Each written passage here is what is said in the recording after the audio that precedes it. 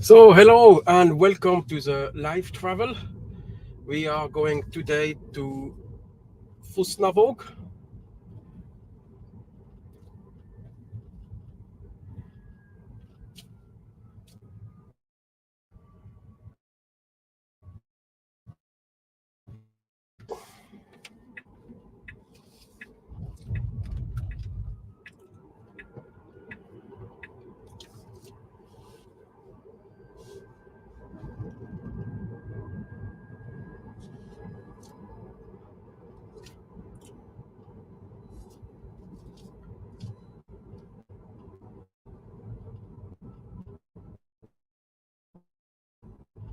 I will talk a bit more when I am in the traffic jam afterwards.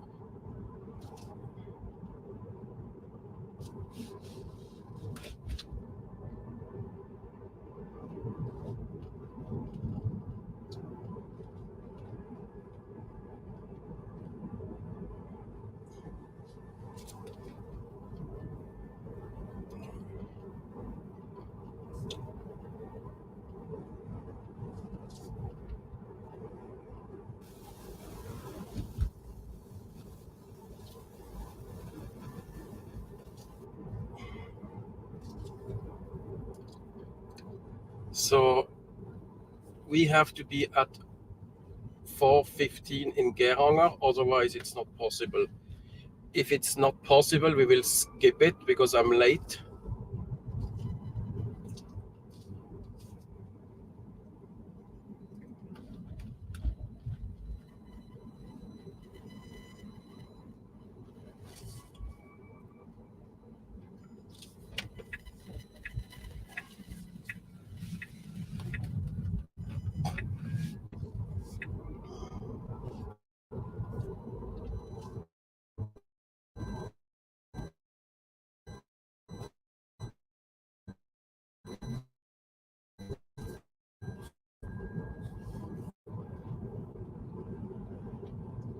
I have to quickly stop and check that everything is working.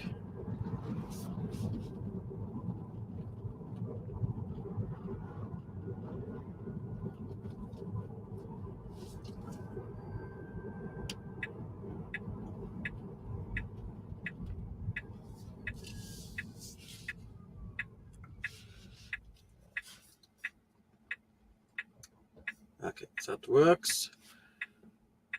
Yes, hello. Let me check. I have to quickly check something in the back.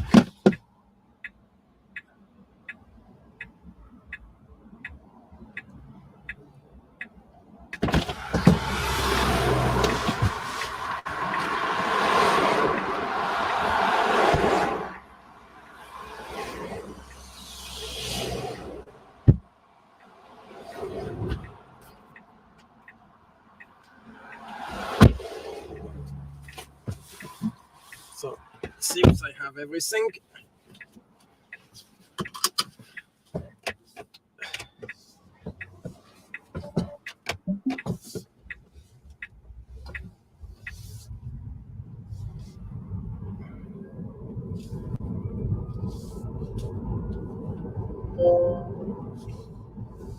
Okay, me. Tonhotel sagt. Hej, Thierry. Du kan info rundt sin cirkel dit opphold på Tonhotel Fosnavåg i Tonhotels-appen. Last net 18 og login for fullføre registreringen. Okay. Always need to register today. It's annoying. Always register. You cannot just buy something.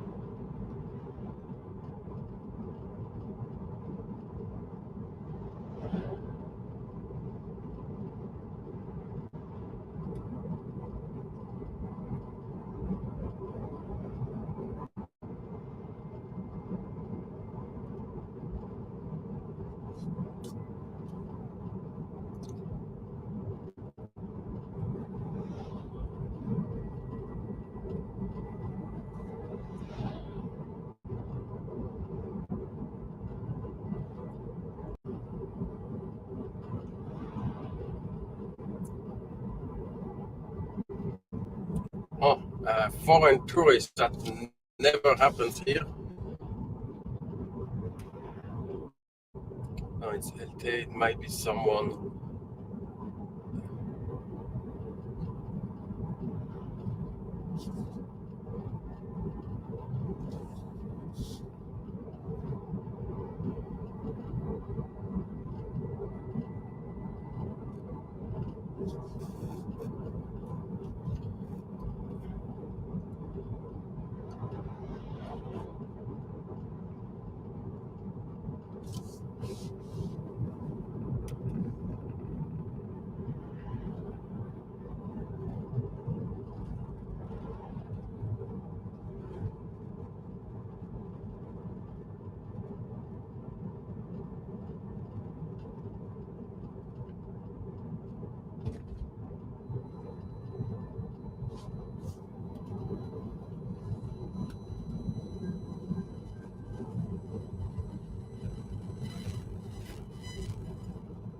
And as we are driving through places I know very well, I can talk way more stuff.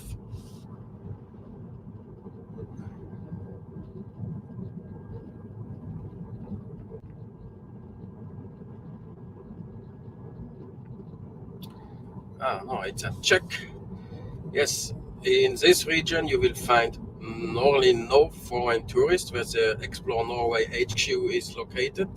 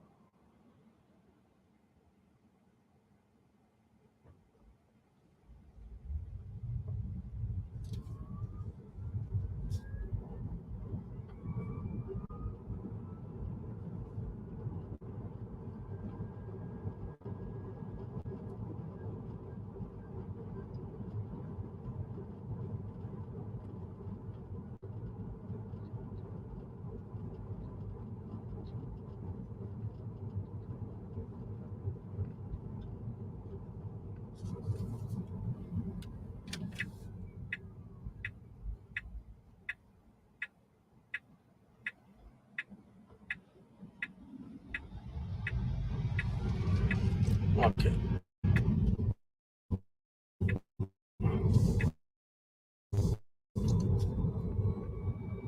Ready for warp speed? No, it's not warp speed. It's yes. So now we are reaching the motorway for the next 7 kilometers, and that's it. So it will be no more motorway for the whole trip.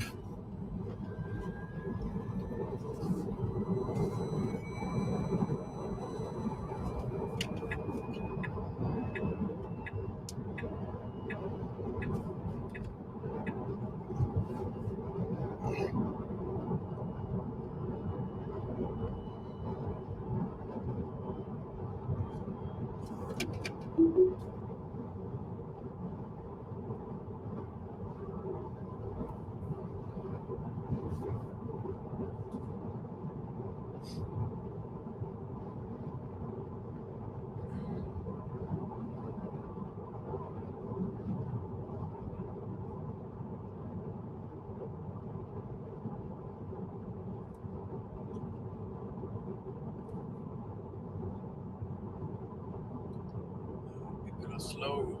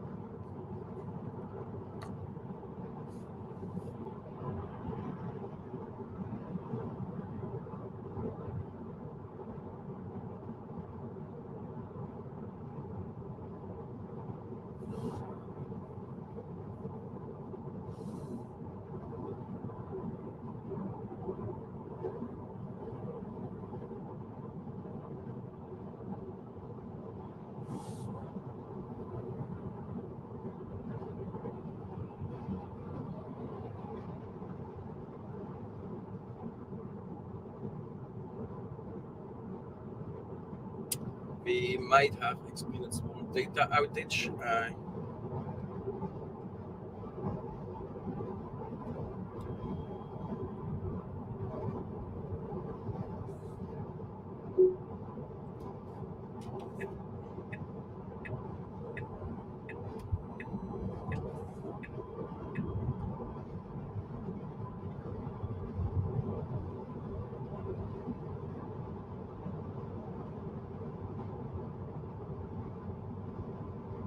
Hello and welcome to the live travel. We are currently driving on E18 until Sandvika and traffic jam. So normally it would be already traffic jam from like 3 kilometers before, but since it's still half vacation,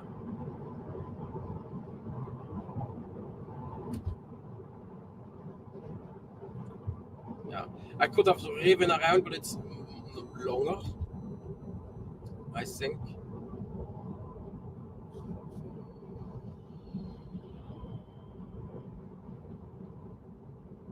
Yeah.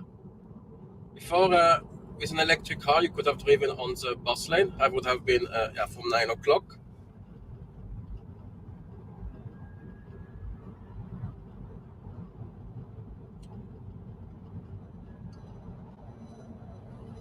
Yeah. If you are not much interested now, we will later arrive to, let's say, some more scenic places of Norway.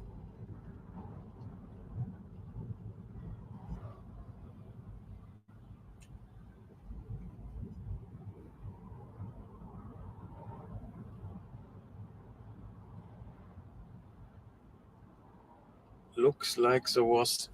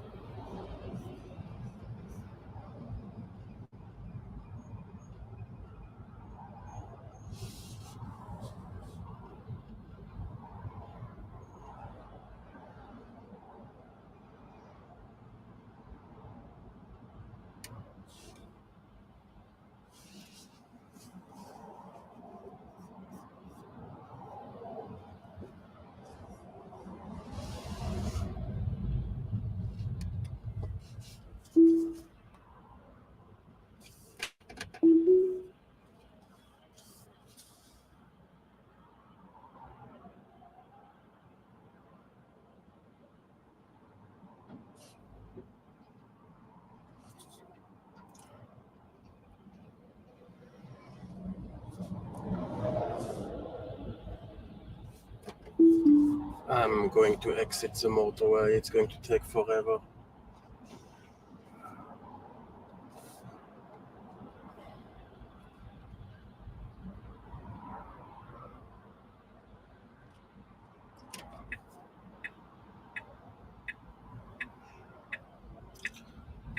It wants to do.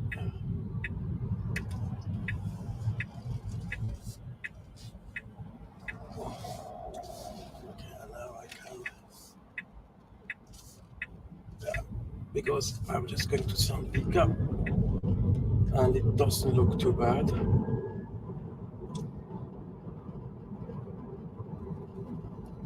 So the problem is, politicians in this country are so stupid, and they don't think of the consequences.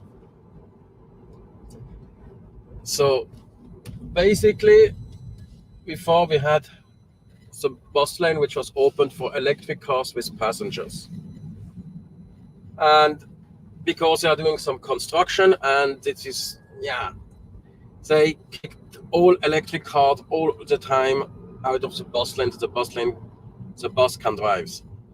And what is it? Yes, so, and it led to a total traffic collapse. It was totally predictable because basically you reduced the capacity of the motorway by 30%. And I don't know what they thought it, yeah. And then the idea, oh, you should take public transport, but public transport is not enough reliable. If you go to a traffic jam, you fucking know that you are going to, let's call it like that, stuck 2 hours in the traffic jam. You can plan for that. But the problem is that the train runs maybe. And you don't know if you arrive on time or 5 minutes late, 2 hours late, or absolutely not at all.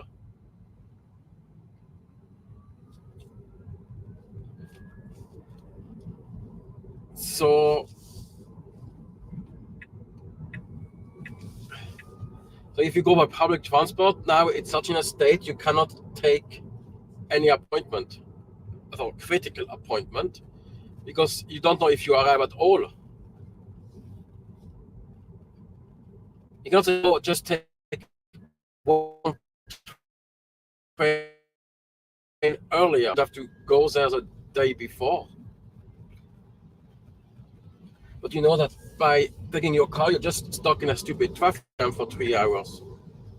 That's still more reliable than, yeah.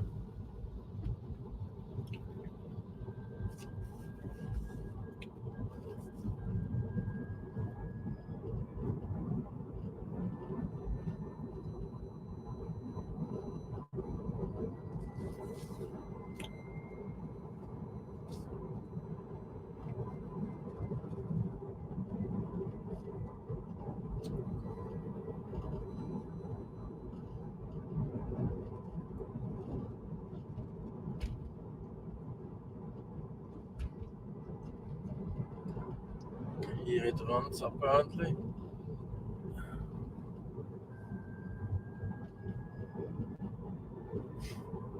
It's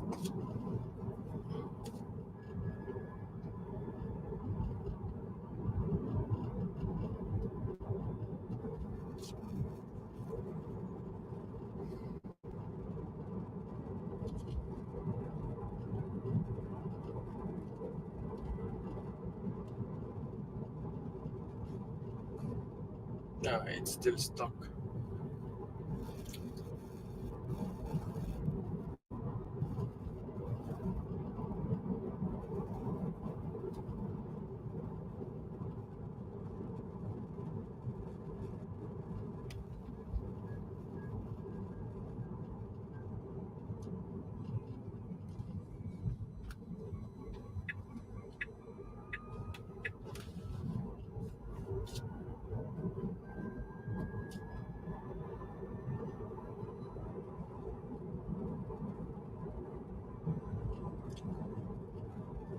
So here it's a bit stupid because you have to do as 8, I don't know, I call it a circuit over 2 levels.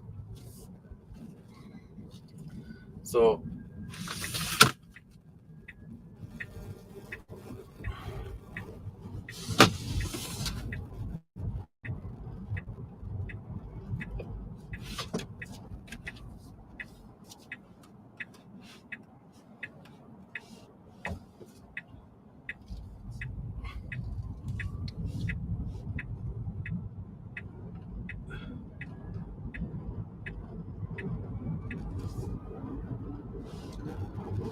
I have to concentrate quickly and I can put the autopilot.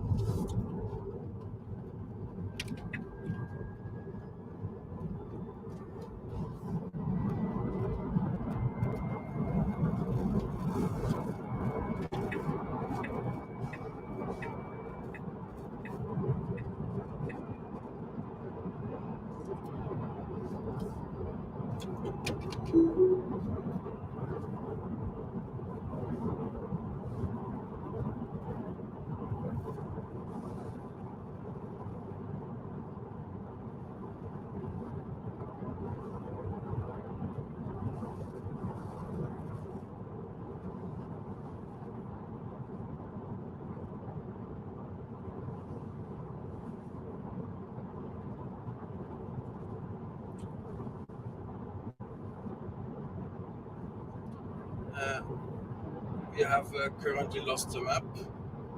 I will put it back.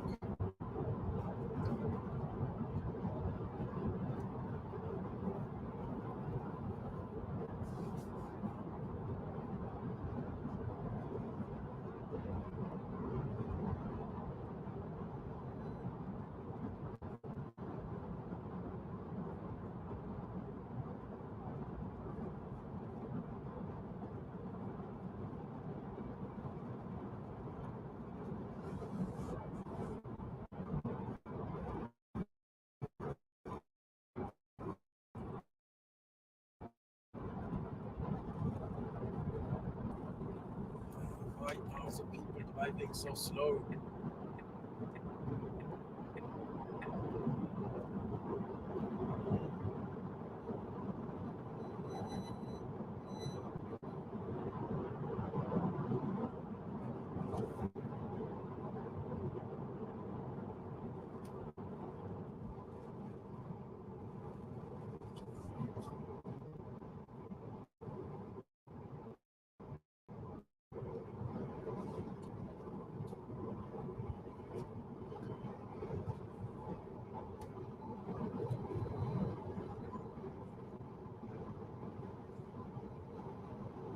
So now we are on E16.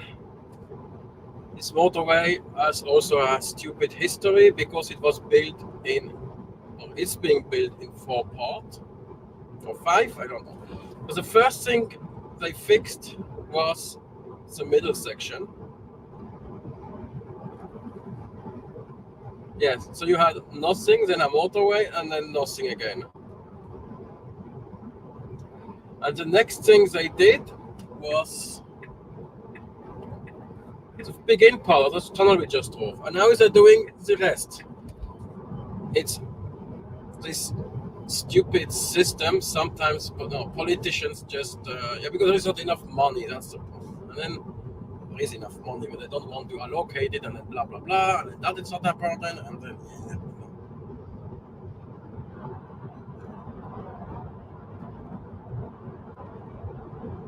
yeah, it's 90. Okay, increase speed.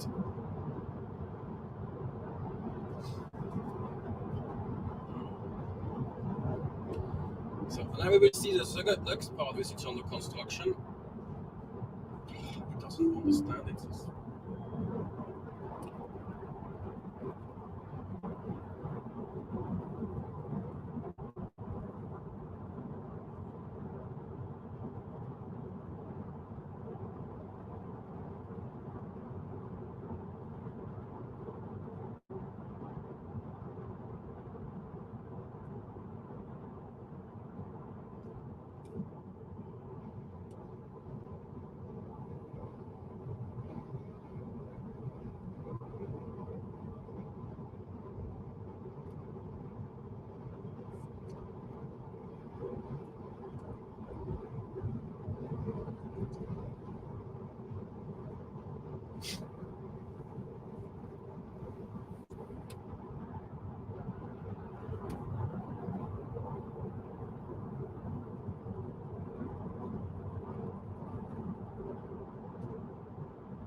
So here on Friday evenings, it can be very full of people going to their cabin, especially in winter. But obviously, it's not nobody here is going the wrong direction.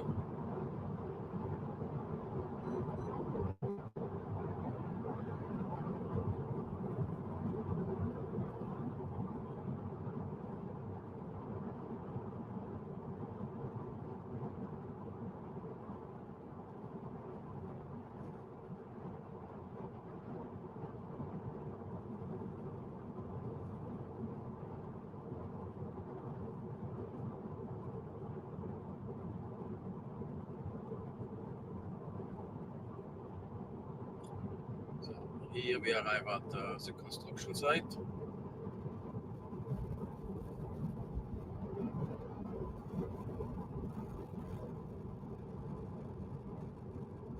Okay, it's a while I have driven here, so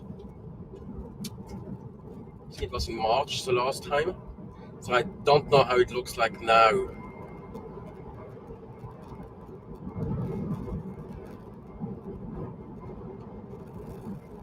Ah, they finished the bridge.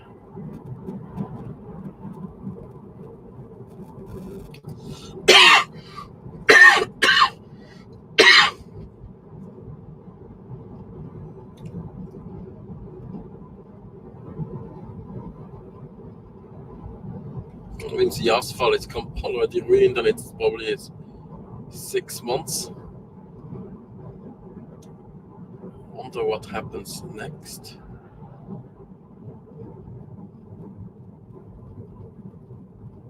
Are we going like that? That's going to be the next thing here.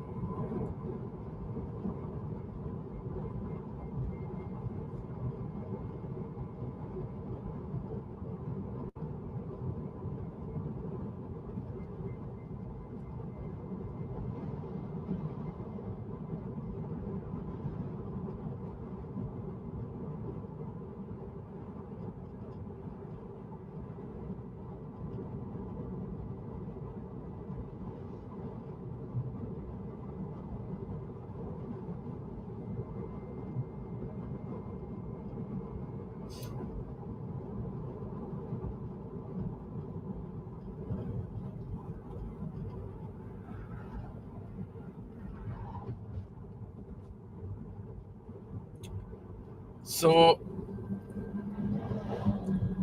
this is now the E16 construction to after Suli because the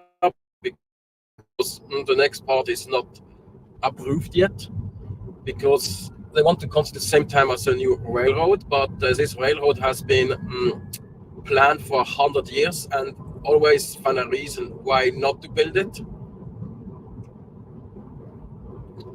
It's like embarrassing. And I always say, no, you only delayed it for 20 years. It's 100 years. It should have been built when the Bergenbahns opened in 19, I forgot which 19 it was, 4 or 6.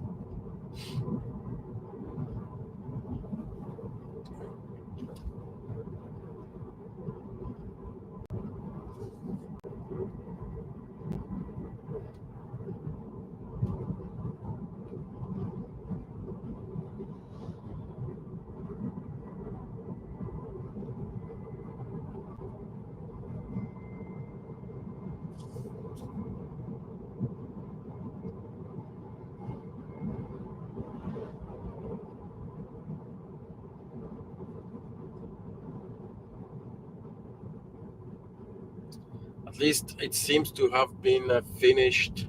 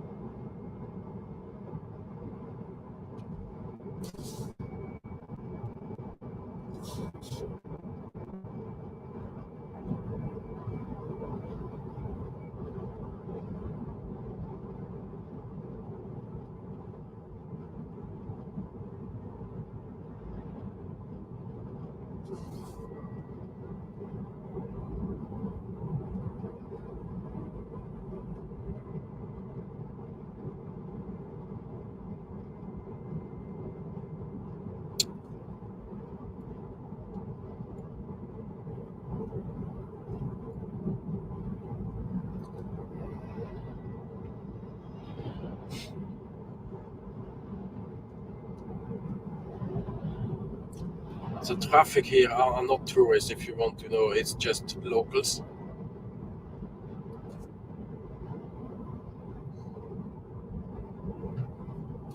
So, and right in front of here there is one of these famous photo boxes.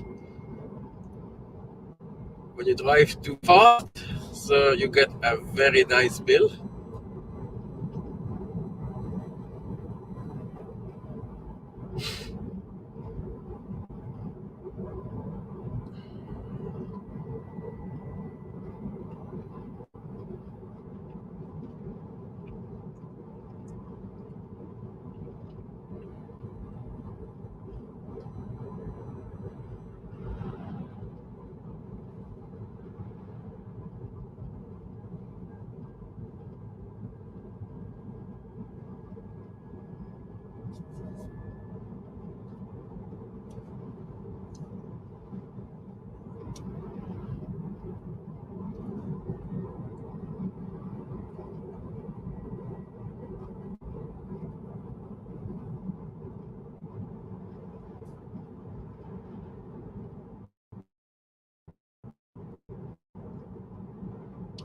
So now we reach the second part of the construction site.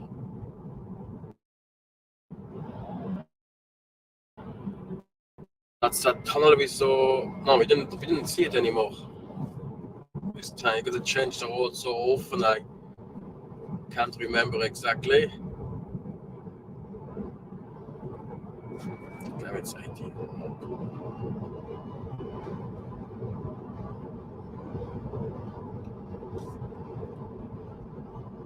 So when you have one of these signs like here on the side which are curve and a speed, that's like the recommended speed. It's not a speed limit. You just say maybe you should not drive 80 around this curve. And usually this is even, yeah, you should really follow it.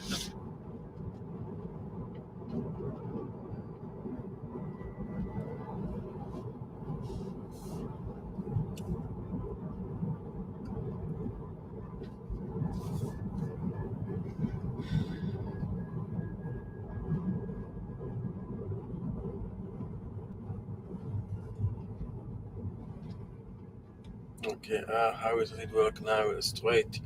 Because it has changed a lot of time.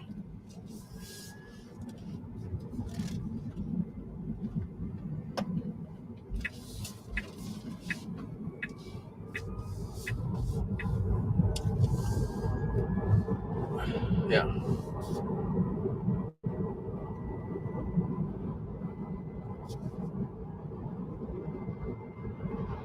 Okay, we at least go back in the tunnel, bring jump. Sometimes we had to go around and take the next tunnel.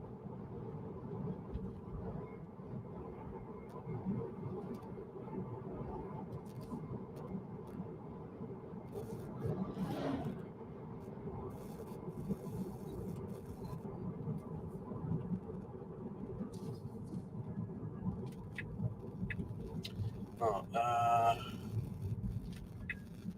yes, it's always up.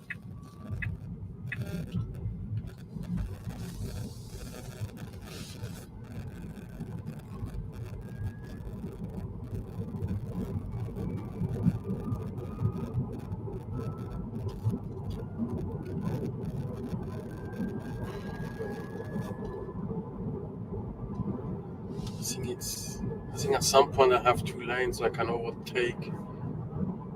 No, they don't anymore.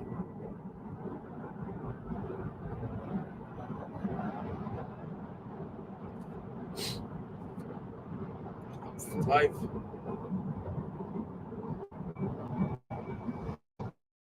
Okay, that's exactly what you should not do if you are a tourist. Fucking drive 60 in an 80 low place.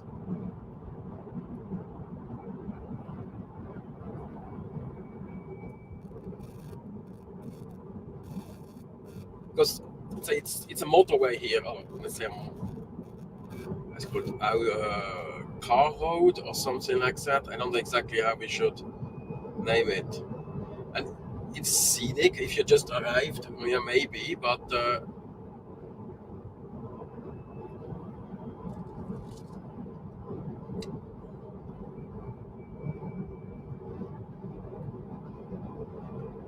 that's how you make a lot of friends.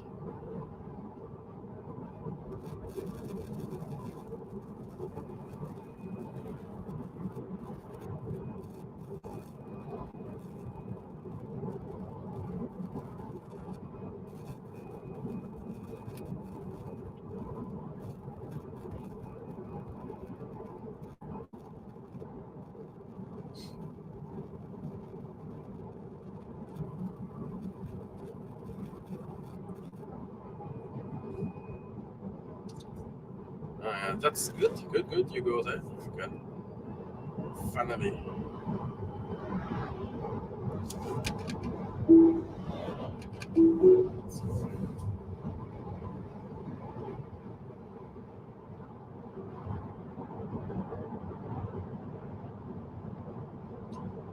So we are now currently driving on E16 direction Hönefoss. We just passed it's called Sulihögda, and now we are in Hohle Kommune. And the interesting thing about Hohle Kommune is it was its most famous inhabitant. That was Olaf Thun. And maybe they might say anything, but if you travel in Norway, you only know the Thun Hotel or Thon Hotel. He made that. And he used to be, he's one of the richest men in Norway. And before, a couple of years ago, he made a foundation with all his money. But before he had really still owned everything, the commune would call him around in September and so and ask how much tax he will be paying this year, and then they could make the budget accordingly.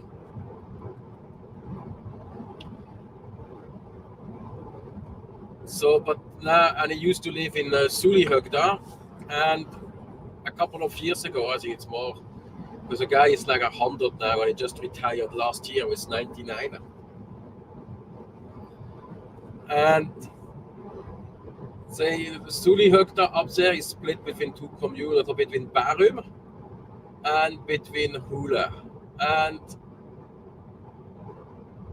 Olaf Thon, he was not well to speak on the administration in Bærum, especially not, because he wanted to build a couple of hotels and it was always denied.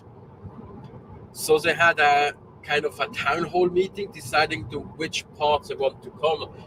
So he came like a completely normal person and presented him like he would. I am my name, and then I started to rant about that the people in Bærum are idiots and block all projects if you want to build something. And then some people had to disagree. No, they didn't stop me building my garage. Yes.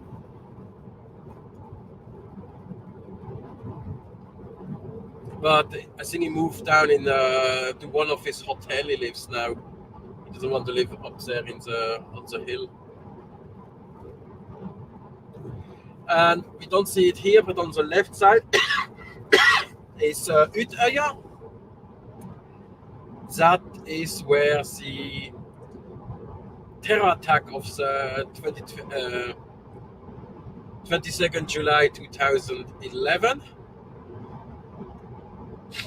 happened.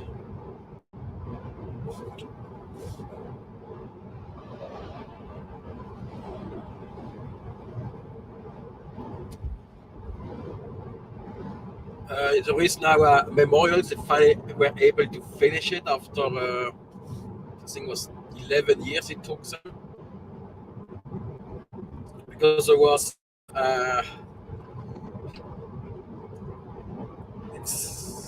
it was highly political. Because as obviously a political party was targeted, and not like random people.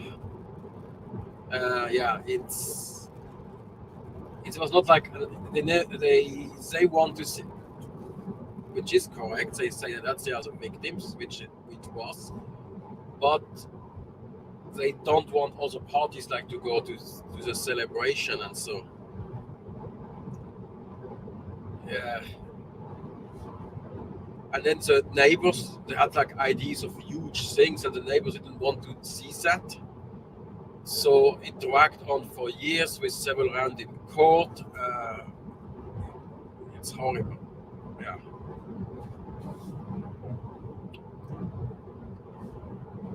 I think that's the first idea. They would like getting a trench through the island. It was.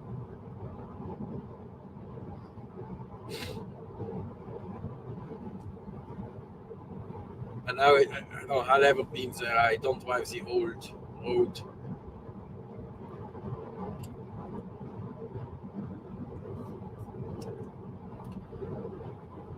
So, yeah. And here there is down there is a golf course. Yeah. So now we arrive here at Sundvolden. You see there is a bridge. And Sundvolden is mostly known for normal people around Norway because there is a hotel there and they like to do conferences, and especially political party of the government have their retreat here. And then they meet and discuss or make plans. For example, the previous government, when they made their first coalition, they made it here and it was called the Sundvolden Accord.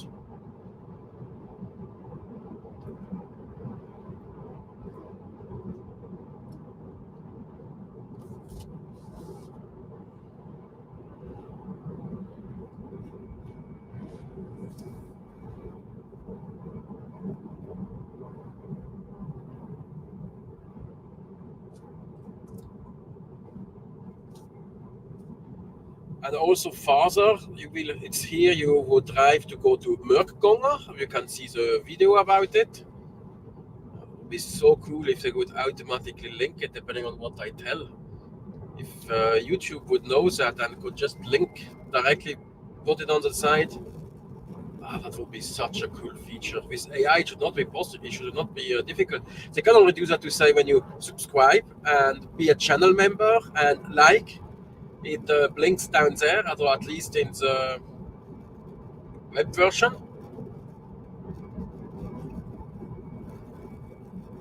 That's quite funny. So yeah, and this is Unfortunatelly Hotel. I never been there.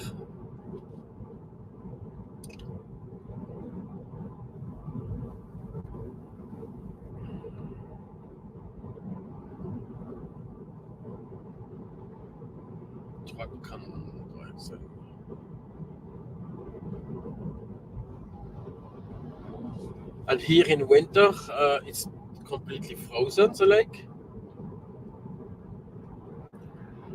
I think there is a camping. Some people do vacation here, or Norwegians. So there is a camping. You know, one of these camping with permanent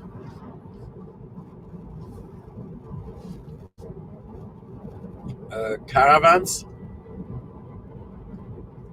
And also people live here.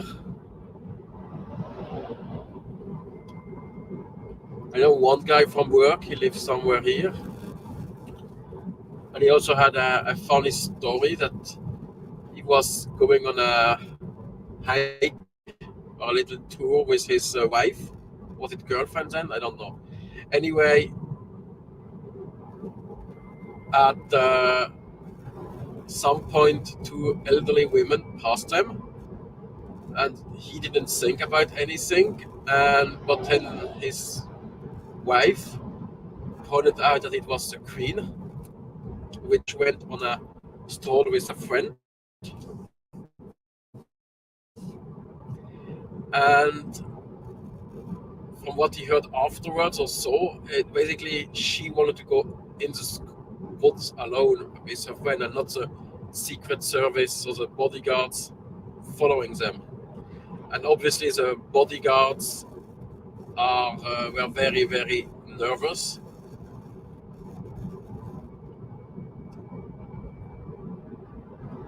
Because today you always have the crazy people, unfortunately. Even if it's 0.1%, it's enough.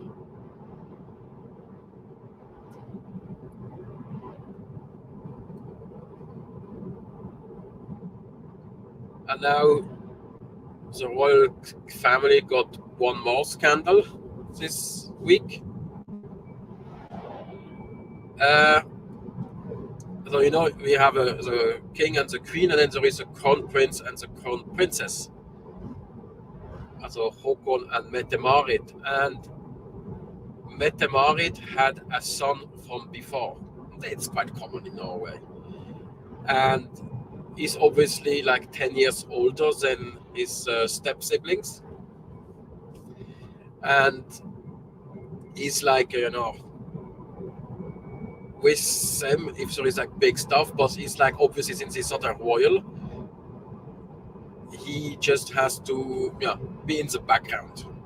But otherwise, he can do whatever he wants, and but still, he's like a person of public interest. And as he called Marius Berg Høiby. Yeah. So yeah. Anyway, he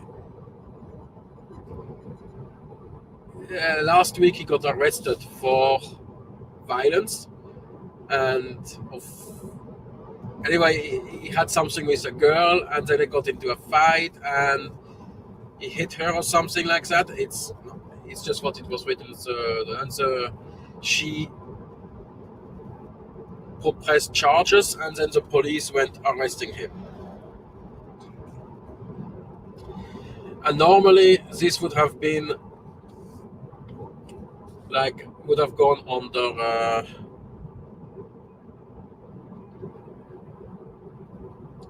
it would be a side note obviously in the police report, because that happens quite often. But obviously, since it was the son of the crown princess, they came out very quickly that he has been arrested, and then obviously the police, it's also a bit political, because the crown princess, she is much involved in all stuff for violence against women, to put awareness on that, and obviously that you have that in the family, makes things not easier. So, how is it called? He's in Helgelandmoen? Yeah, I think it's that.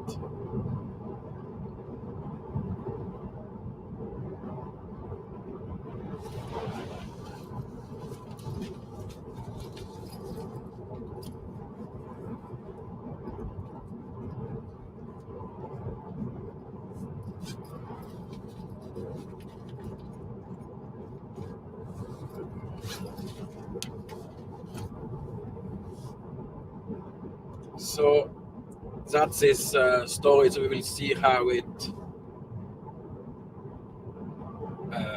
develops.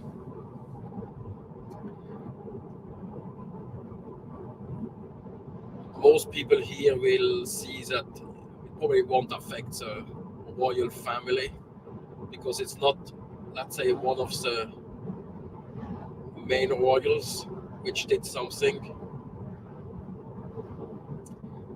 And then there is also obviously the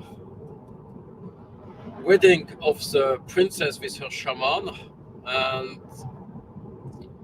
what will happen. And then they also got into a scandal, because they made a wedding gin and they used something wrong, some logo or any. It was it's Norway, and alcohol in Norway, they have a problem with it.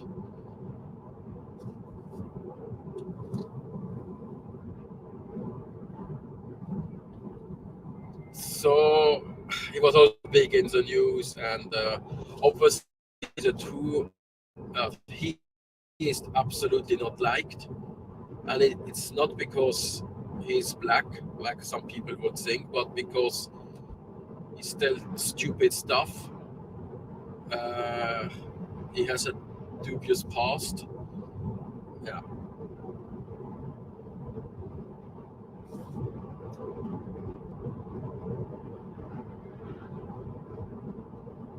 So we will see, because the wedding is like end of the month, 31st in Geiranger. So if you are going to Geiranger on that day, just stay away.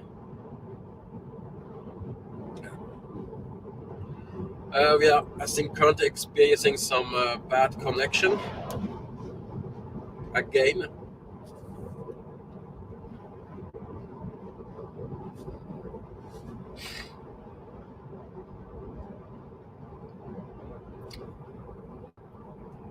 So now we are, soon nearing Hønefoss, but actually you never drive through Hønefoss. That's people say, oh, we go to Hønefoss, and they mean this area here. So no, has different names.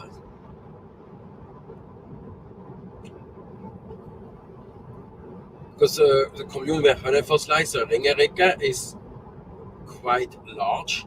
It's from I think somewhere here up to Nesi Årdal. So you drive for a long time. Good mornings. Yes, hallo, willkommen, viele Grüße aus Norwegen.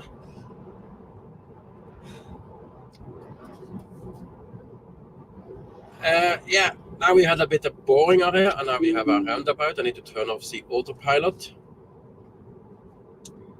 There is one more roundabout, and then I can more or less let it run for like 100 kilometers. So this goes to Jevnaker, this road there on the other side.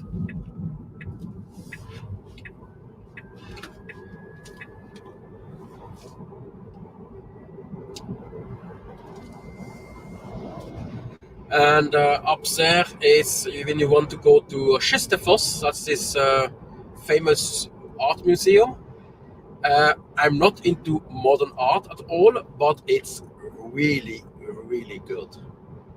It was, I think it's one of the best art. It's not just art, they also have industrial history, and the combination of that thing and like art, which is like visually interesting, even if you are not in art. I mean, kids had like mirror stuff with mirror and water, and it's just visually intriguing. Even children find that good. And don't there was plenty of children in that park, and they looked at the stuff and were amazed. And I think that's done art. If you have an opinion about art, then if that's good art. If normal people which have no clue why it's good and still think, oh, that's nice, that's impressive, yeah. And also the whole industrial history, absolutely great. I think we were like 3 or 4 hours also for an art museum. Normally I run out after 20 minutes.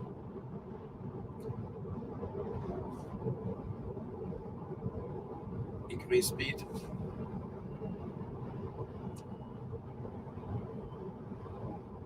It's really, really, really good. And nearby you also have Hadeland Glaswerk. So if you have sometimes, or you can combine both. Hadeland, it's okay. I mean, it's a glass factory and they do stuff. They also have a museum with some pieces they made. But most people go there for their outlet store.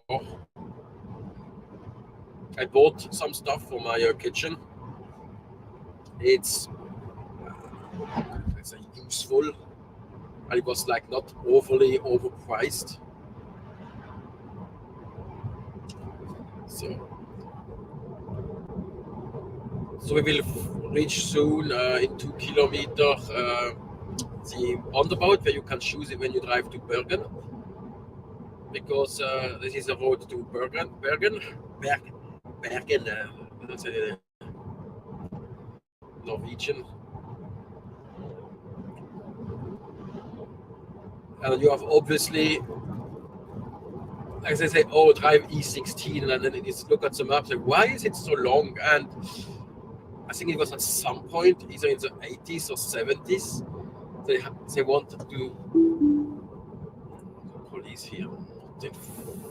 One's in front of me, so they don't see what I'm doing in.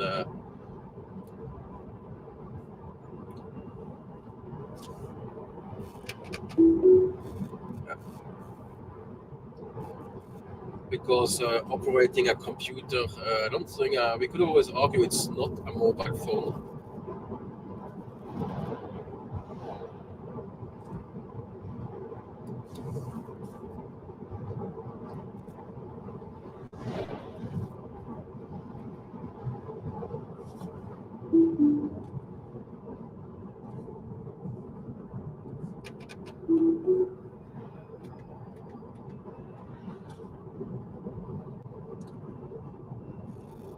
So, yeah, the film is going to be a bit more interesting later on, or most probably after around, let's say 12:30, 1 o'clock, when we drive over Valdresflia.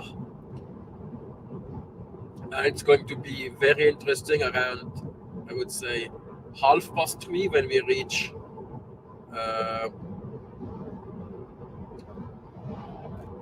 how's it called? Geiranger. They will have the road. There will be obviously a lot of stupid motorhomes. And now we're going straight to Valdres. Now, when I watch, why are they like, is E16 like the main road? And it's obviously it's typical Norway. They had to decide which road to choose, and the politician which chooses, he came from Valdres and just put the road here. And obviously very few people do it. They only do it in winter because the Filefjella is the lowest of the mountains and is the most open. By 2 police cars, something must have happened. So, where was I?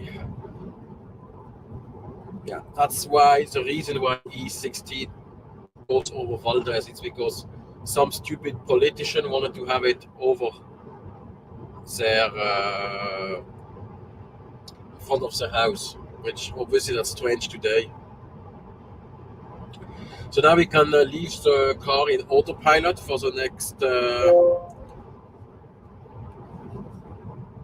Sie sagt. Ahmed, ein Image. Oh, my sister sent me a message.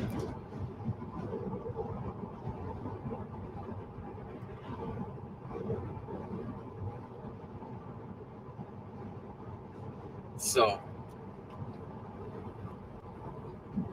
the weather is way better than I had expected because last week I started to plan. It was said to be bad weather, bad weather, bad weather.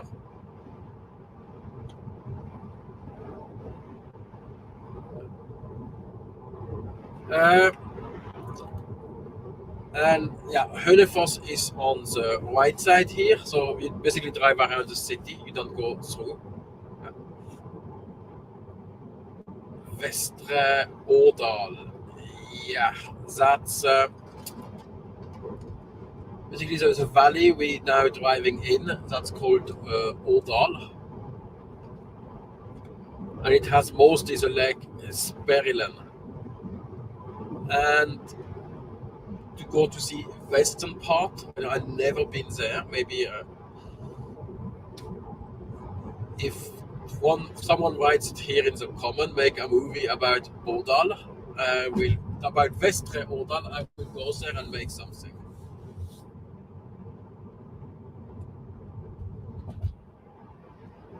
But yes,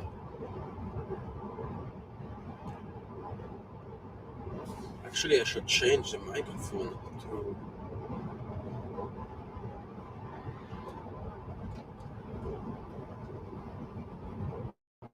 You hear me better? Yes, good. So yeah, that's one of the places where this Årdal, where I don't know if tourists ever go there. Yeah. So, and here we also reach the. There is a couple of industrial zones here. It's quite a lot. They even have railroad access because there used to be a railroad from Hønefoss to the Lake Sperrilen, and you must imagine in ancient days you would obviously take a horse or horse carriage until a lake and then a boat, because that was the easiest. And when railroad came, they built obviously trains to the one side of the railroad, and then you took a steamship over. And all this stuff doesn't exist anymore.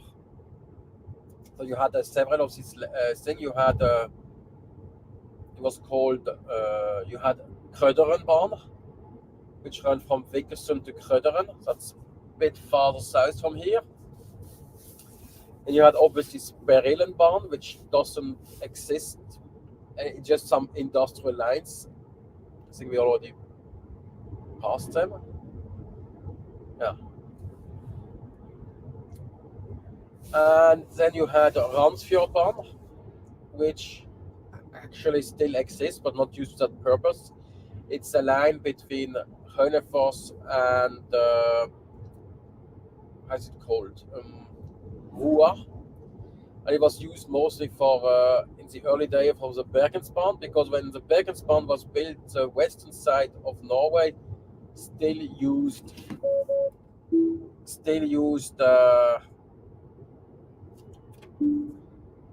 how's it called? Narrow gauge.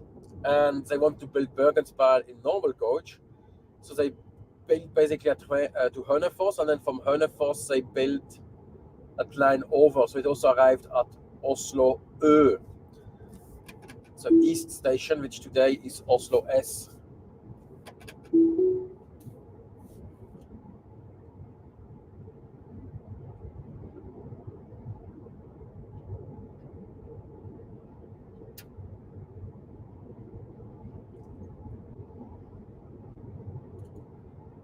Yes, and here on the side you see this industrial stuff. They even have construction trains stored there, so it means it's being used.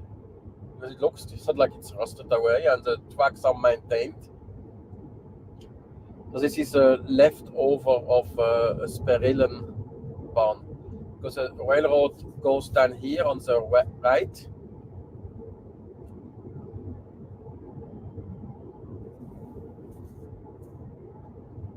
And here we cross the actual railroad which comes from Hønefoss.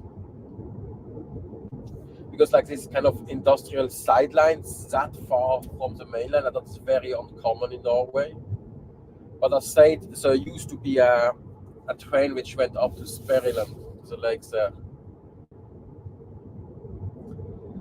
And the Sperrillen, that's, you have like these 3 lakes, or 4 is it? Which like fills the valleys direction in a south-north in this area. And you have obviously, the first one, big one is Mjøsa. Then you have the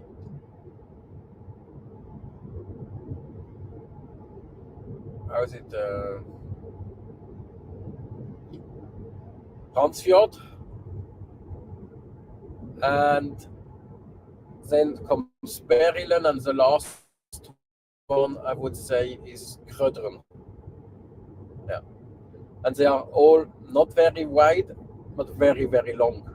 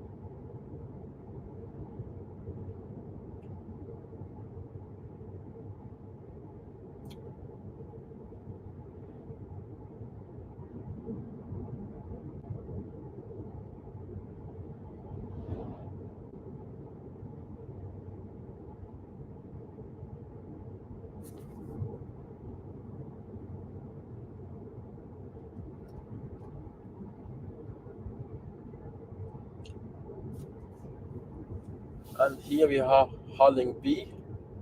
Also interesting is people think, oh, Hallingby is in Hallingdal, but Hallingdal is not here. So, and if I know correct, if I'm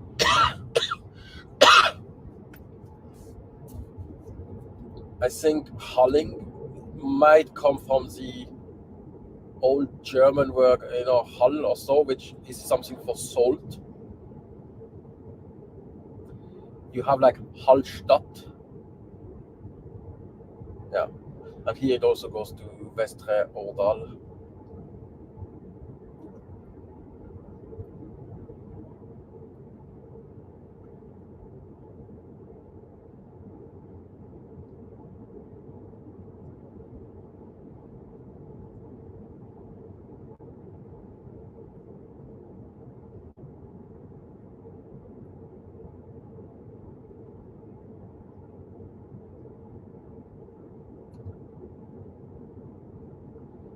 The typical name from Hull is like the halogen, so all the elements which are oh,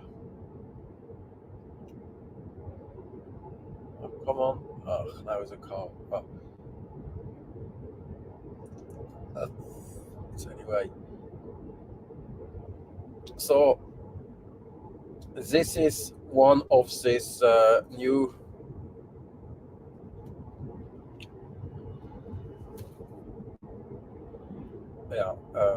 this is one of these average speed stuff. So they basically time when you come in and when you leave, and it's quite precise. So, and now my Tesla apparently has a system to calculate that exactly. I think but obviously you can drive too fast and just stop and wait. I think one of them has even a gas station in the middle. I've seen that, or a picnic place.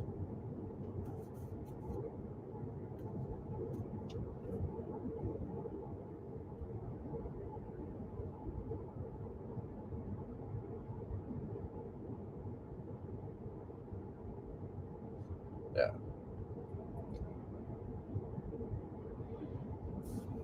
I should choose in the navigation in there is that supercharger.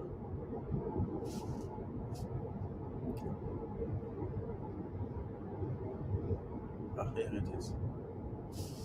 Beitostølen supercharger. I want to navigate.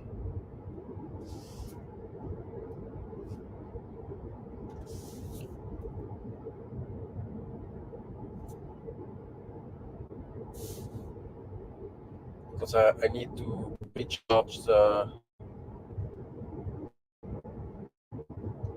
battery. Because it needs. It's Norway. It's never warm enough to. And now it lost. So,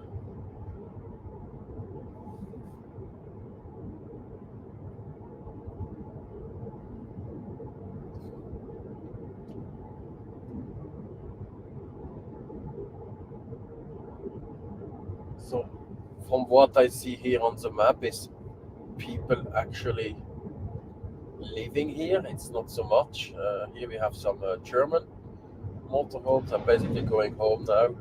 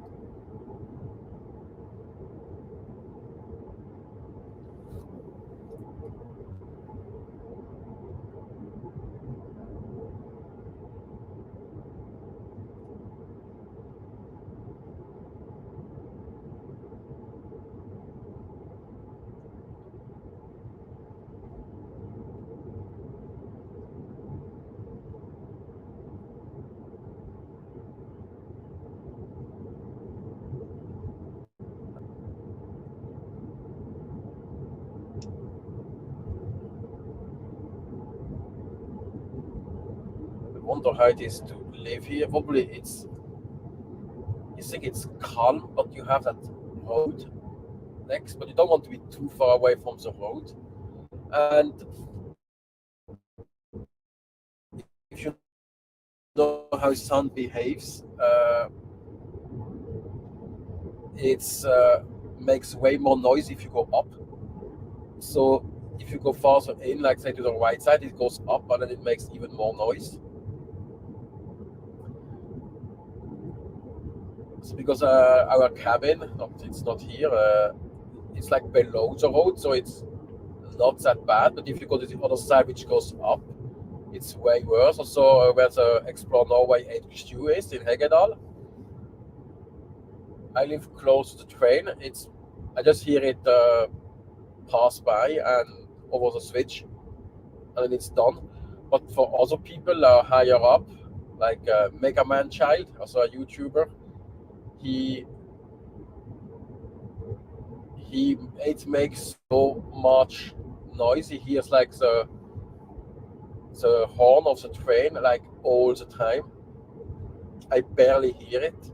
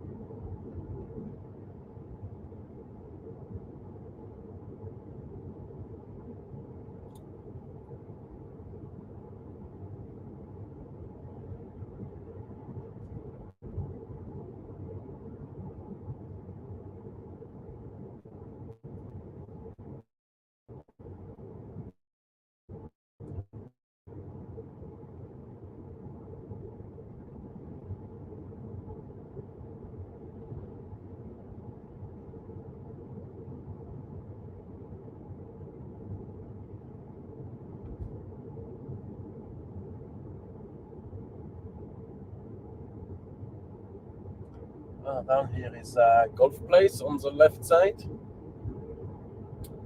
Okay, and here is end of this.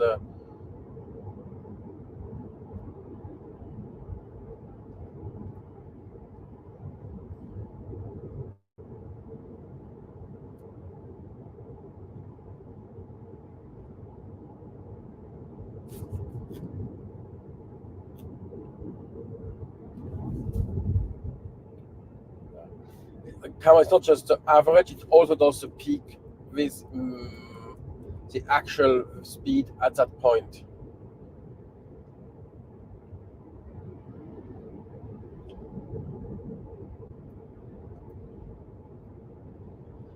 So hello and welcome to Live Travel.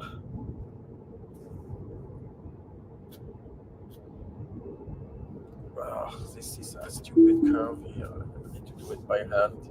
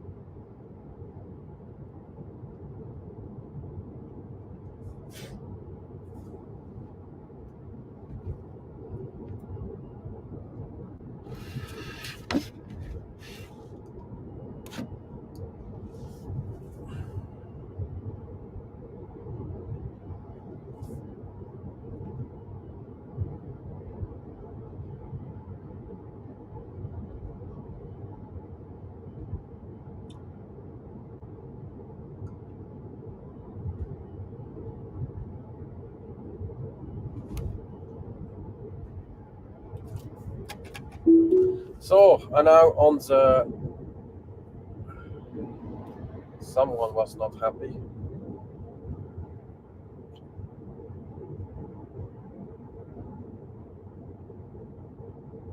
Oh, there is something in front, red.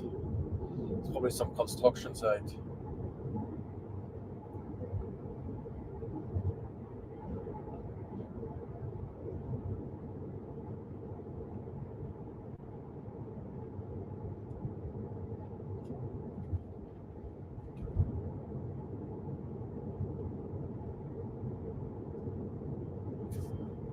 Let's turn on.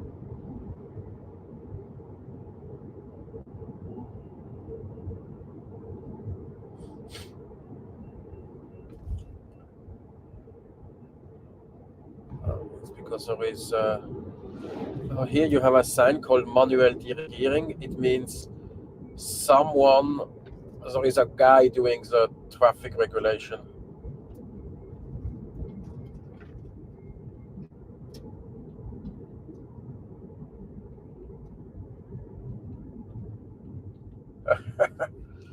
He was not very far.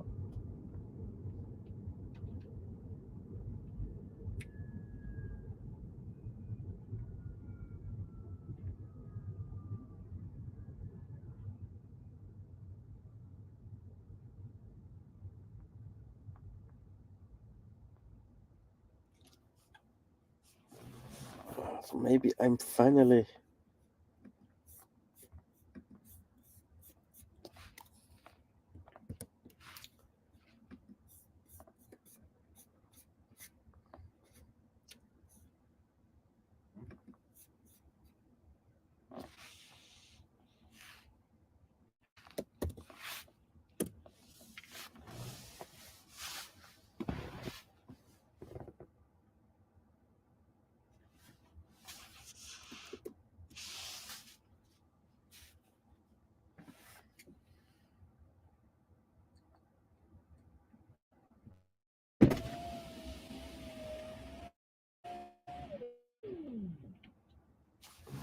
I can do a lot of stuff.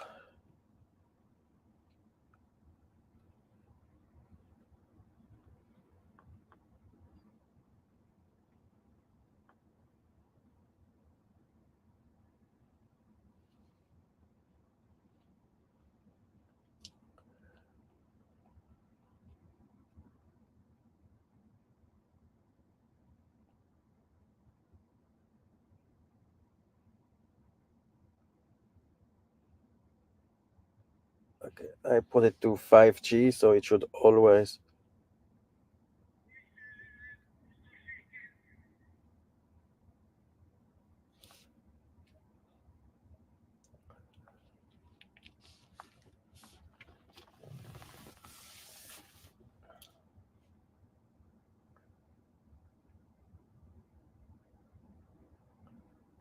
So we are currently here at the bottom of Lake Sperrilen,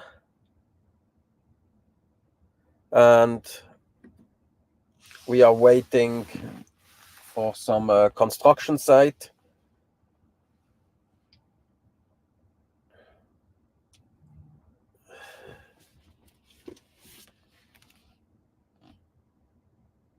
Let's check my emails in the meantime.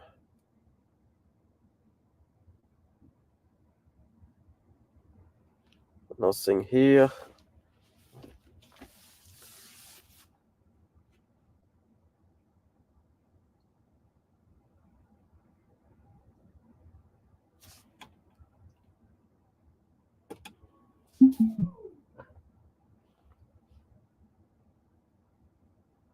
So that's...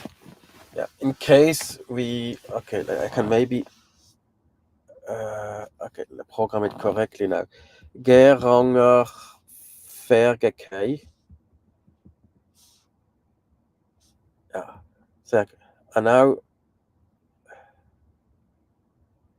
yeah. No, it's not that I want. I want Geirangerfjord.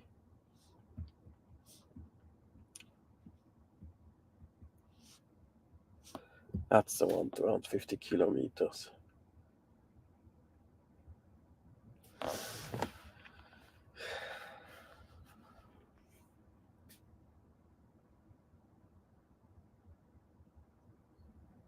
We'll probably have.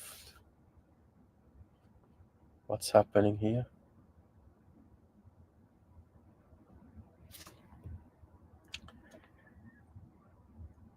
Oh.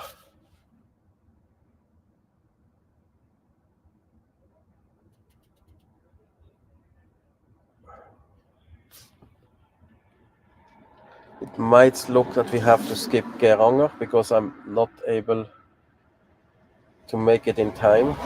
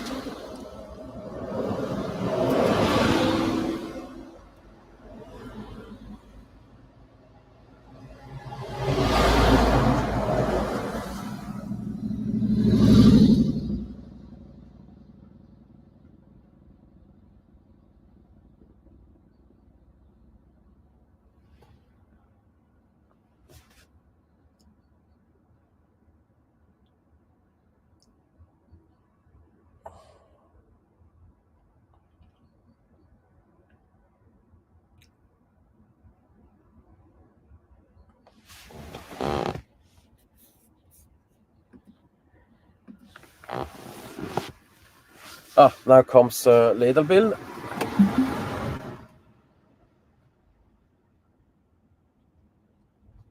So you have to follow the follow me car. What happened?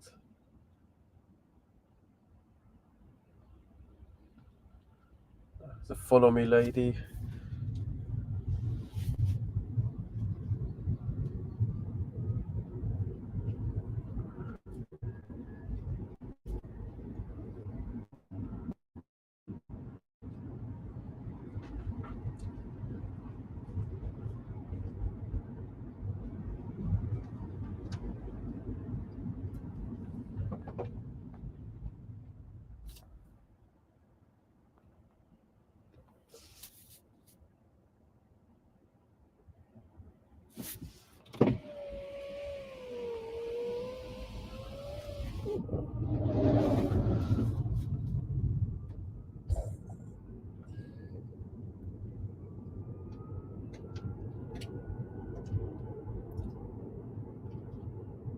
Must be a horrible job to be a follow me car driver all the day driving the same.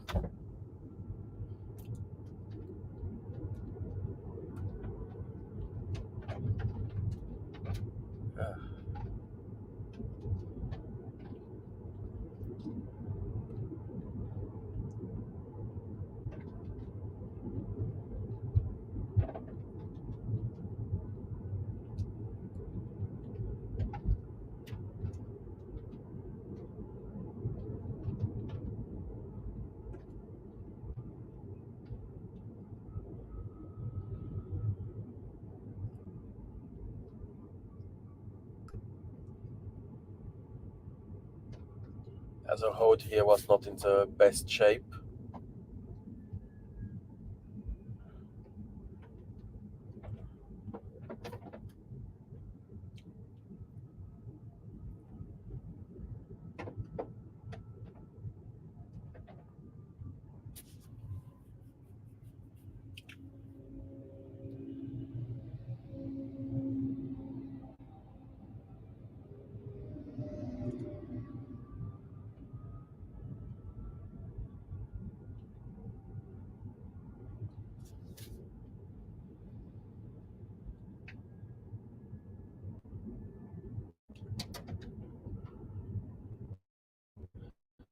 Oh.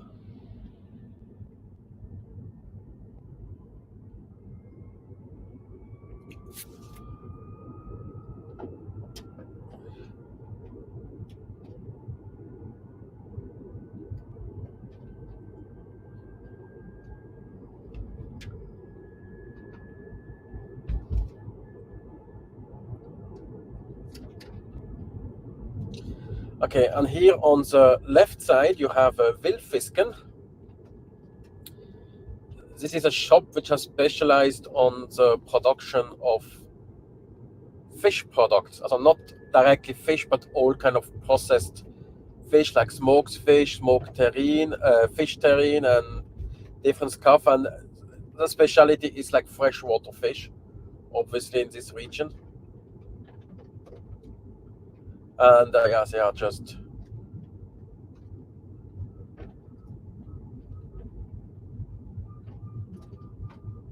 they are opened. I mean,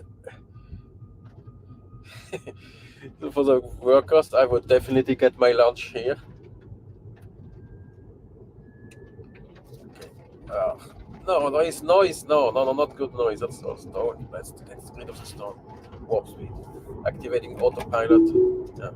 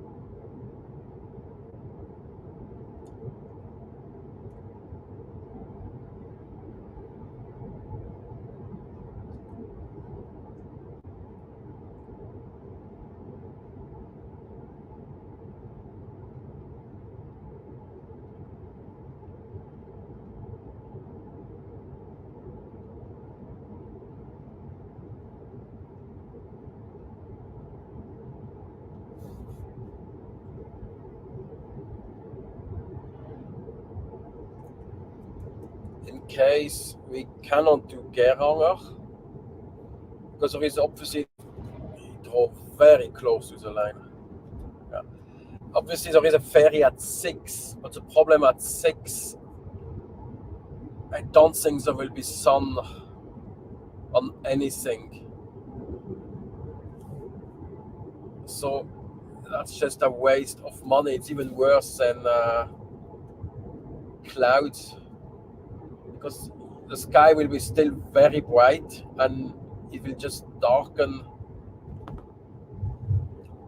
It's better to go even with bad weather than too low sun, unless you have the nice shadows and so. But if you are just in the nice shadow, in this case, we do Gamle Strune Fjelle vegan.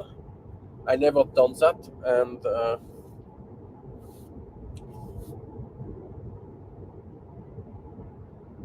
yeah.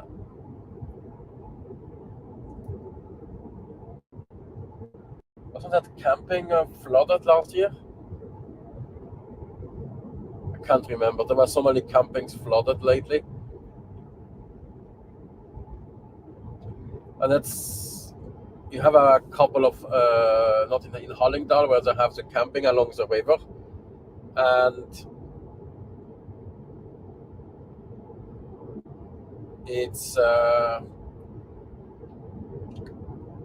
Yeah, and then you have seen in the news suddenly there was a caravan floating down the river, and then it hit a bridge and just collapsed.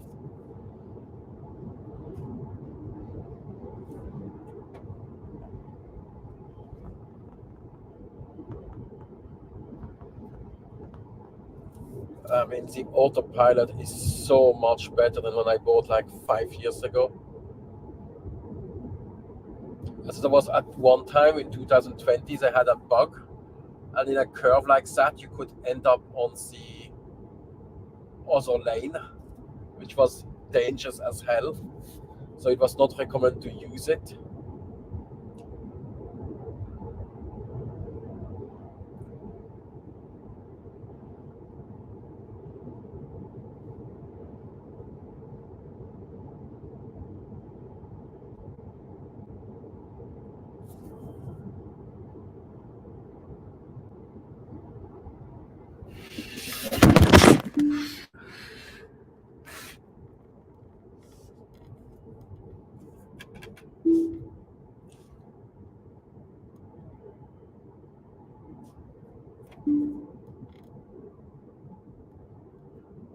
I need to put something onto the computer so it doesn't.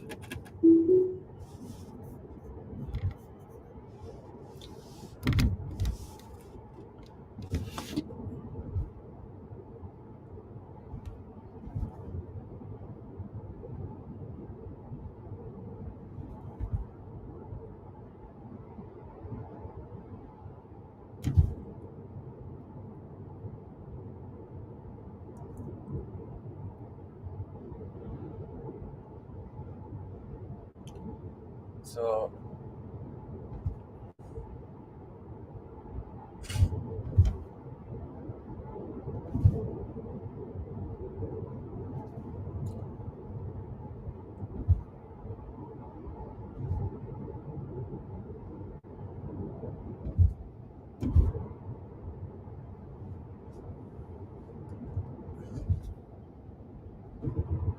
again traffic. Okay.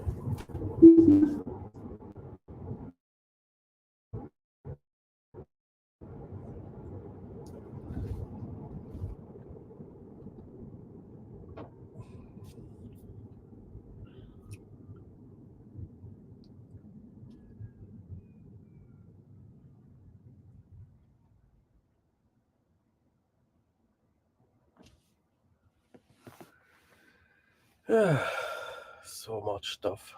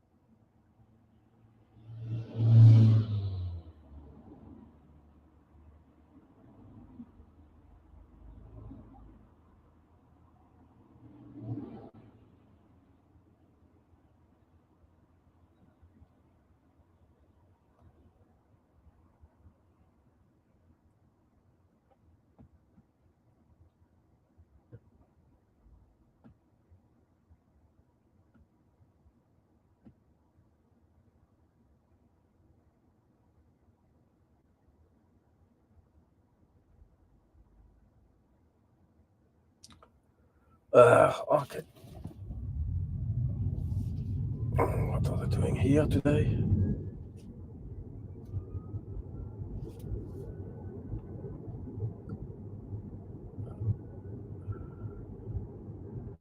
It's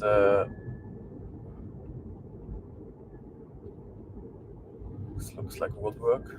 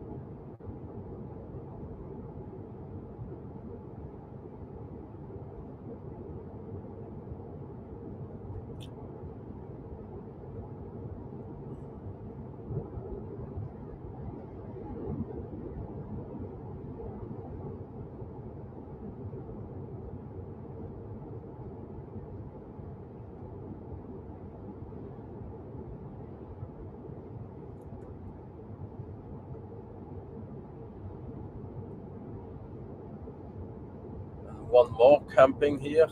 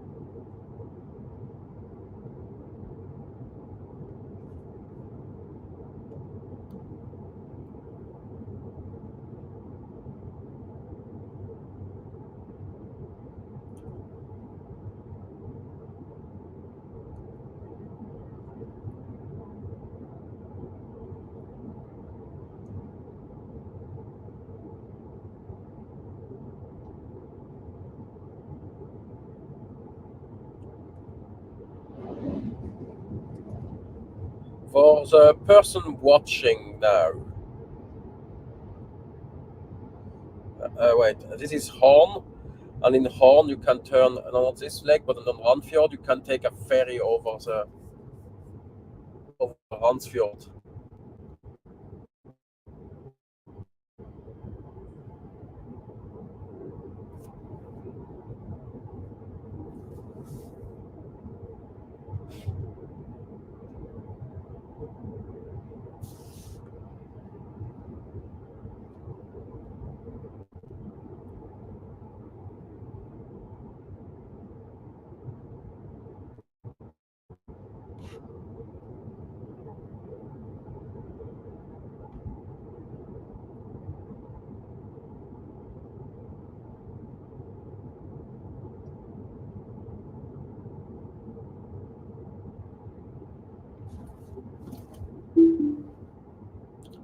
Okay, and one more truck.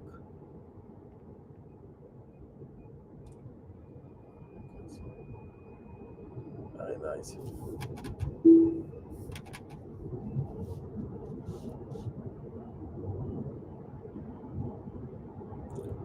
Okay, it looks there is one more construction site.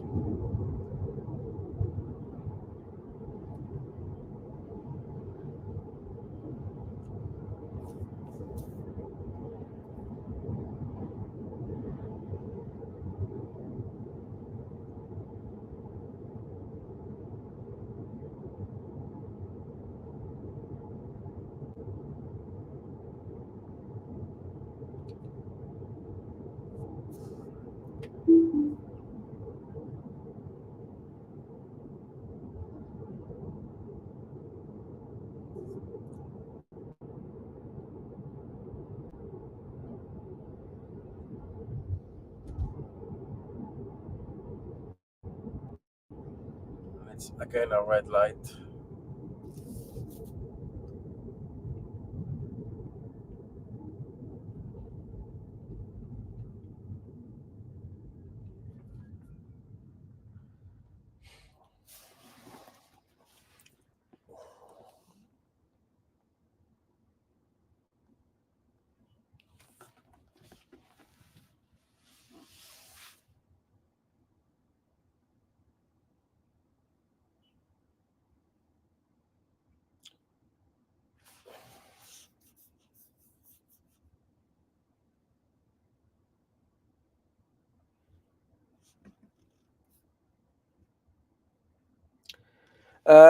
For the person watching now, how is the image quality?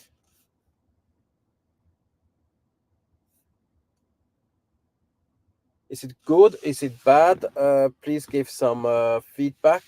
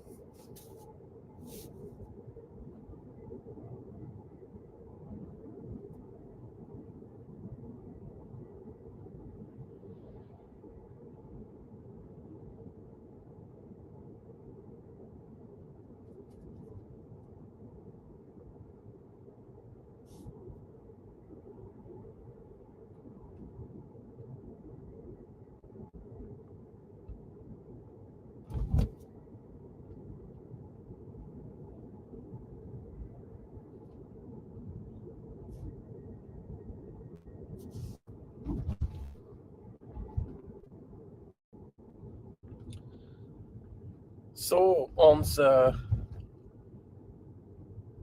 left side, it goes to Hedalen. You can see it in my guide to Valdres. Maybe I should do a longer video once about it. This is also one of these places no tourists ever go there except Norwegians. You have the Vassfaren Nature Reserve.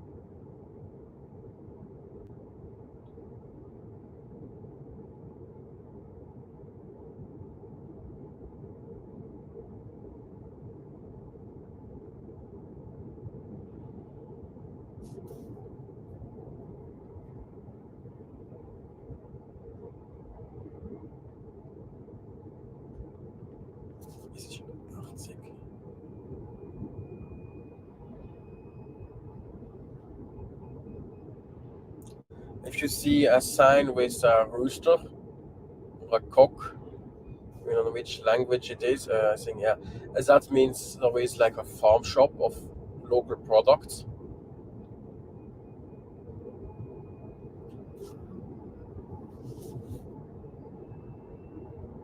And this is Valdresporten. If I have time, I usually stop here, but today we don't have time. And there is a supercharger, or even more. It's not called they also have fuel a bit, but it's mostly for electric cars, and it's huge. I think it's like now 40 or 50 stalls.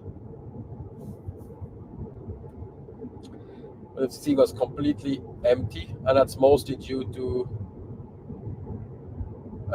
it's used when people go on a weekend as a cabin. Because of this charging station, 90% of the time they are anyway not in use. Same like a petrol station.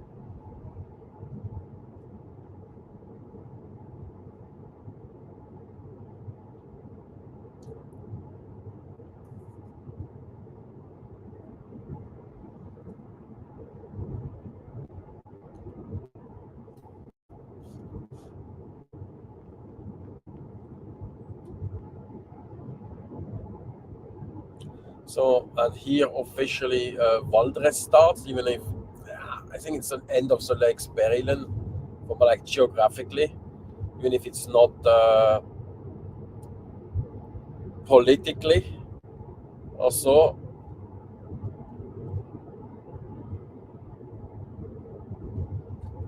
So and Valdres, like it's what I say in my guide. You think, oh, that's it, because you just see the top of the mountain, but actually it goes, I would say, 20 kilometers in each direction from the road. So there is much more to see than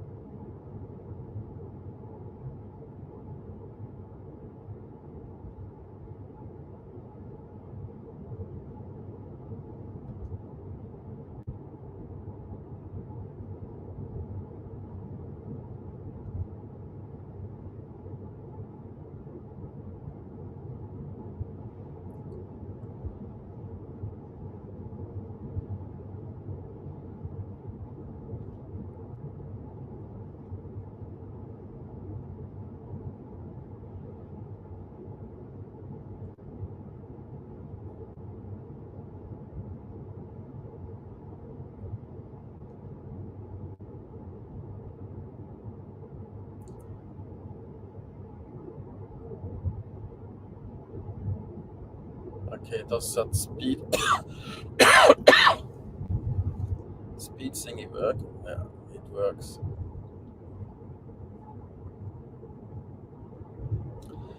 There is Piltingsrud. That's, I think there is it's one of is on a farm on the other side. Like they have a farm shop.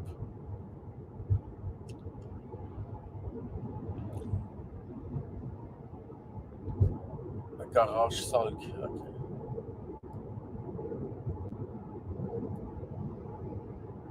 I never find out how it is with these signs you can just put along the road. I think it works like if you don't exaggerate it, it's no one will say something. But if you would cover the road with too many, I think you would get into problems.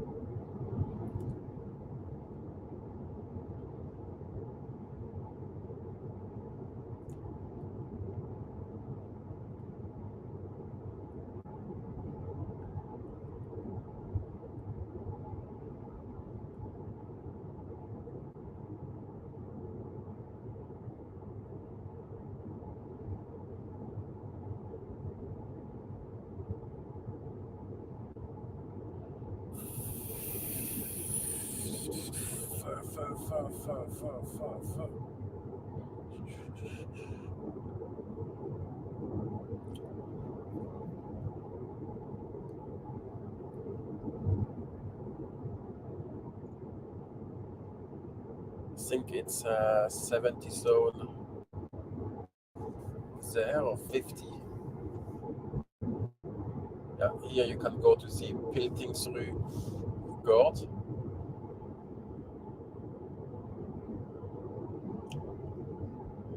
Yeah, it's where you turn and then you drive on Austsiedewegen until the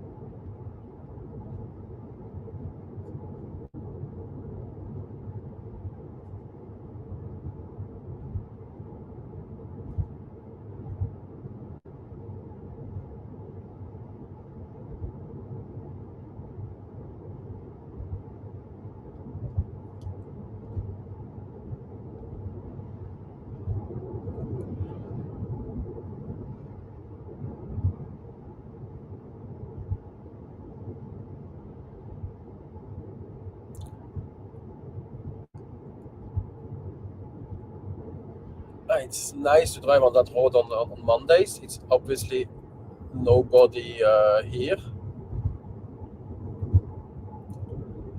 Camping Bengnadal. Is this also one which got flooded last year? So the river is called Benja here.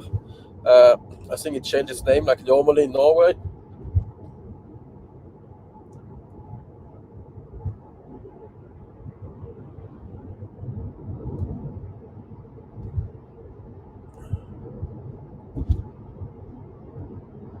It's also a nice building that it's still in use, but some more construction. And here we have the 50 zone.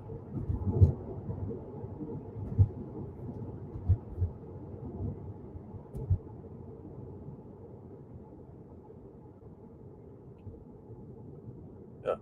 So here you can drive up to Hedalen. There is a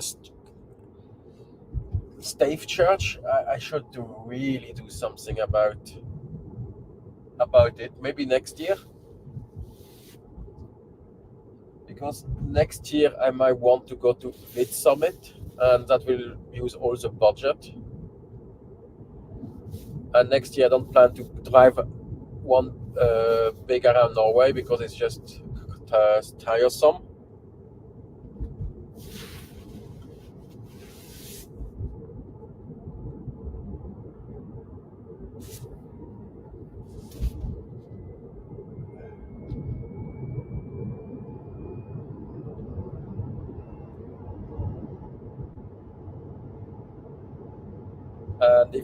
And if I go to Vid Summit, that's going to cost me at least 40,000-50,000 NOK. But it's probably the place to go to connect with other YouTubers, networking. Yeah. But lately, if you have followed like the biggest YouTubers, they start to be like, let's say, not completely legal. And I wondered why does that happen? Why do people suddenly start to do this kind of stuff? And I think it's typical case of they have success and then they do one thing which is a bit shady and nobody noticed, and then they keep going, and probably they don't have the best personality, which they think they are big on the world because they have like millions of subscribers. But as Linus from Linus Tech Tip said, even if we are a big YouTuber, we are still a very small company, and that's the thing. They think they are big and above the law because they are the biggest. And I've seen that also in other, obviously, also big company do that. But these companies are like one magnitude or two bigger than the biggest. I don't know how much Mr. Beast does, but we could assume if it is $1 per subscriber per year, that's 300 million. Let's say it's $1 billion for a company. It's a lot, but it's not insane. You know, if you look at a really big company, that would go under peanuts. That's what they make per day.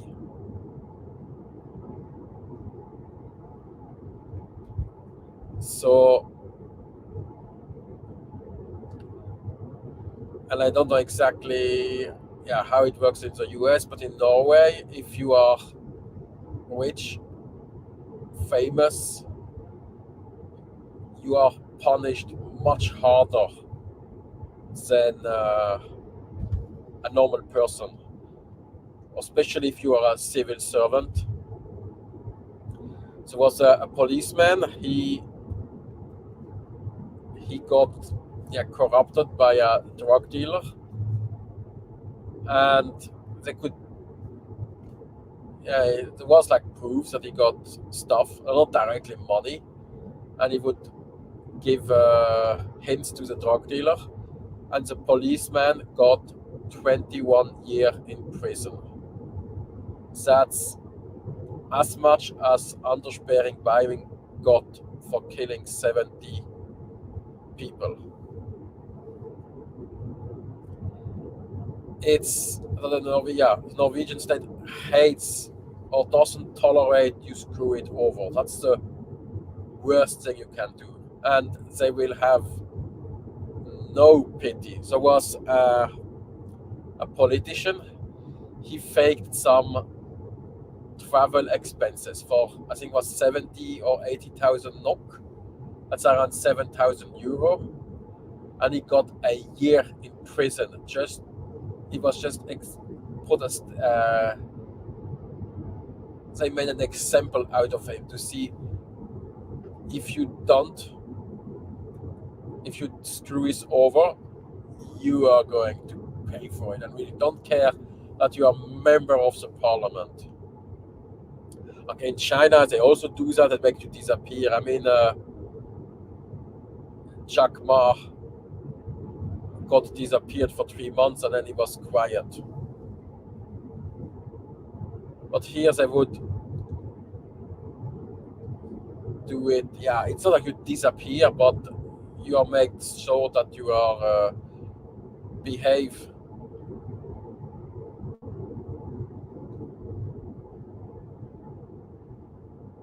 And that with all the fines like that. I mean, there was this, if you are a foreign tourist, especially if you're outside the EU and you fly a drone on the wrong place, they're going to kick you out of the country and revoke your Schengen visa for 2 years.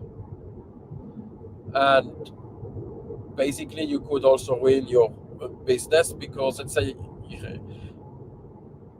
you could lose your job. Let's say your boss wants to send you somewhere in the Schengen area, and you have to explain, I cannot go there anymore because I flew a drone in the wrong place. In some countries they kick you out.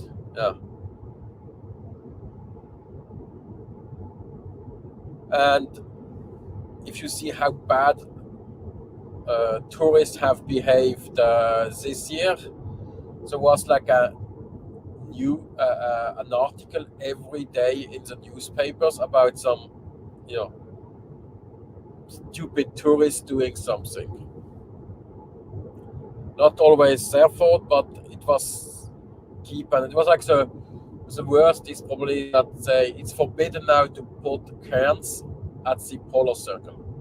So there is a big sign which says it's forbidden and you should not pile any stone, because people have gathered stones from anywhere, and to put their stuff, and then I think once a week they go there and try to demolish everything, and then it's back. And they took stone from some archaeological site, so they are going to put cameras there, and they're going to put a sign. And if you are caught, maybe 15,000 NOK, and they will find some other thing to maybe even kick you out of the country. And they don't care, because you didn't follow the rule.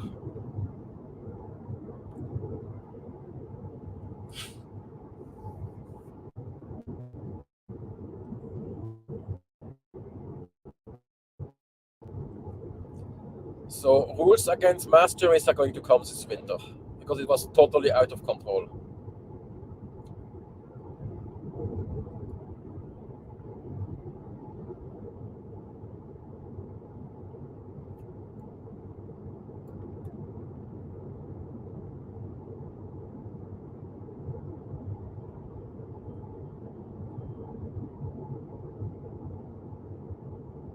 And then there is also, the first people in the tourist business suggest that Allmannretten doesn't work anymore. Or let's say when it was designed, there were like 10 times less people living in the country, or even less. And it was, it was never meant with over tourists in mind. And it was the first people to suggest that maybe it should not count for foreigners, only for citizens and residents. It was just an opinion in the newspaper. But it starts there, and then it will follow. And I think within 10 years, Allmannretten will get a lot of restrictions. I could imagine that, if I would do it, I would say when you have if a pass has been heavily modified to go there, it's not nature anymore, and you can charge, like a toll road.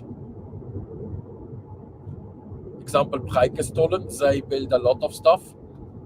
So I could imagine charging, 100, 200 per person to use the pass. Or there was all these Sherpas there, reinbringen. I don't know how much that costed. But if you would charge, let's say 100 to go up, I don't know how much the Eiffel Tower costs, but I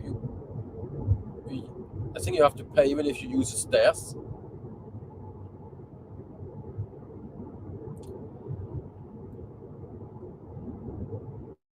So I think stuff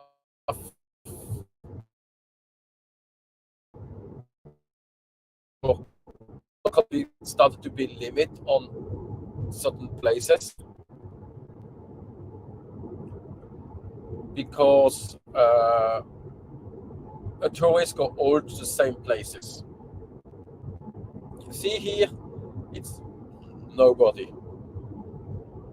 I'm alone, and there is one car behind me about, I would say, 300 meters, nobody in front. And it's still like medium season.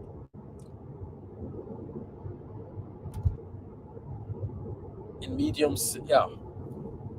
But people will all want to go to the same, like say, 15 places. When I read on Facebook, all the people want to go to. And they say, oh, I fly to Oslo, then we go to Flom, and then we go to Bergen, and then they go either to Tromsø or Lofoten. That's, maybe some go to Geiranger, and then we have Beitostølen, and then you have the hikers which want to go Trolltunga.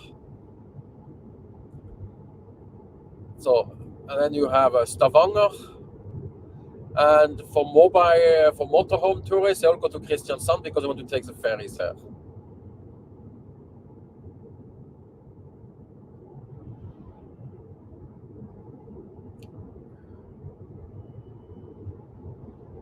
So, but even here, like I say, hey darling, nobody even knows about it. Or I arrive here in Bang, and you have I made that video about how was it called? Jettegrittene, the giant's cauldron. Nobody goes there, and it's not like it's unnice. It's just people want to go and see what they have seen and what you are supposed to see. And then there is this, I would say, FOMO, the fear of missing out.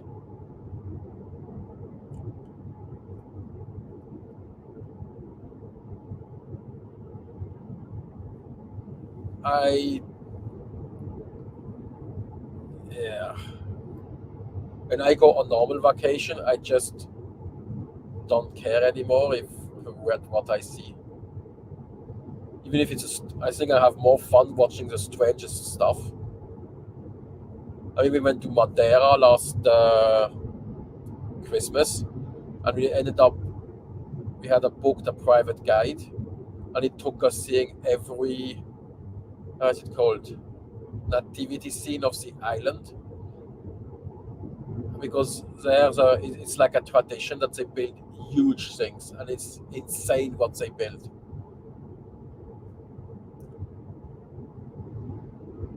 And I had certainly a better way more time than being in Funchal, and then having all the tourists there wanting to do this stupid sledge on the road, which cost a fortune.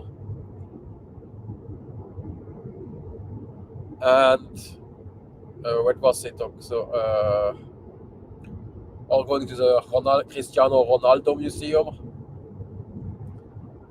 I mean, we went to that place where they filmed the Acolyte, or the Star Wars thing. I didn't see, because I think nobody wanted that film. I think the only reason my parents watched was because it was filmed in Madeira.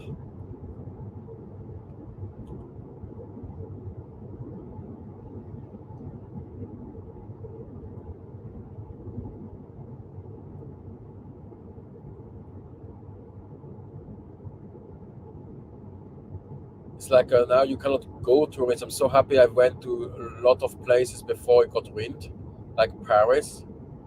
I think once we went a summer, I think it was 99. And it was like a spontaneous decision. So we just drove, we had a hotel in Versailles. And then one decided that in the morning, let's go to Paris. So we just took the the RER, and just got down at the Eiffel Tower, looked around and say, oh, no queue, let's go to the top. It was July, nobody went in July to Paris at that time. People didn't do city tourism in middle of summer. It was considered to be too hot.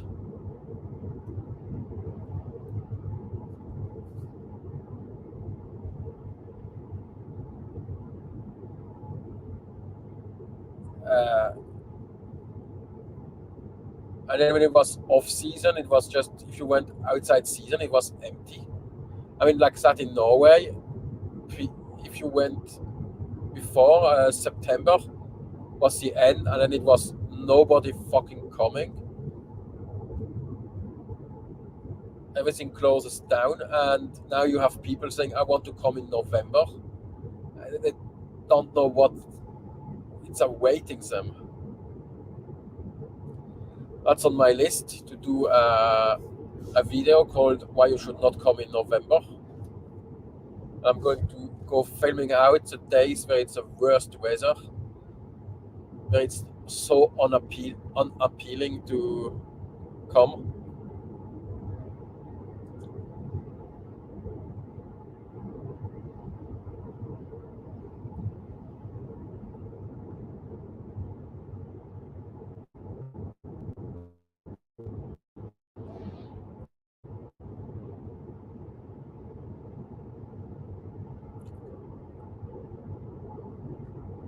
So earlier the road drove here. That's the first time I came. I think they opened this one in 2016 or 17. Let's see if there is a number. Yeah.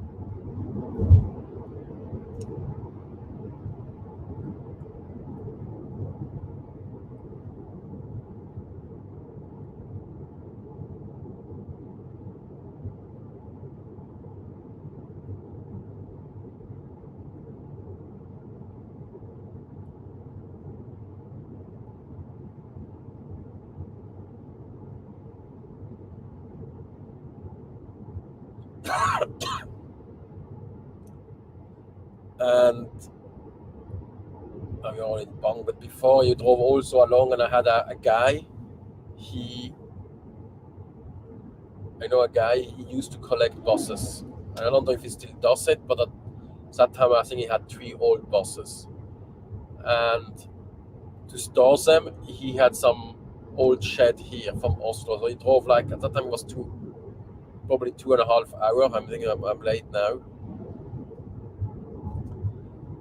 and the funniest thing was he didn't even have the bus permit. But I haven't seen him like in 10 years. He was one of these people which does all the hobby to the extreme and then changes. So now we are in Bang, and in Bang there is a reine Stavkirke, which you drive up there, and then the Kvittingen and Tono. Yeah, there's also a ski center up there. And before you had to drive on the Bangskleiva. So yeah, that was the old road here, which is closed. But they made that tunnel in 2020, opened.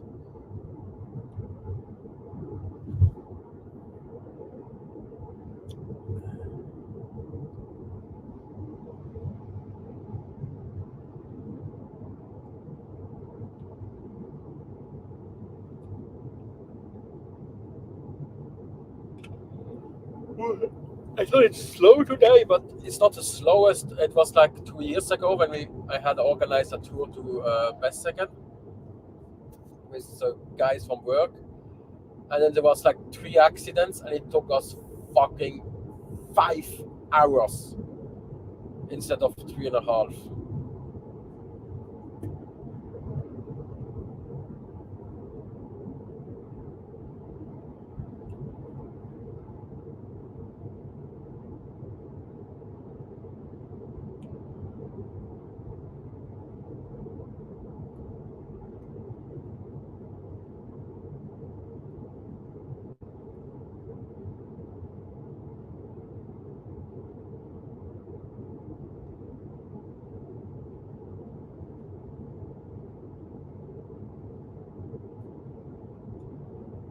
The road has become very nice here.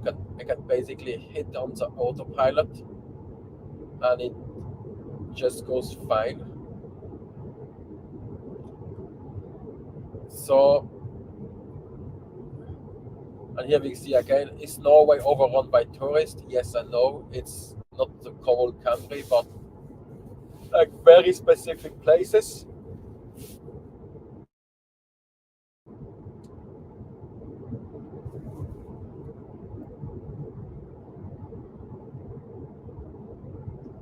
Or if you go today to Vestsekken, I think you would be not alone, but maybe there are maybe 100 people.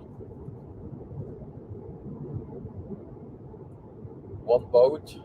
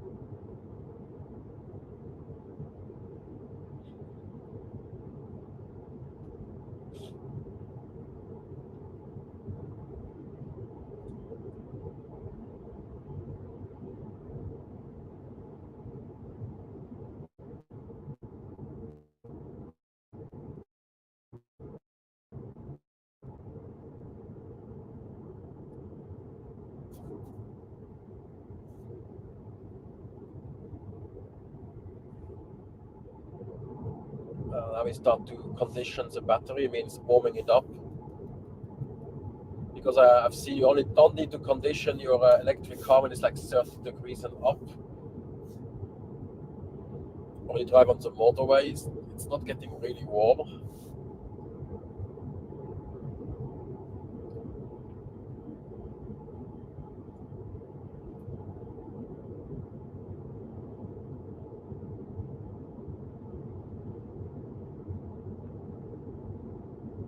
And we still have like 1 hour to drive.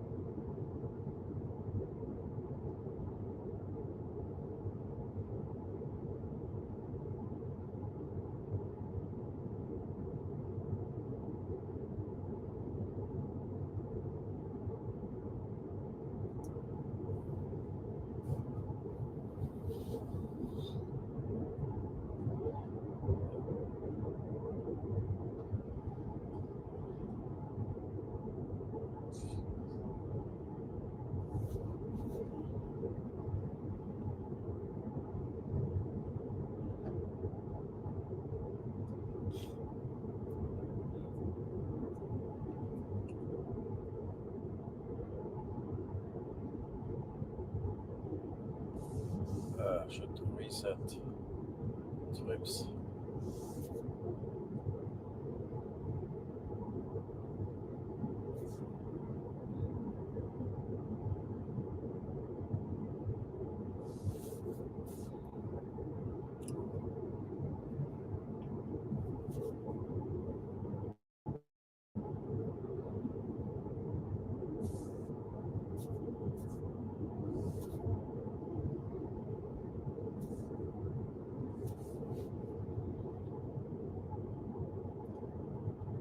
So, and if you have seen my Waldres guide, up there I found some old trains. Where was it? Up. You don't see it anymore. Anyway, shortly after I filmed them, they got removed. I think it was up here. Yeah.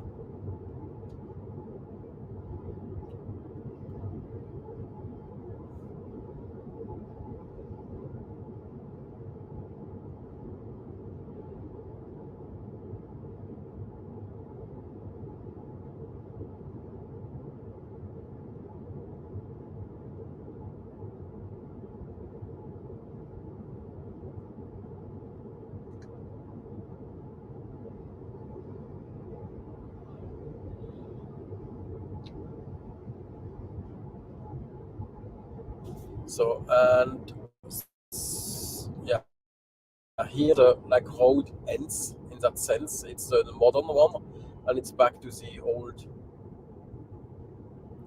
And here goes to Gjøvik, which is at the Lake Mjøsa. I was there last year, passed, charged the car, and since it was still the rest of the floods, I nearly drove the Tesla in the lake. Found out it works very well. And here we can see the first mountains of Jotunheimen.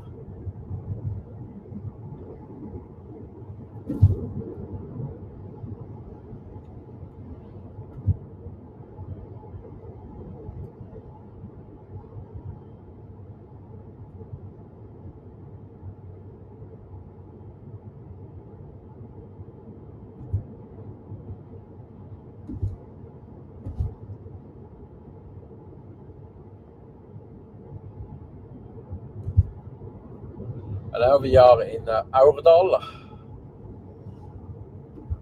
I think where is that sign? They have a sign that if you have your cabin in Aurdal, you are already here. Because in Aurdal you have Valdres Alpine, it's a ski center. I mean, the problem is most of the ski centers in Norway, they are very small, and if you are a bit better at skiing, you are going to get so bored. Yeah. It's nice, like for family with kids. I mean, as a kid, it would be small and so on. Here you have Bakeri and Valdres. You have seen it in my yeah. Here is a sign. If you choose Aurdal, you are now no. Er du fremme no. It's like what kid would ask. Are we yet there?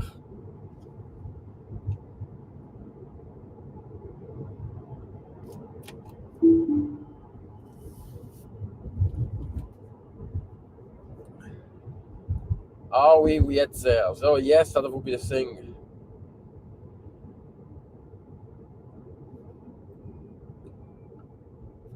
So, and obviously also people here, it's not just cabin, and you have a lot of cabin industry, I call it. It's like businesses just to maintain, build, and cabin, because obviously people are not there, so they hire someone to go and check.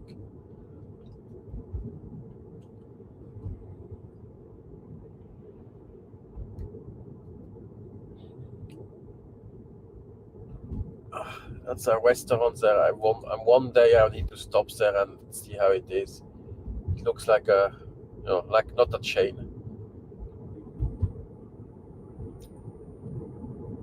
In Vestringsbygda you have the Valdres Golf. You have seen the video. I think it's the only golf course with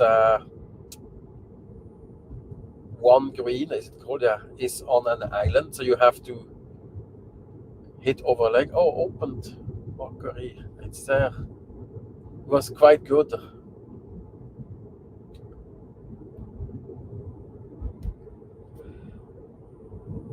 Oh yes, and there I forgot. There was also, I didn't see any sign anymore. It was one written Thai Mart. That means Thai food. Mart is food. And I had a discussion with a friend which knows about Thai food, and she said that it's and basically it's some Norwegians. They have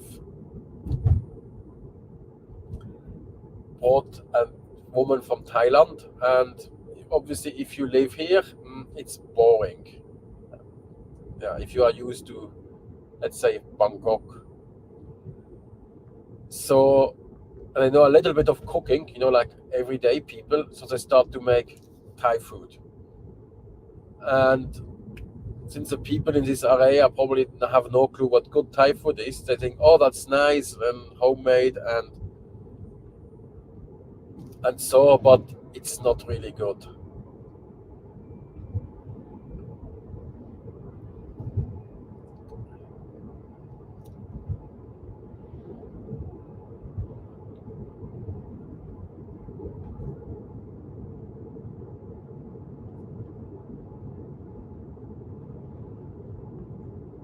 If you make like something like that, there's always old restaurant. Just keep your menu short.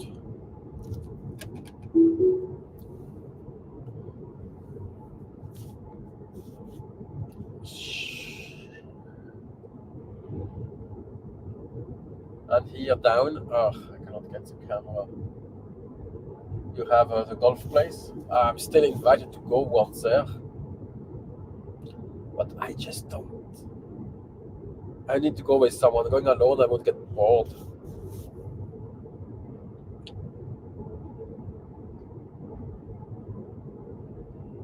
Everything having a ball is just not attractive to me.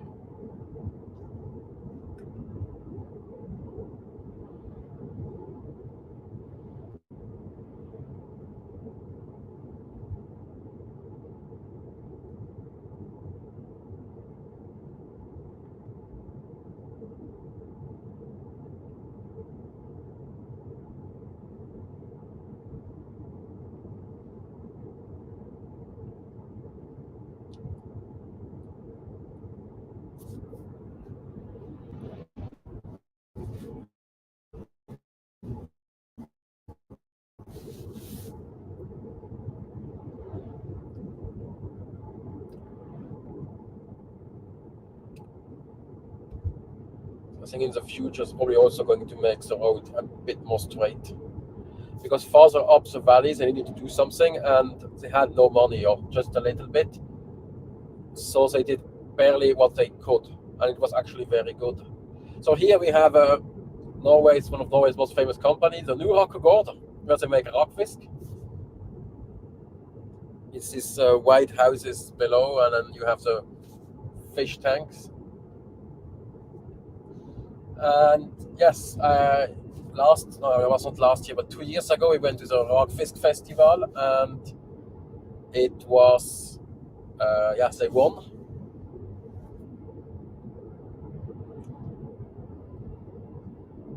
I went there and filmed once. It was in 2011. And I wanted to go to the Rockfisk Festival, and I got so sick I couldn't go. It was the only time I had to cancel a shoot because I got too sick.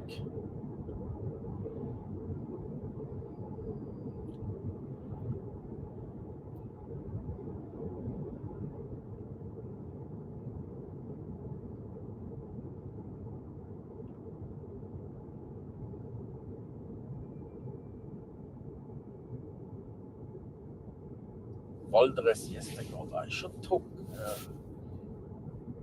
I have seen that doing hotel presentation is unfortunately absolutely worthless.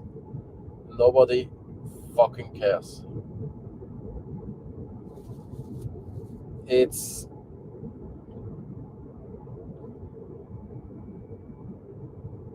unless because at the beginning of Explore Norway was more like my previous show, Schweizer in Norway, which was meant for TV. So you need to have like a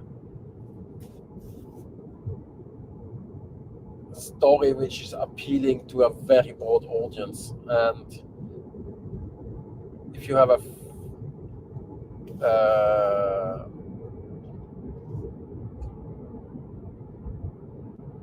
and then you can bring this kind of stuff if the owner is something special. I mean, we did this Fleischer video. It was let's call it, I think it was very interesting. It's more like a guided tour through museums than actually hotel.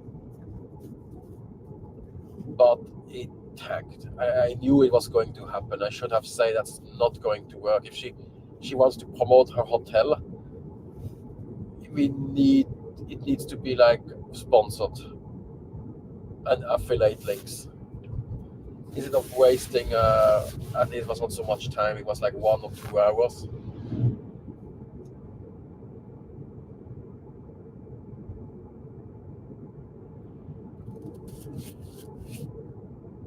And also presenting activities. If I do it the old style where I just go and present the company, no, that's not working. It's the whale safari actually took off, and I made it like what to accept at the whale safari, because I was a bit angry at these people, because I had a deal with the previous owner from in 2015 that I could come again and film it because of the whale guarantee, and then obviously they didn't want to, because he was a really cool guy and he was so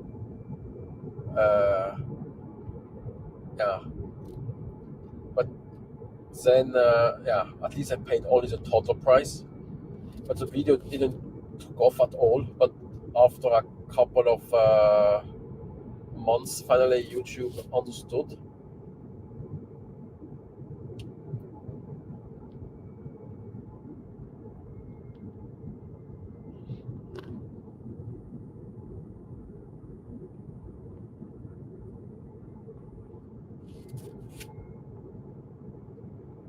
And it makes a list of the companies I filmed and I have already gone bankrupt or ceased operation. You had a Gallery Hagalid. I think the video is now unlisted, but you can still watch it if you go to the Refilke playlist. But she did it for 10 years, and then I made the video. She made it 1 more year, and then she ceased operation. And obviously, she had transferred the farm to her daughter, but I didn't see. Probably it was something else. We don't know, or just got bored, too much work. I could imagine, and Corona took a toll. And then the biggest, obviously, is the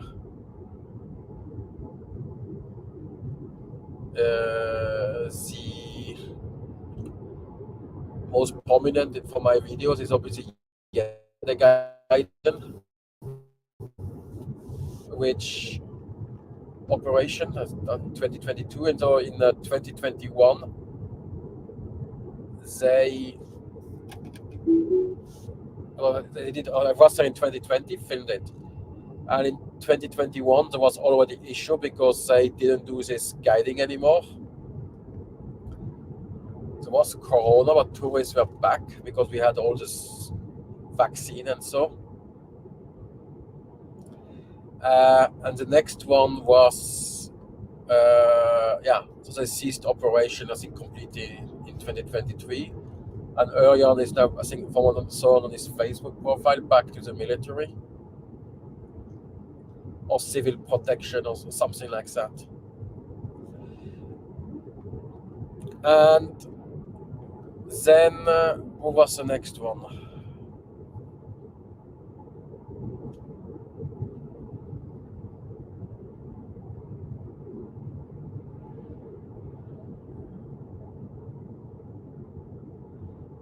Obviously, the restaurant Heimat, the video is also unlisted, but it's still in the Beitostølen playlist.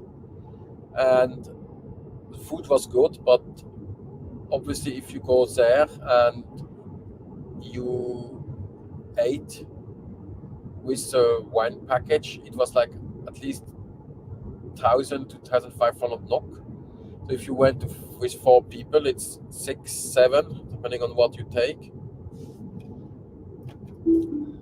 Yeah, and obviously people had less money due to increased interest rate. So instead of going 3 times a year, if you're a bit richer, you only went once, and then the restaurant lost a lot of customers. So now we are in Fagernes in Valdres. That's like if you remember, the Rakfisk Festival is here, and you can see it in my guide to Valdres. I'm thinking about doing a new version of the guide to Valdres for, it came 2022, at least for 2026, updated.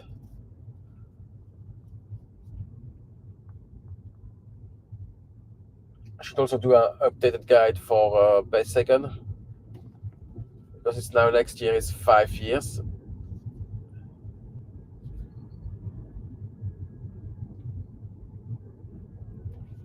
A lot of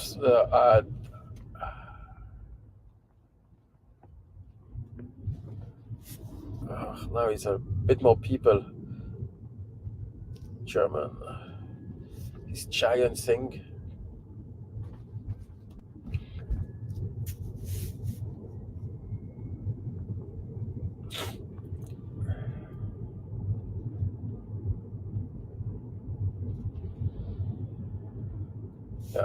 What was the other company which ceased operation?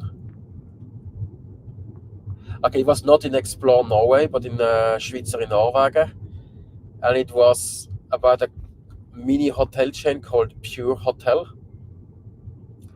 and they had 5 hotels. They had the Eidsbugården, they had Hotel Tørvis, Hotel Mundal, the Justedal Lodge, and Hotel Rondablik.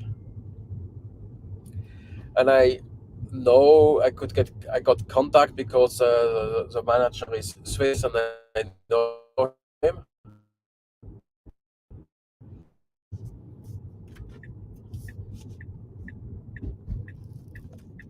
So, and from what I heard, is the main investor was a bit shady.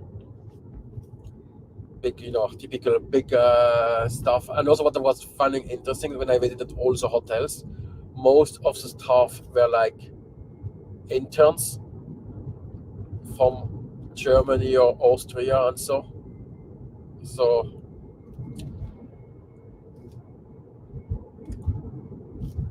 And then there was, I think, all hotel closed. I don't know exactly, but what killed them is there was a famous hotel Mundal in Fjærland, and Mondale, that's the previous vice president. It was a long time ago of the U.S. Walter Mondale. He came from that place. So he visited once that hotel, and it was an old hotel of this, style like Fleischers or Quickness or Ülenswang. And obviously they were not as centrally located as the other. So when I visited it, it was already like, it was still the 19th century inside the hotel, and obviously that wouldn't go well in 2000. It was 17. So in 2018 they decided to renovate it, and I think they had a budget of 100 million NOK, and I thought that would be enough. I mean, it's not that big. And then they started to tear the inside, and with every wall it got more expensive and more expensive, and they basically cancelled the whole project.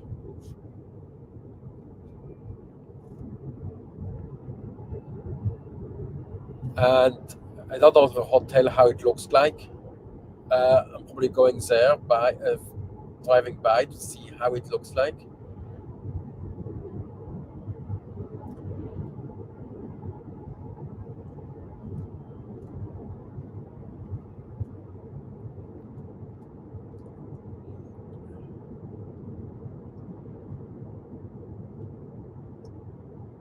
But yeah, because it's not the most central hotel, not very big, so you cannot really have staff. So there was another hotel like that, the Hotel Gjelle in Gjelle, that's east of Stryn. And when I went there was just the owner doing everything. So it was in 2010, obviously in October, and he had guests there because they had to go to a funeral or something like that. But then he asked us, where can you eat? I say, oh, you have to, where was it? You have to go to Strand. It was like 20 kilometers. But I can make you something. So he did something, was simple, but it was actually good. And he made a simple breakfast, but I think he did everything himself. But I checked the hotel now, it's also expensive. I don't know if he renovated it.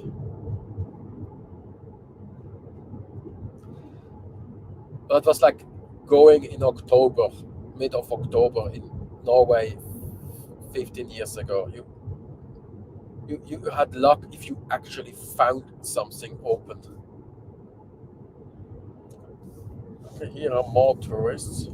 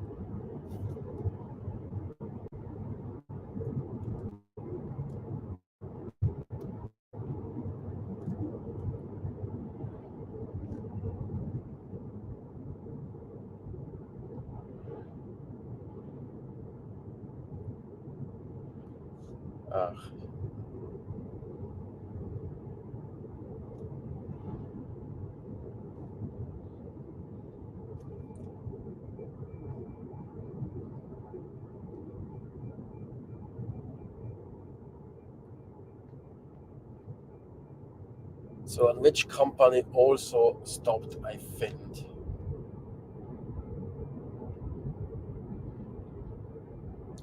That's I know from Geiranger. It was also a sad story. Was the wife of the owner died. Actually, I dealt with her, making contact, and then she died of cancer like 3 months later, and then, that's why it was filmed like over a year. Because I went there, filmed everything, and I had no time for the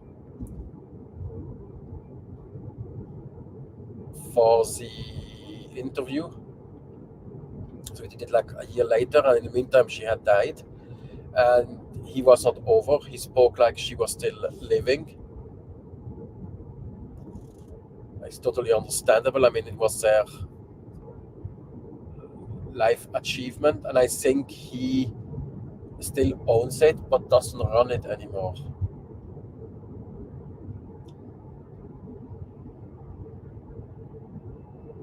I think I can understand it, but I checked because I saw it was under new management, but the movie is famous, not watched anymore much.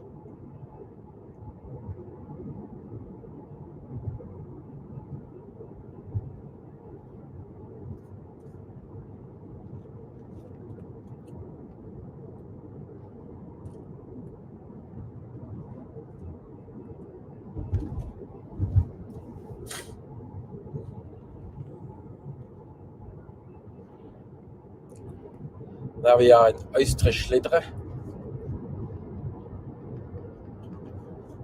I actually met once a mayor from here. Atle knows everybody.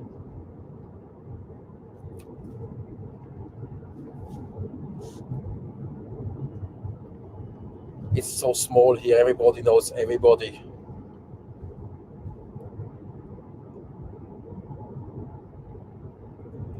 So now we are driving up to Beitostølen. It's about 28 kilometers.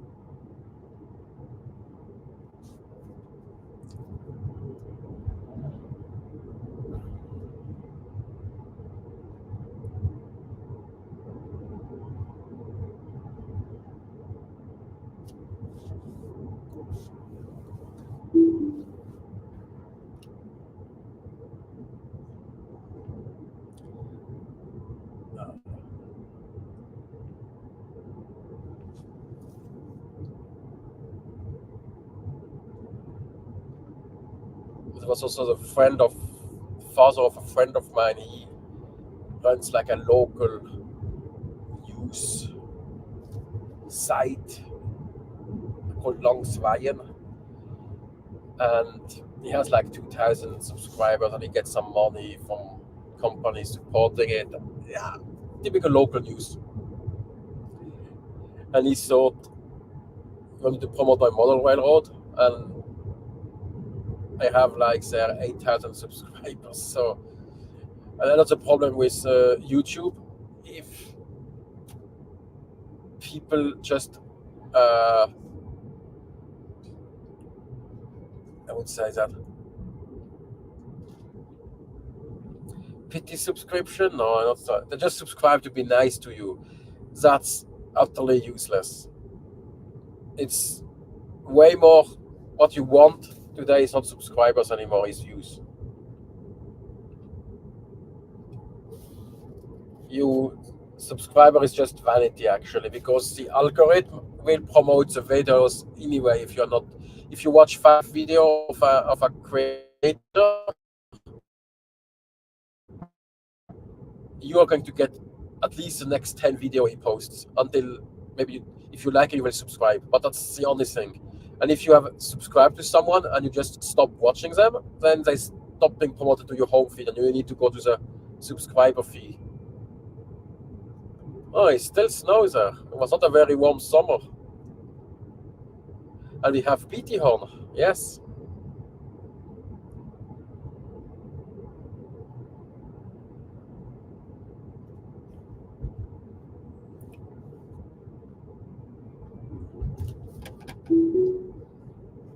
Yes. So now we are in Rogne. And Rogne, yeah, it's one of these small villa music cabins there. And Rogne, that's where the founder of Beitostølen Resort actually came. It's on the sign and the story. He came from Rogne somewhere.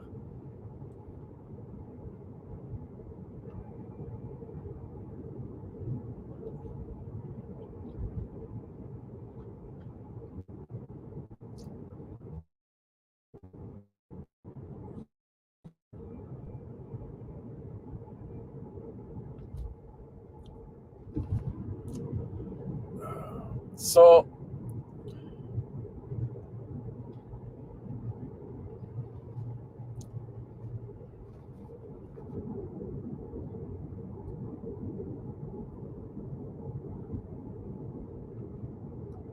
I should have 360 camera on the roof. That would be the best.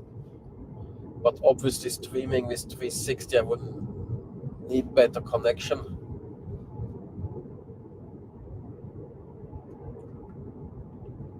I mean, I can barely hold maybe 1 or 2 megabit. I mean, it thinks like 1 or 2 megabit. When I started to use the internet, it was 14 kilobit. It would have been insane that you could stream live.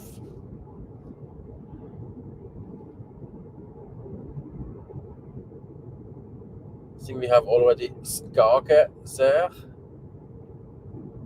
No, it's not. Ah.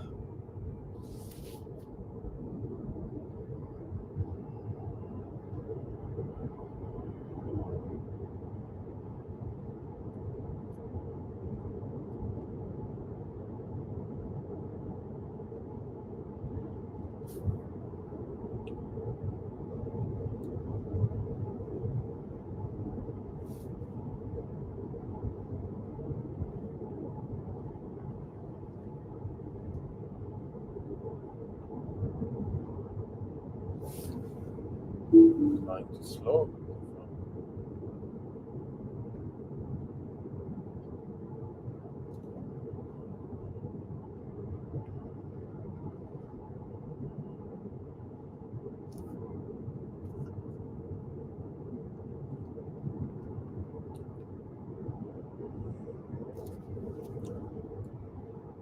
It was better weather than I went last year.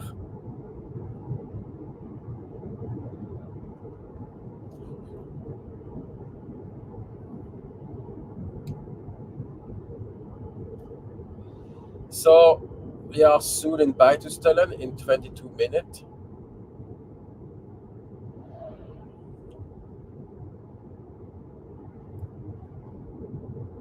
I will have to pause the stream because I need to take out the phone. And I couldn't organize, as I forgot to organize the same for my iPad.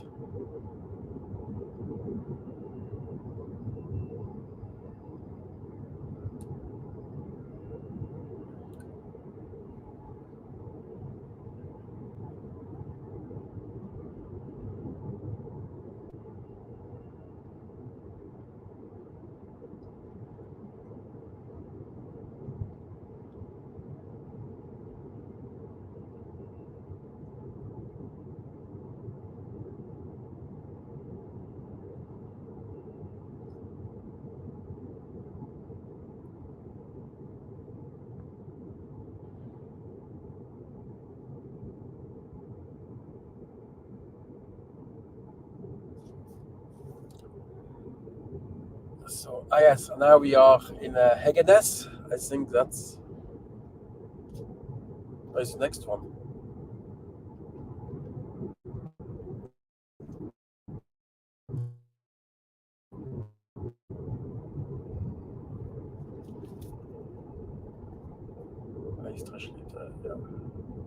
sign houses in better days.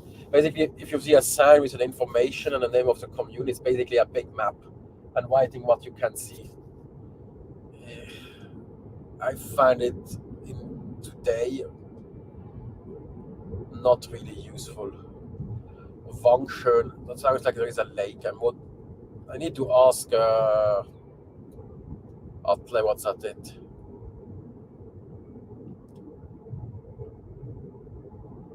It's a restaurant. Yeah, I will just say no, everybody. Or I ask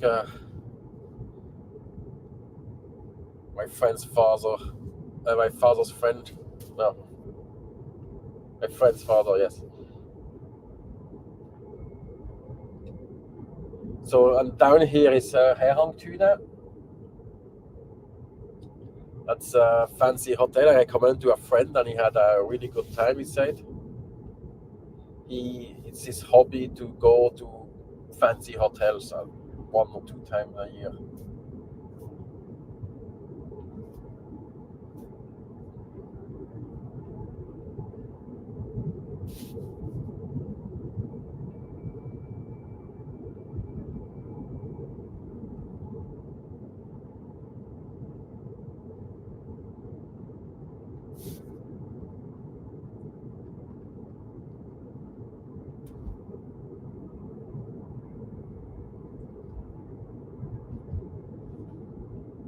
Yes, and Geiranger is basically right in that forest here behind. You see Hotel Geiranger. I don't know if you saw it in the video, but it was in the trees there. And now we have the lake Geirangerfjord. Not to mix with Heggedal, where the Explore Norway HQ is located. And the lake Geiranger looks like the map of Norway if you go from Hegge Stavkirke.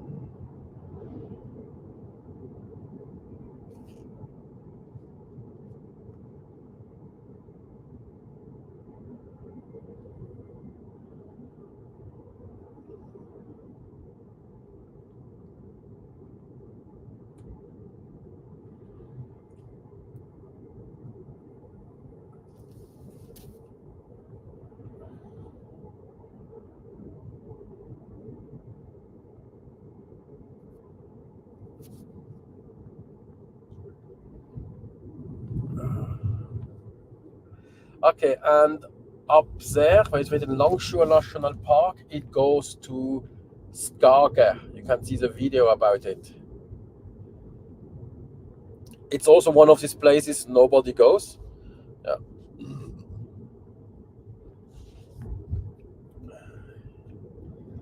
I don't understand if the village is run down and picked up Gårdsutsalg. So here there is a farm shop. Yeah.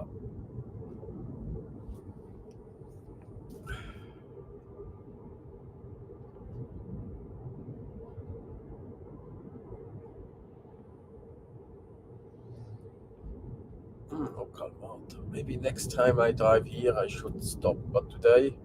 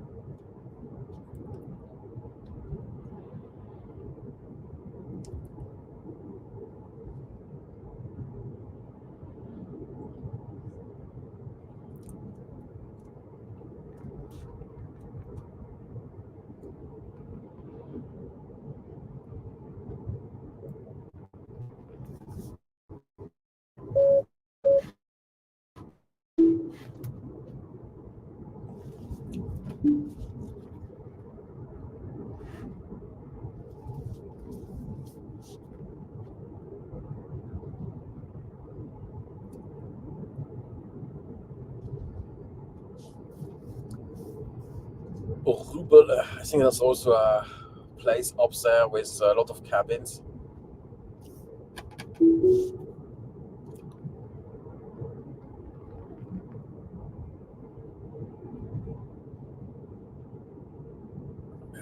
Again, there was once here I drove a couple of years ago. They were selling art of Ari Ben. I mean, if you never heard of him, that was Martha Louise' ex-late husband. And it's actually a sad story because he was like an artist and she got married to Martha Louise, the one which gets now married with the shaman. And he was a bit special, but not mean. Also, I was once in Røros in the church, and they have like the King's Lounge. And the king, they never wanted to use it, so they said, oh, maybe Ari Behn would use it because he liked to make this kind of fuss. And a couple of years ago, they divorced. And then he committed suicide at Christmas. So it was a big deal for the royal family. Because obviously he had 2 or 3 kids. And here he goes to Hege Stavkirke.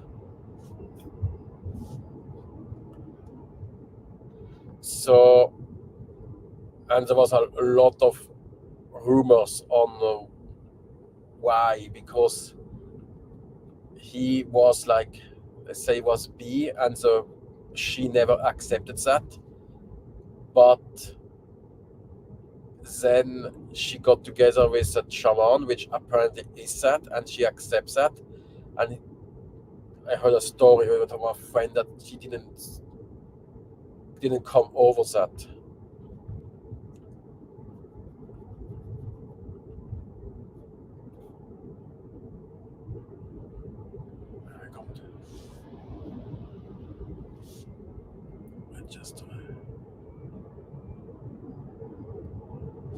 So yeah, at some point here they were selling like art they had left over. I don't know exactly.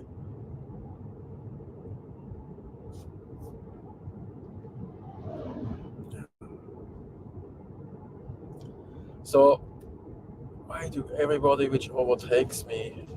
So we are now soon in Beitostølen. We are probably arriving at the Skammenstein, Shamestone. I don't know why it's called like that. What it was. And yeah, the Beitihorn doesn't have snow. But the mount, I think it's Rasletelnd, still has it.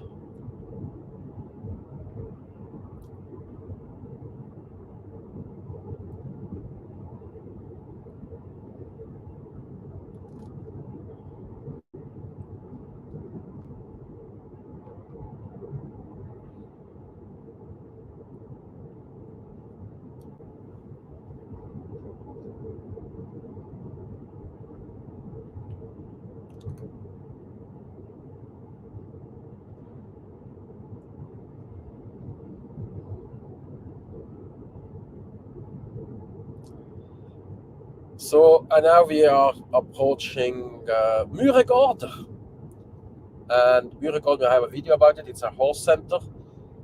And I made that video, and then afterwards it got quite a lot of link to some reality show which was there, because I had a clip and people clicked further on I think it was the same horse which one of the contestants, and she was doing stupid. It's typical reality shows. In reality show, people are casted to create the most amount of drama. I mean, they drive fucking bus.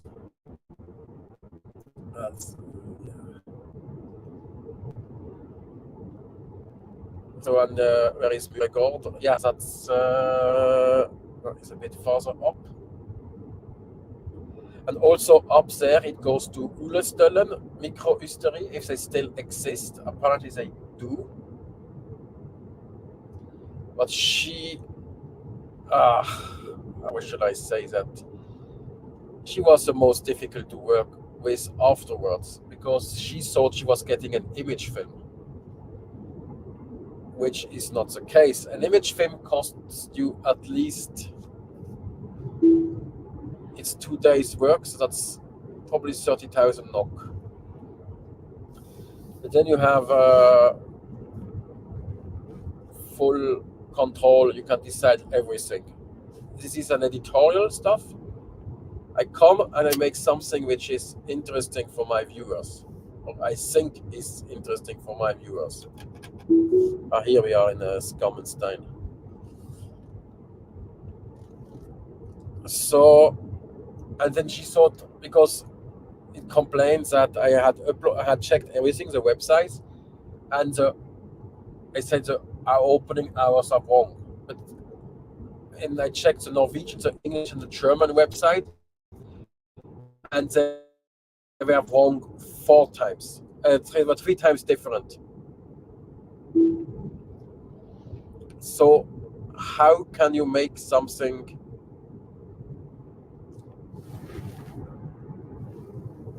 with people which don't have the, and it was not even their website or Facebook page. On Facebook page, I had nothing there, but it was their website. Yeah, it was on their on the Visit Valdres website, and obviously the information didn't match. A LIDAR, that's also a funny name, which probably means nothing to do with a LIDAR.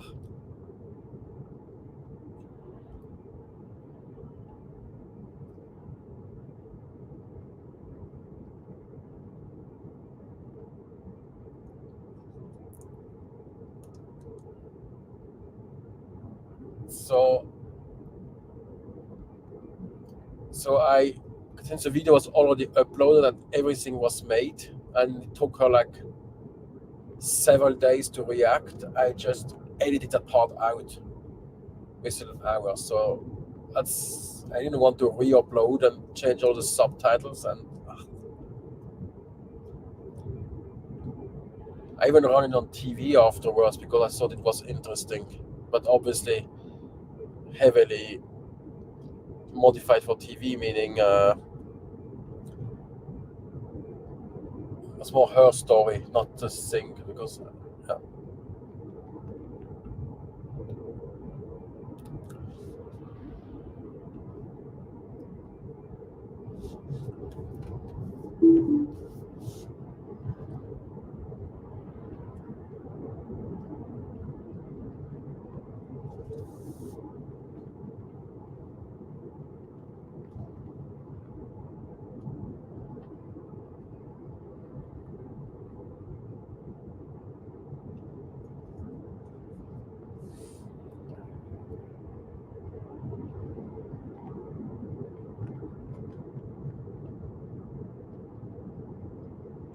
And that's on the right side is Myregård.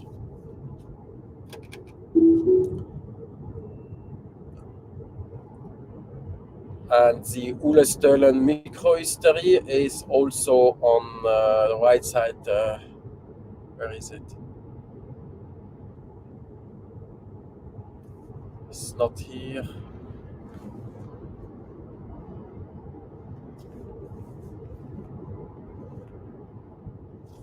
It's here. You go up, yeah, that sign there. And now we have a BT Hall in the background.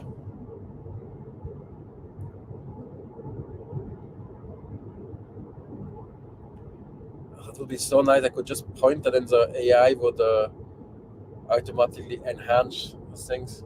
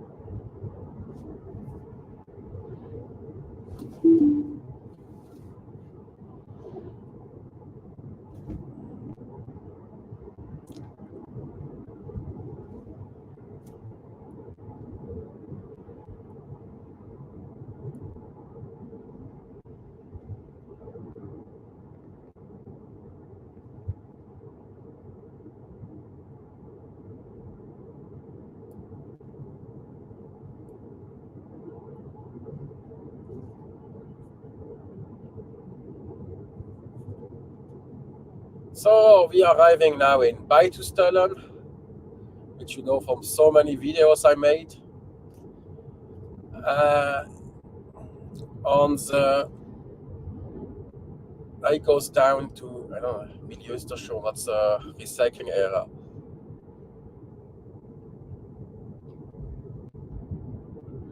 So on the right side you have the health sports center somewhere here.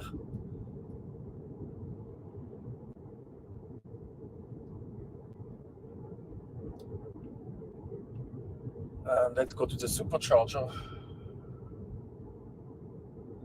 There's a lot of charging station here, but now they have a Tesla supercharger.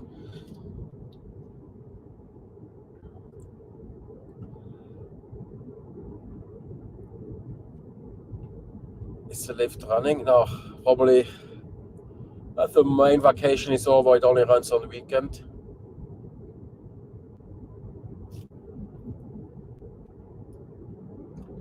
And I know Beitostølen is not here, they have a day off because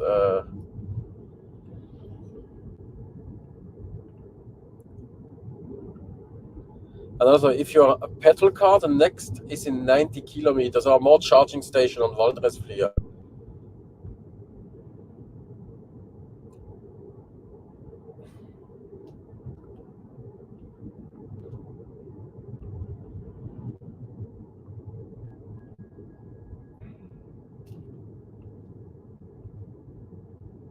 Okay, and it's down here. No, next one. Oh, oils. That's have they built more stuff?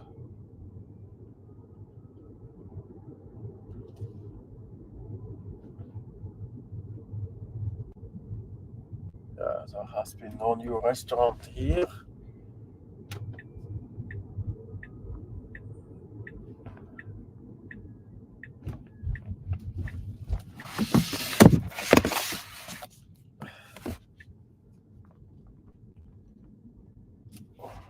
Okay.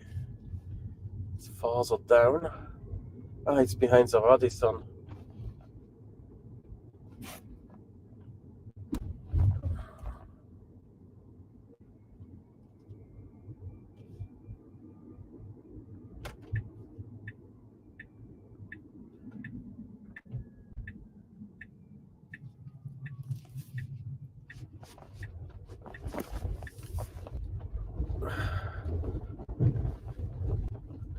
Ooh, V4s. That's fancy.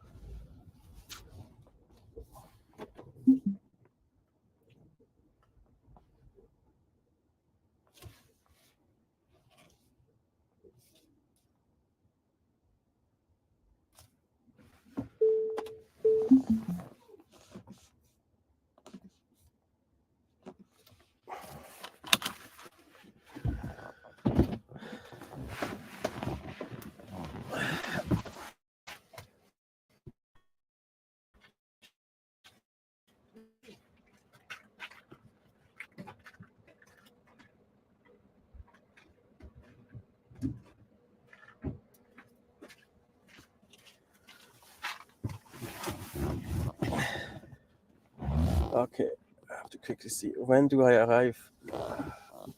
It's simply not possible. So we will have to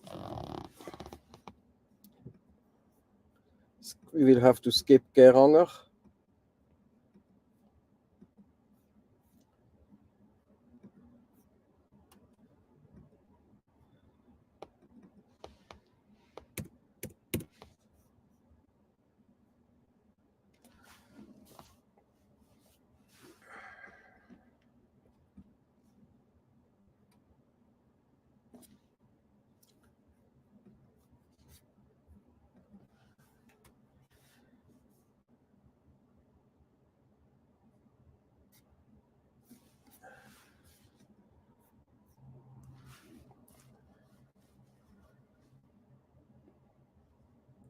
Uh,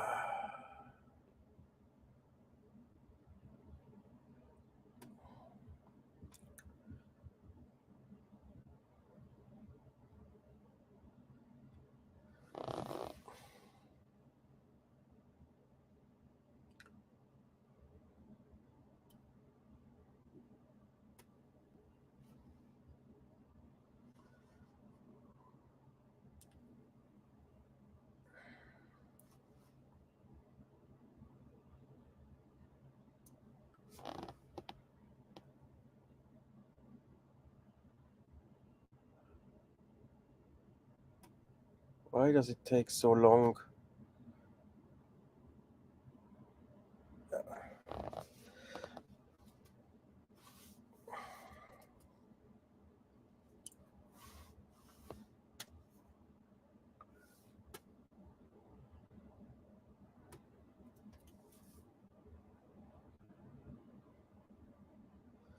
Yeah. Unfortunately, I have to. What?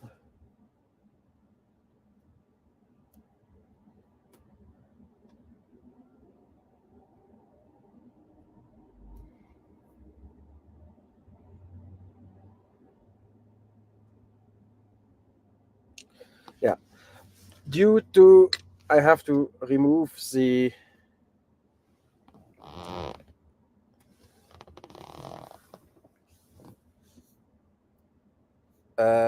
I have to remove the connection, but let's see if I can.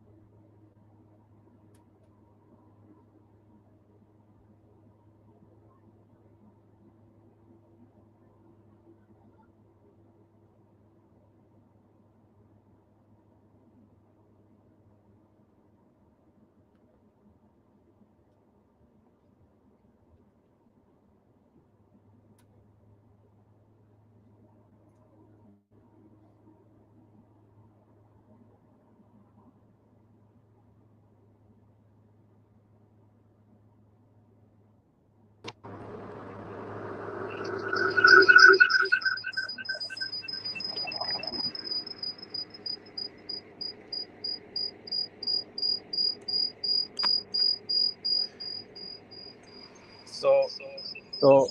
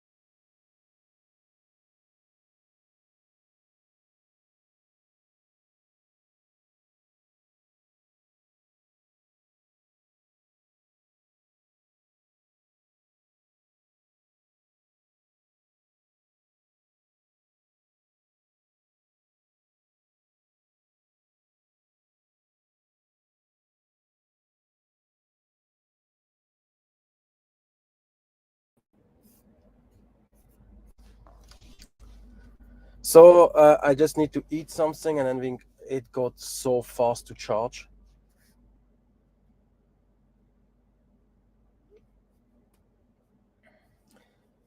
Let me check. I need to check. Someone has to check the quality.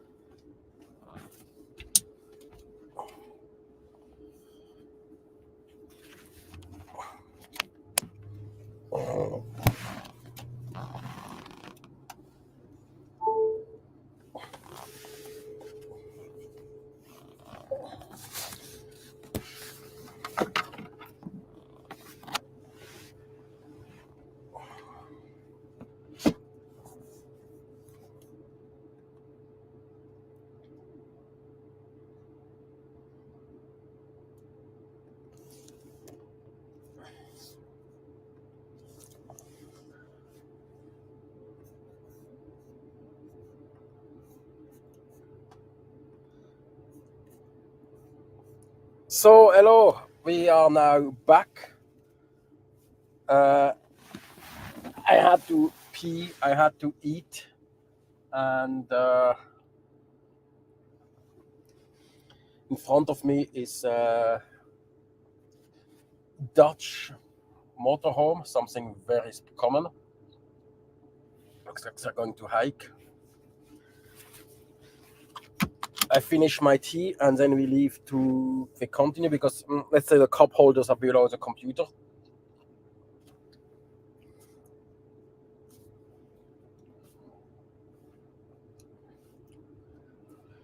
It looks, I don't understand, but the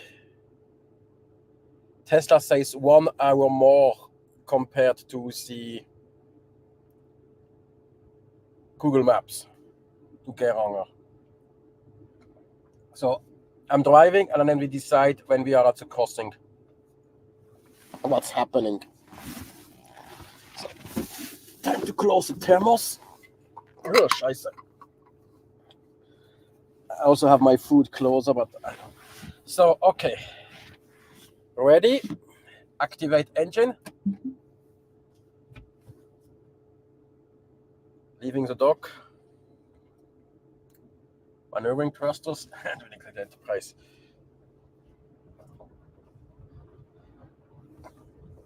So they had a V4 supercharger here.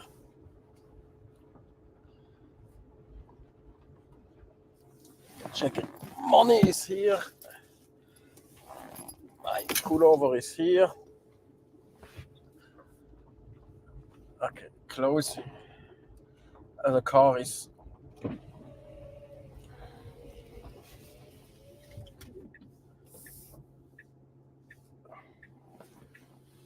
so.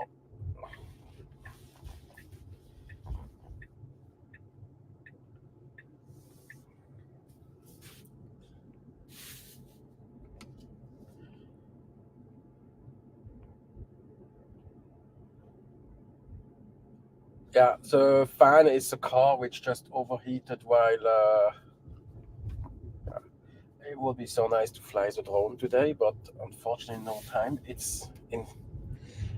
Actually, I prefer when there is a little bit of clouds. It makes it more interesting.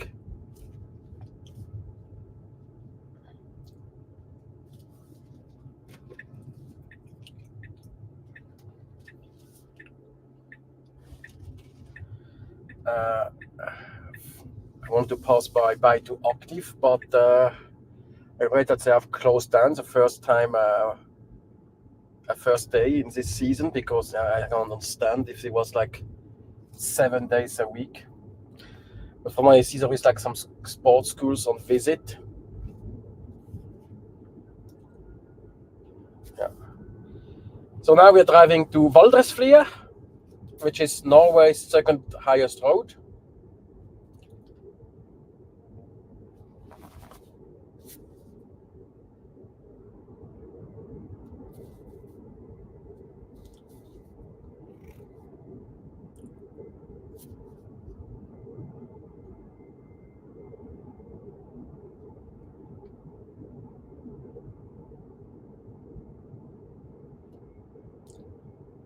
And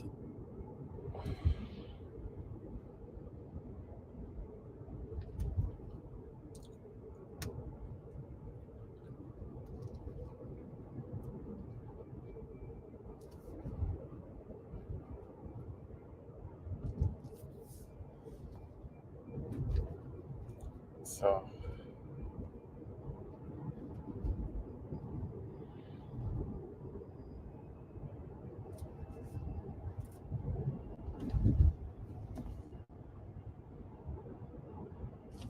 now we have a BT horn right in front of us.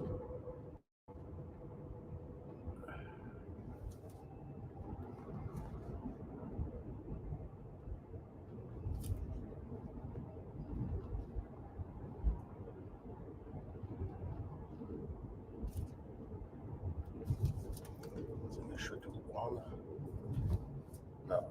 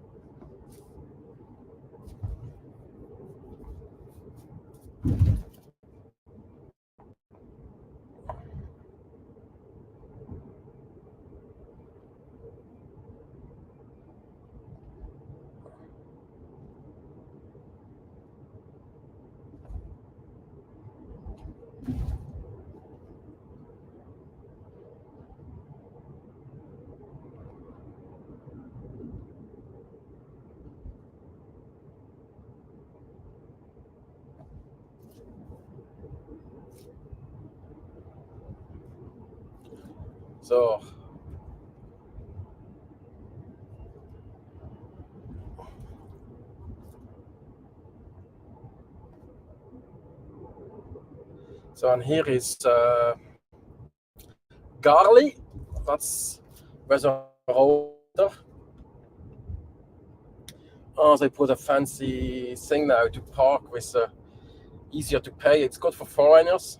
If you want to park, you can probably pay with the app instead of having to put money into a envelope. And then we have a Bitibur, where they sell cheese.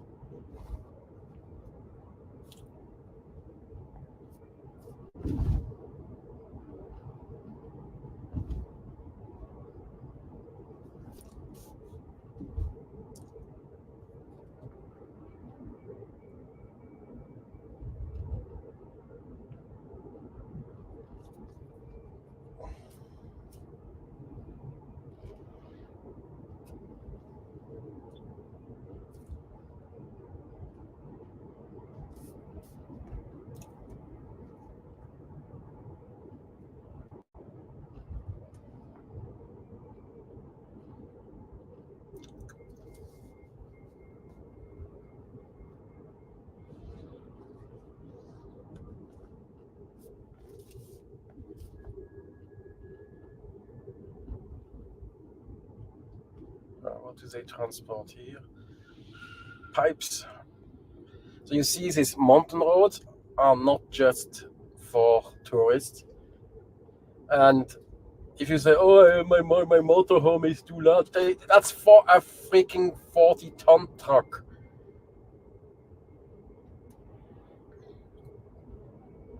I should really go to Mygnetin when I'm back. There's also Kalvedalen down there. It's secret hike. I mean, we are back here. Where do tourists go here? They go to Bessegen. Okay, you have the Norwegians with the cabins. They go everywhere.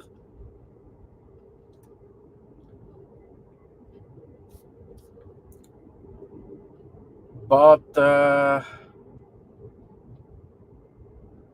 let's say now we have a BT horn. I have to find out. I need to write an email. Because it would be nice. I could make a BT horn Tyskostien video. Now we have some tourists which enjoys the view.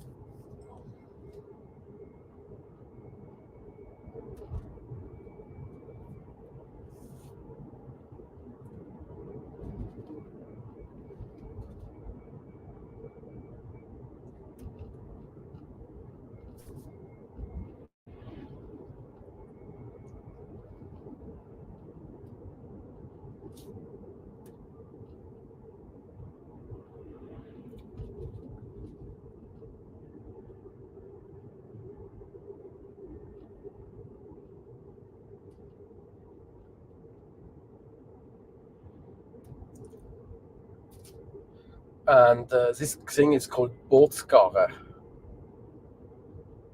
And someone told me the story was, oh, it's because when they transported the BT horn boat, they had to leave it there for the winter. That's not the true story.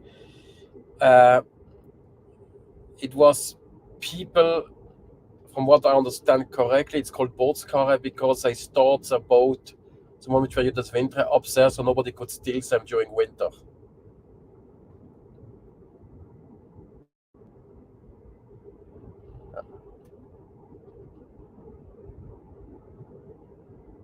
I find the nature insane here.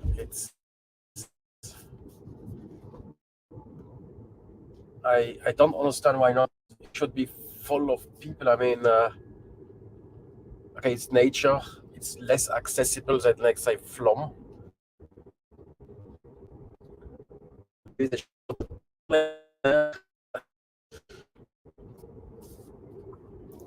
Or in the future, they will have some people do Tyskostien.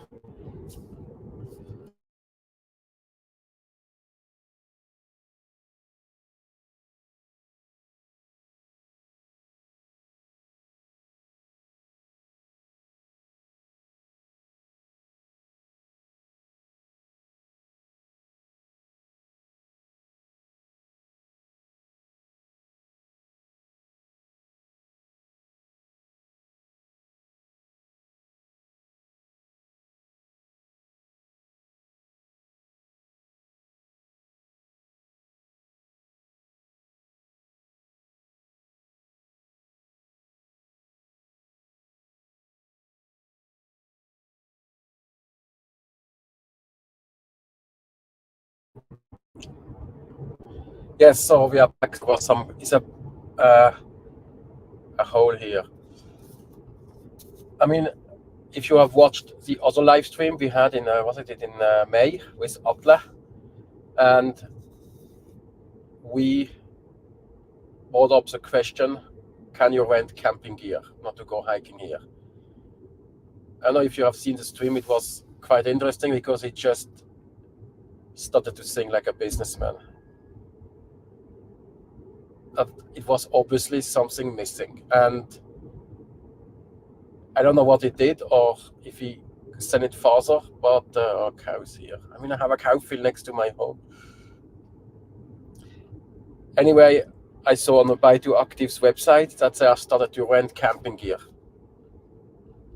So I must imagine he went there and said there is a market for that.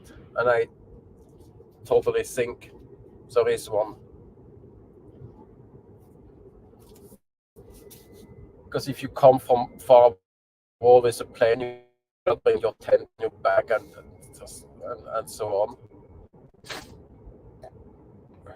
Okay, this, what they do there, that's not a legal place. Because there is a P and they can park and so on.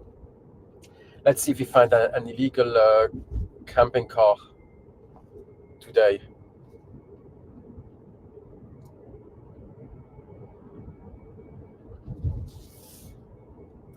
The second part of Valdres, please warn people. So when you do the BT horn, it's still very long. I need to talk to Beitostølen could do if they want, because if I come in September,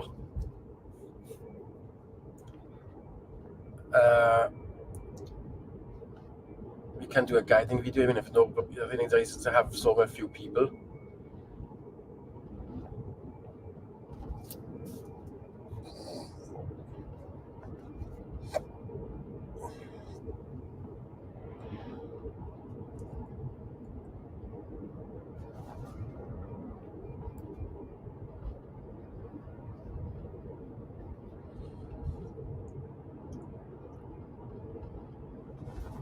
Because the hiking videos is only the popular places work, unfortunately. Even Geiranger, which is quite a well-known thing.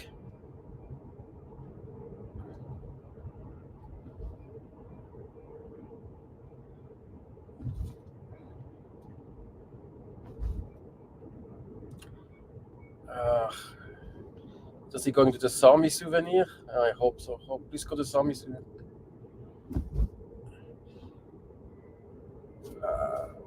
So now we are at Sundshorn.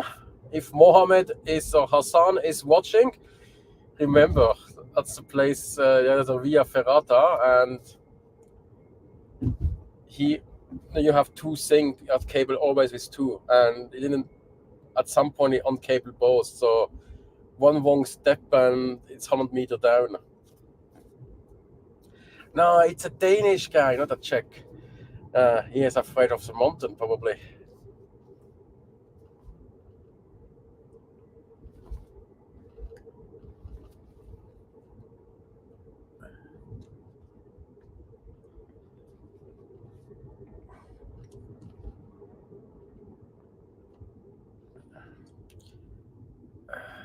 A bike, this. And now we are at Bygding Høyfjells Hotel, which is it's a BT Horn boat. Is not. It should come back at 1:15, I think.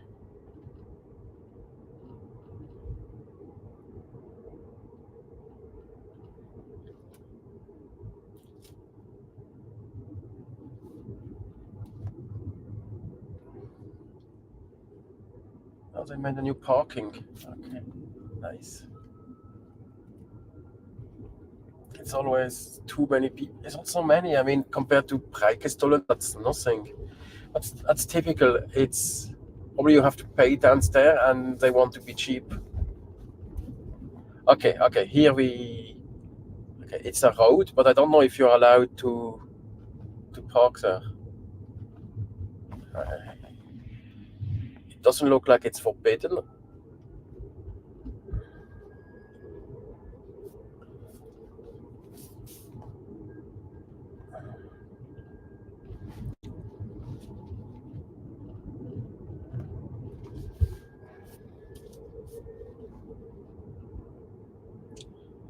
Doesn't look like it's.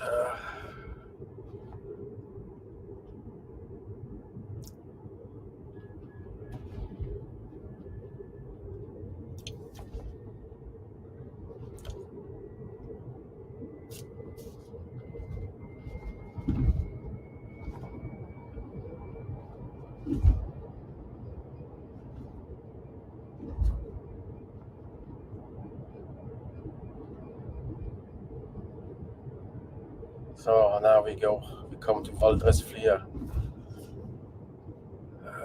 How is the mountain called? So is it Heimdalshø?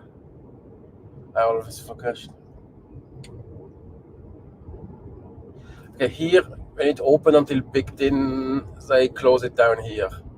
So from what I understand or what they told me is, it's not like they just they don't know they close it down. It's at some point the closing is done when there is snow at a certain place, and they just stop cleaning the road. I think it's somewhere here.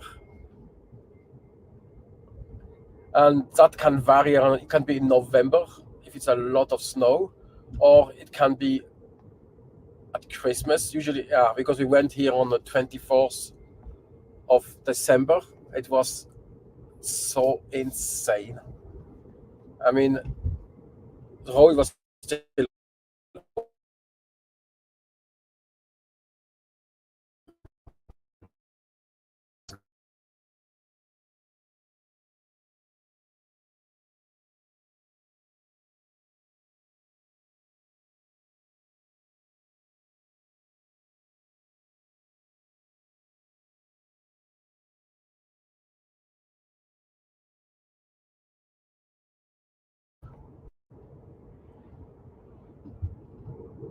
yes, welcome back. I mean, it's in the wilderness. It's a miracle, like we can even stream.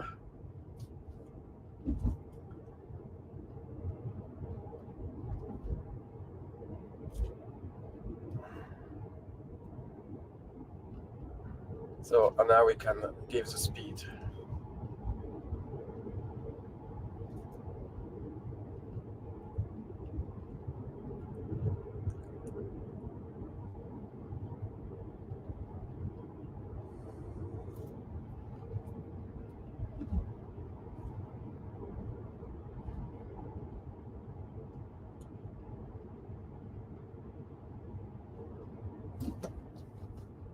German from Wiesbaden.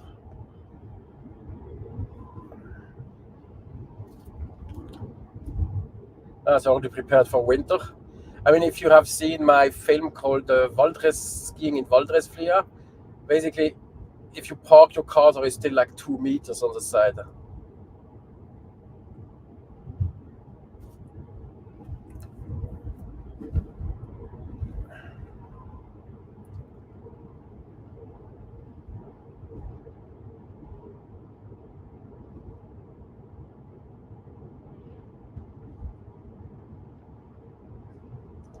They once planned to build a railroad here. It was in the late 30s. They made a plan on future railroads in Norway. And this would have been a line to connect Bergen to Trondheim. So it would have gone from Goal over to Fagernes and up to Beitostølen and here and down to Odda. Otta is 2T. Odda is in Hardangerfjord.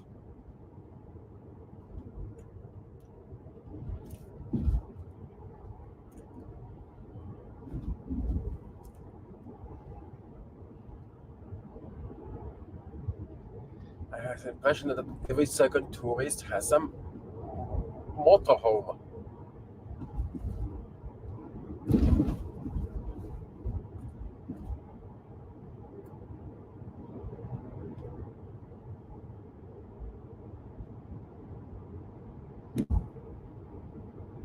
So I think, yeah, if you had a train here, it would rival with Hardangervidda.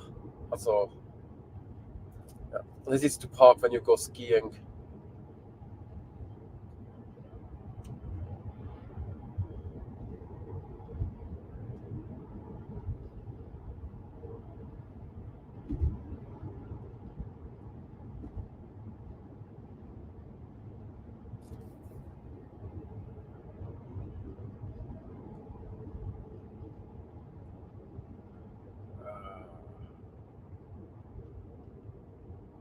It's even a Norwegian.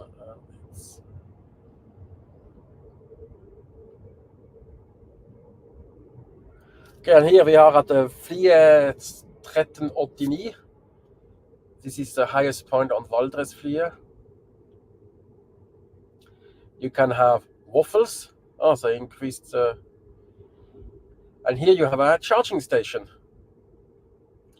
If you run out of of energy, you can charge. It's not going to be fast, but it's going to charge.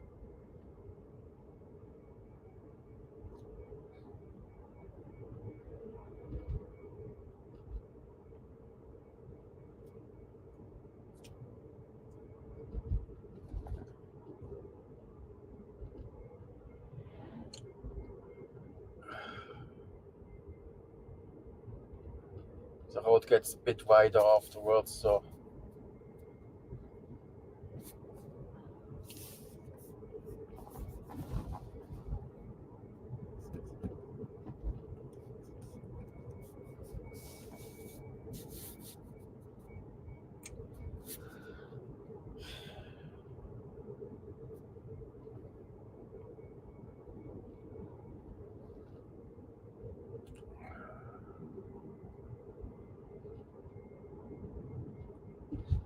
either it's a local, but I doubt. Yeah, I think it's a rental.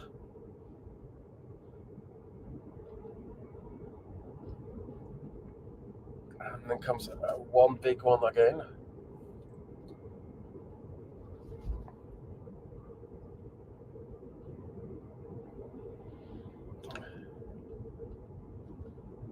And this is we didn't see it. There is an art statue there on the side. Ah, thank you. You want to go and visit the art statue? Okay, on the right side, left side, we have a Knutshø.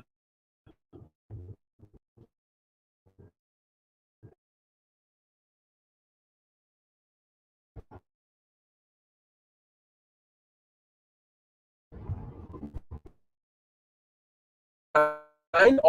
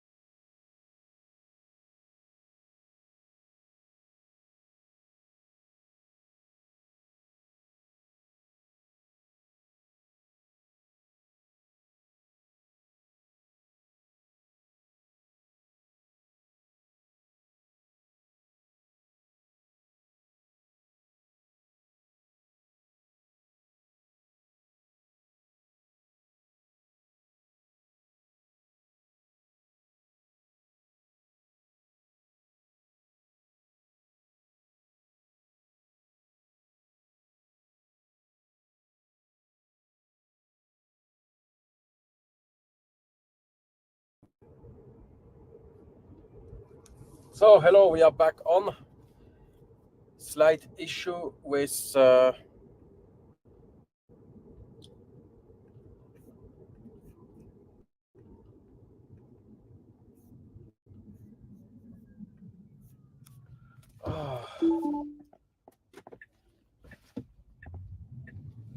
what do you do?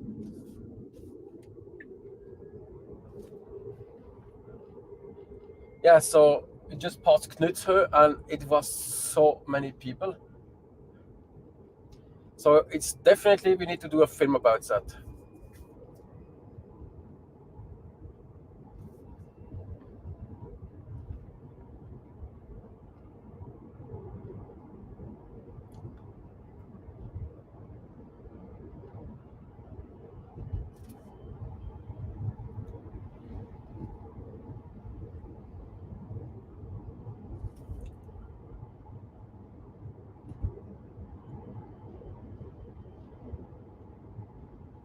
And we are now in August, middle of the week, so I think there is big potential. Oh.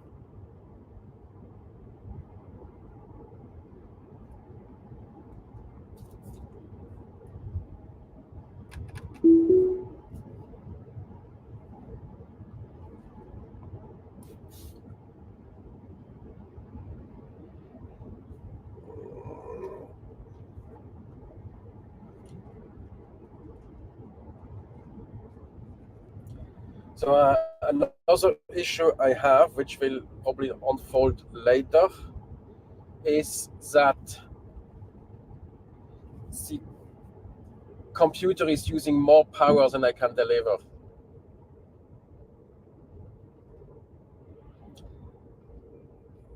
Because I thought I could just use a power supply, but that's too powerful for my converter in the car. So maybe I should, if I'm in Ålesund, I should look if I find a charger 12 volt which goes directly USB-C. I thought I could also charge the drone.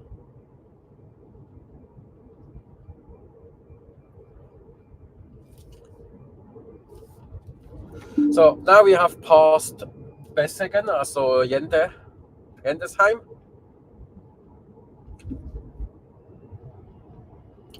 And here you have several campings.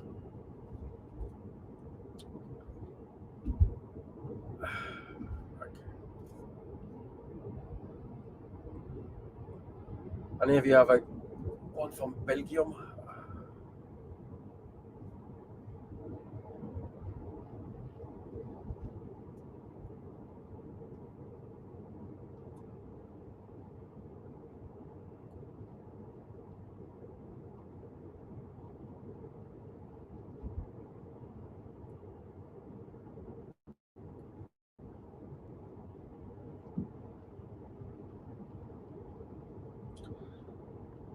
So, and up there is Besvatnet. If you see that river, I have a video about how to go there. It's a very easy hike.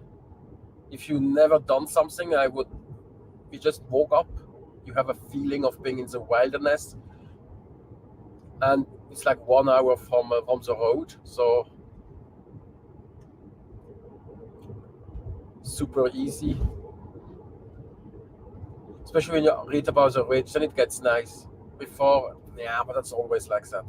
So, and here we arrive in Besheim.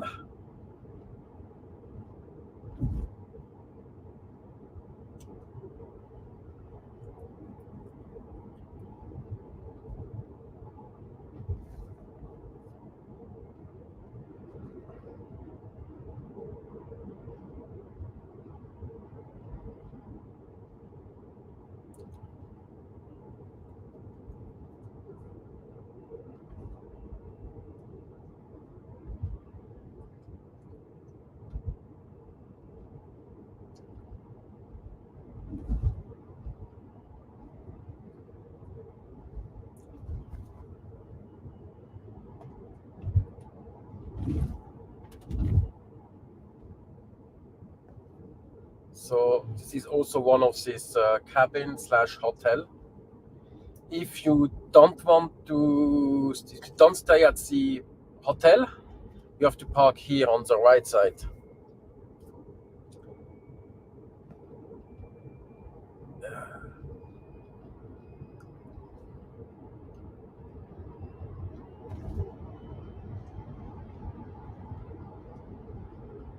When was the last time I drove the complete Waldressflier?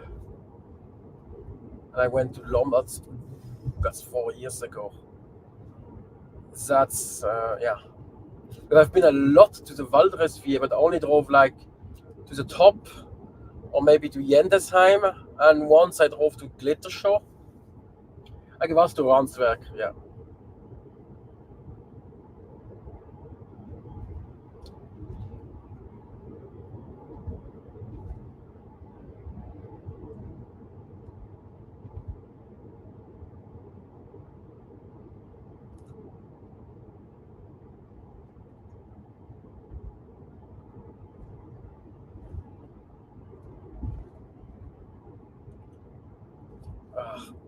How can you? It's next to the road.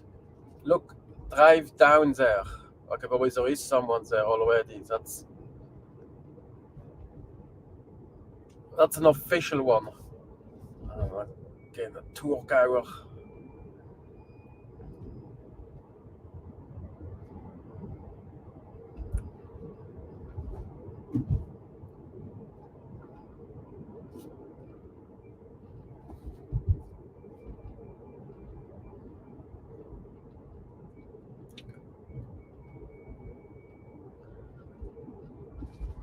That's the advantage of Norway. Most mountains you can actually walk up. It's not like in the Alps where you need to climb the summit.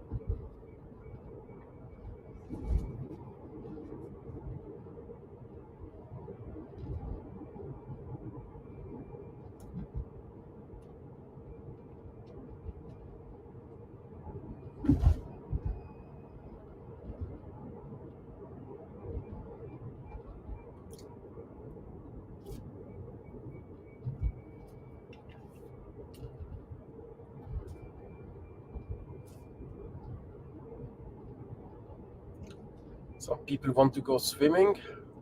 And here you have the one bus from Jendesheim from the other side.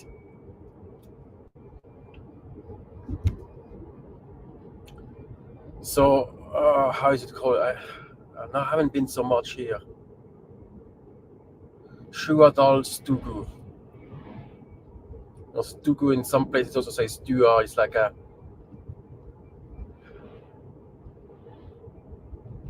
farm. Yeah, but it also meant like it could also mean your living room.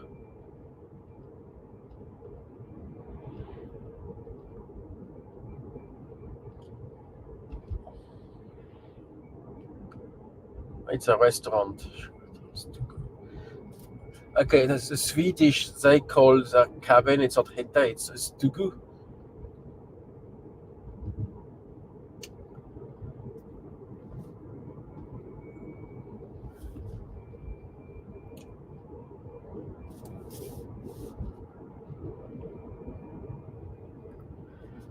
So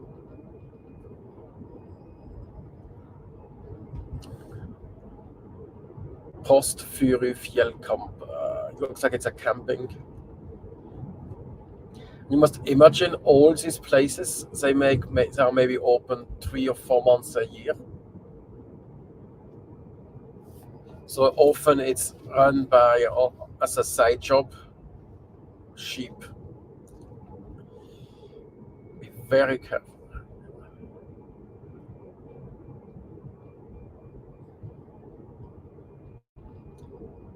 The blue of the lake is insane today. Yeah, but it has still glacier water here. So you get this, obviously it's already time to fall sediment down in Yende. Utenheimen caravan camp. Okay.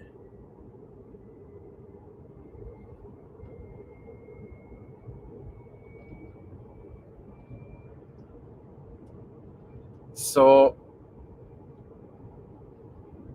it's more like a camping. I don't know why they put the camping header.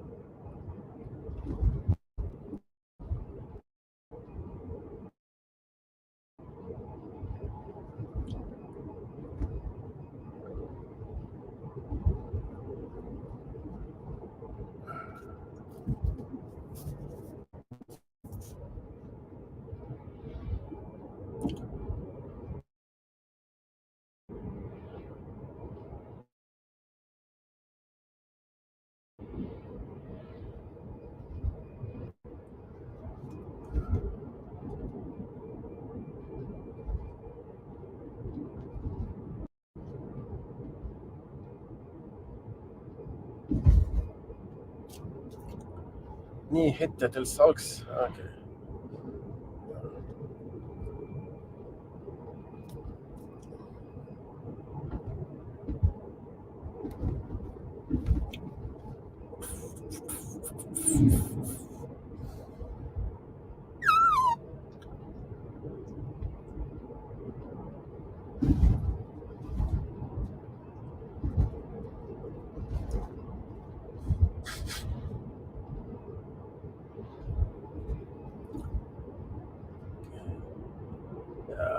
This looks to be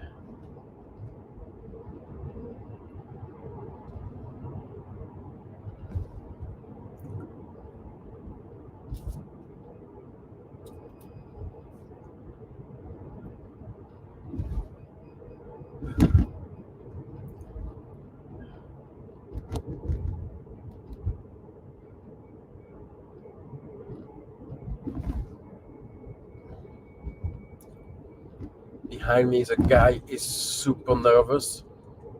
It looks like a local.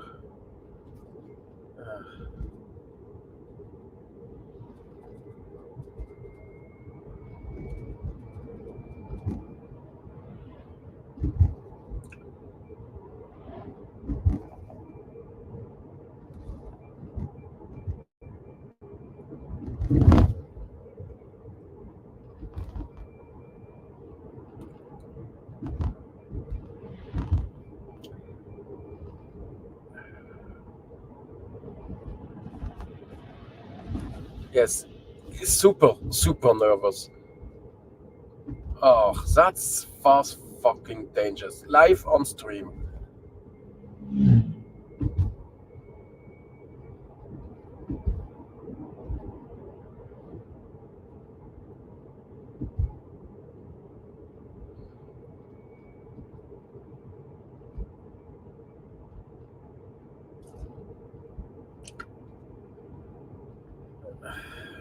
And now he's back, this one. I increase the distance.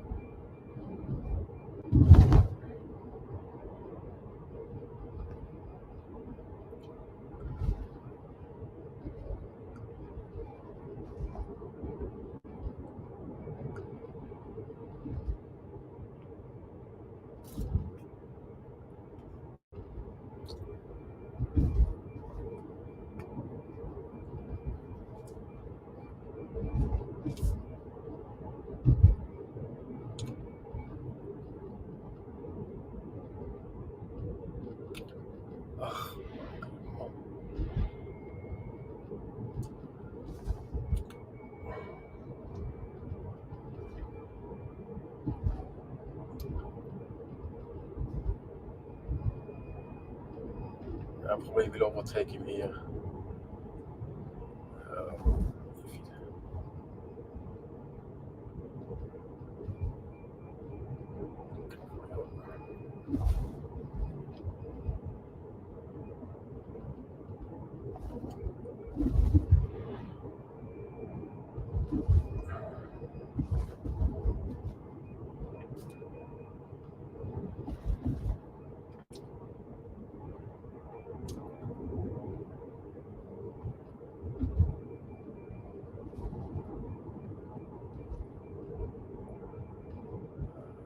That's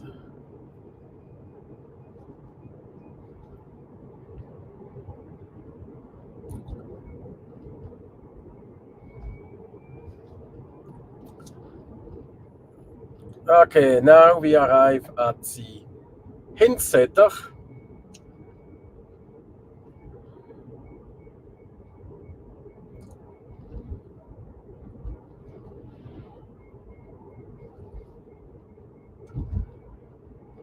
This is a hotel, I would call it now. It's run from ancient days. It was a long time. It's not a new hotel. And before it was a bit old, but it was affordable.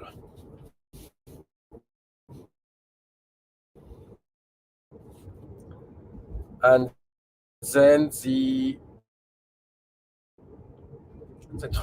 reduce the amount of room and made it more fancy, and you can have like the Bonde suite, the peasant or the farmers. Okay, it's 60 and now it drives fucking 75. Okay, here is the Hinsetter. You can say transformed it. The legs also fixed the windows. And on the right side is Schluttgongkampen. We went there up with snowshoe. Yeah, we have a video about it. It was freaking cold and the sandwich froze. So you walk down here. It was Schluttgongfossen. I was up in the forest, and then you crossed. I think it was here. Yeah.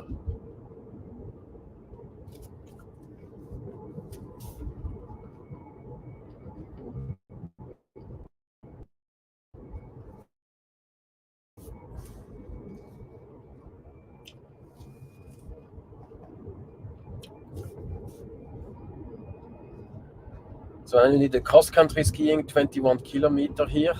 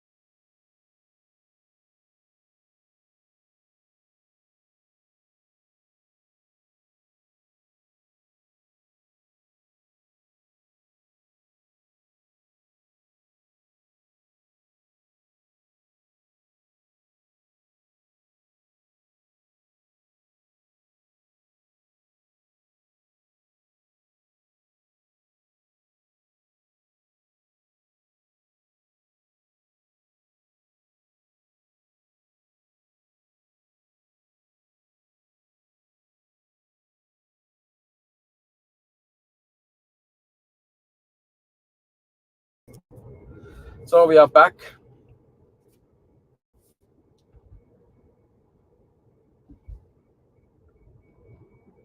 And like I said, Veo is here. I mixed.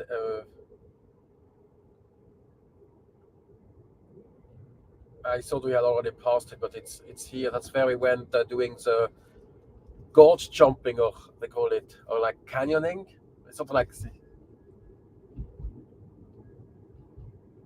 It had rained a lot, so and we parked there. So,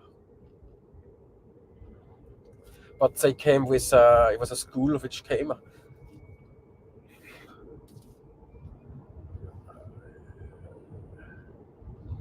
Okay.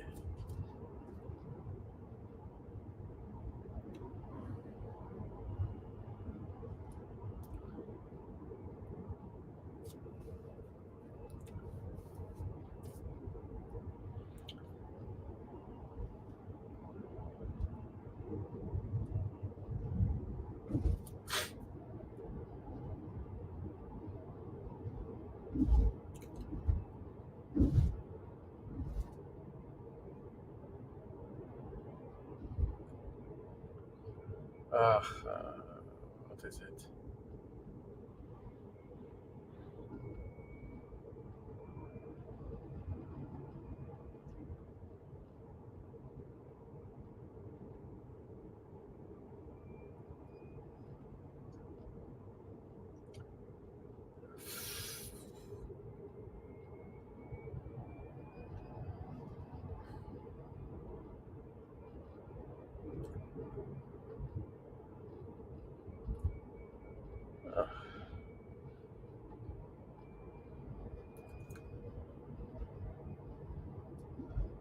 It's not enough place.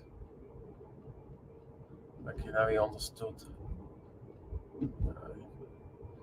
After the curve might be okay.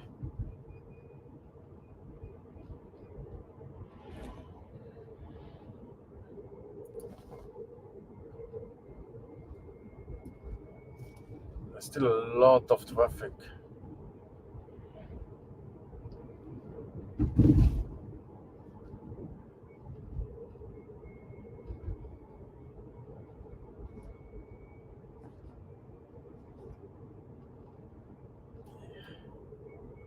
Simply cannot see. Okay, and then there is a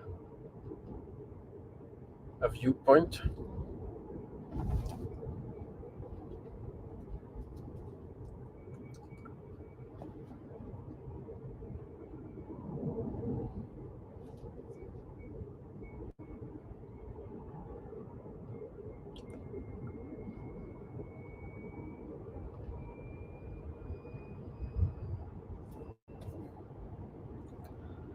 Okay, I think that was the cross country lane up there.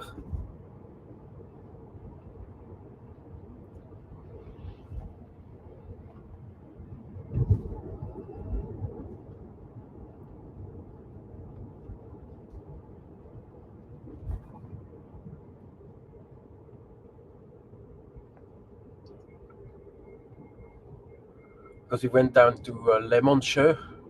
That was after Randwerk. Okay, yeah. They brought us down, and then we took the long one, and then we had to make sure we didn't come. No Dutch people would come before us. That's not acceptable. You cannot have a Dutch go before you in skiing. Okay, in ice skating, yes, but not in skiing. Okay. Are we in? Oh yeah, that's a Riddersprung.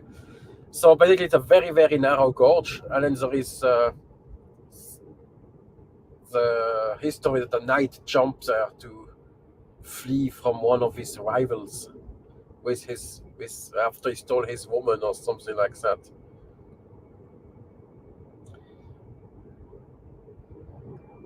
With the Dutch guy, well, it's not that spectacular.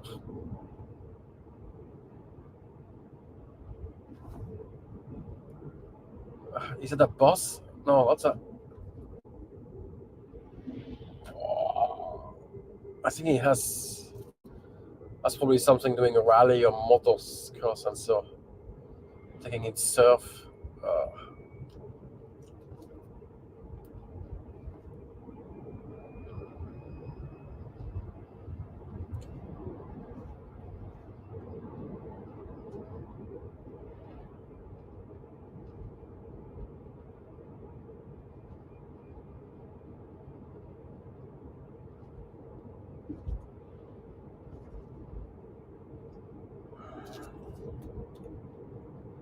Okay, maybe now it looks like a long straight stretch after not this curve but the next one.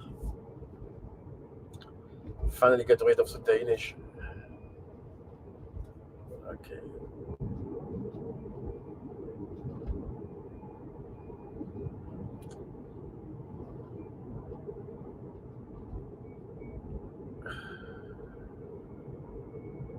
Looks not good enough.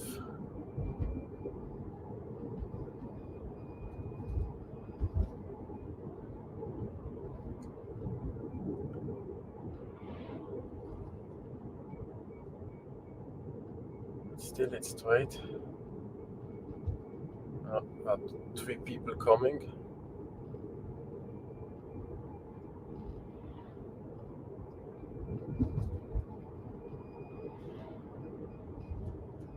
Not good.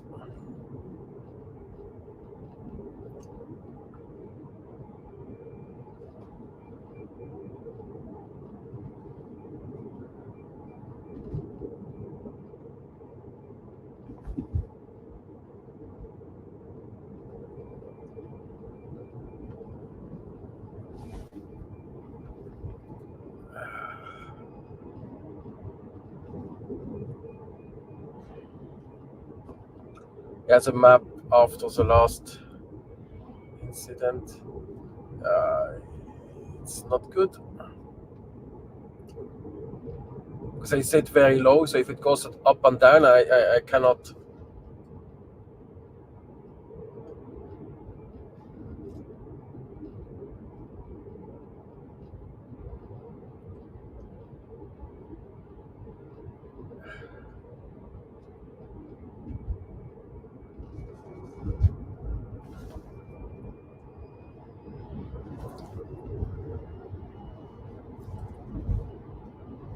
He has understood it now.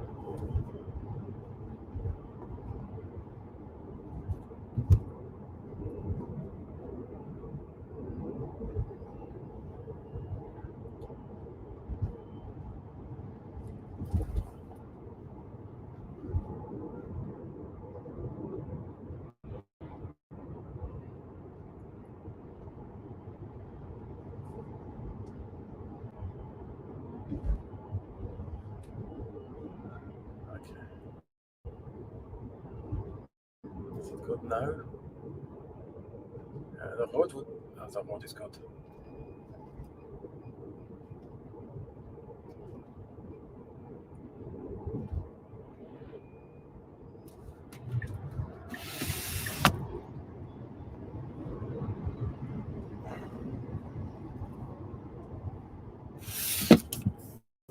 Yeah, the computer.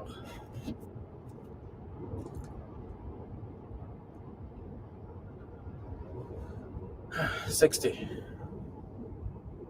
Okay, now we are in Ranswerk.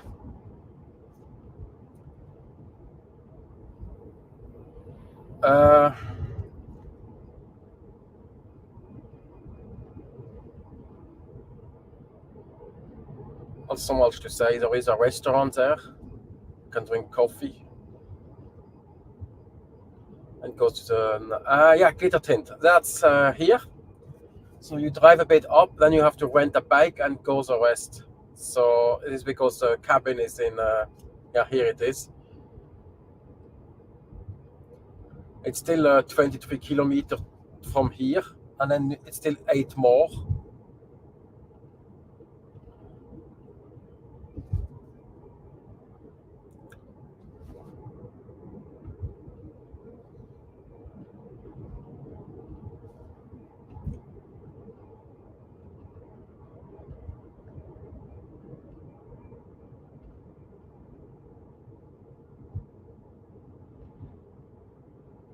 Shua, Heidal. That's when you want to go to a glitter show. That's down there. They have a sign here, I think, glitter show. Do they have it? No.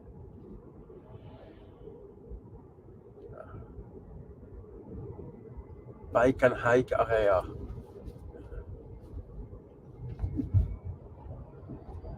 Now we can give speed. A lemon show, still 3 kilometers. Yeah, it's like a small ski resort.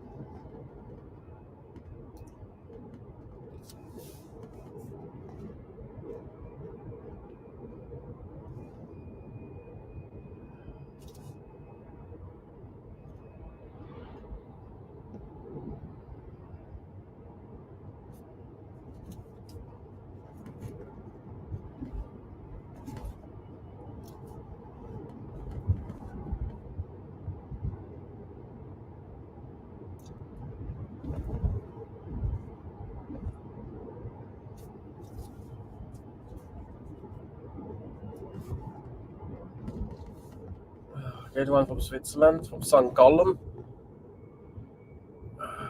So many tourists here.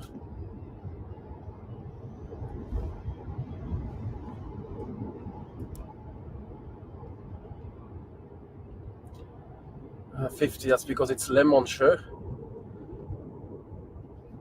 Yeah, they have a ski lift here somewhere. Yeah, here on the side I can't turn the camera.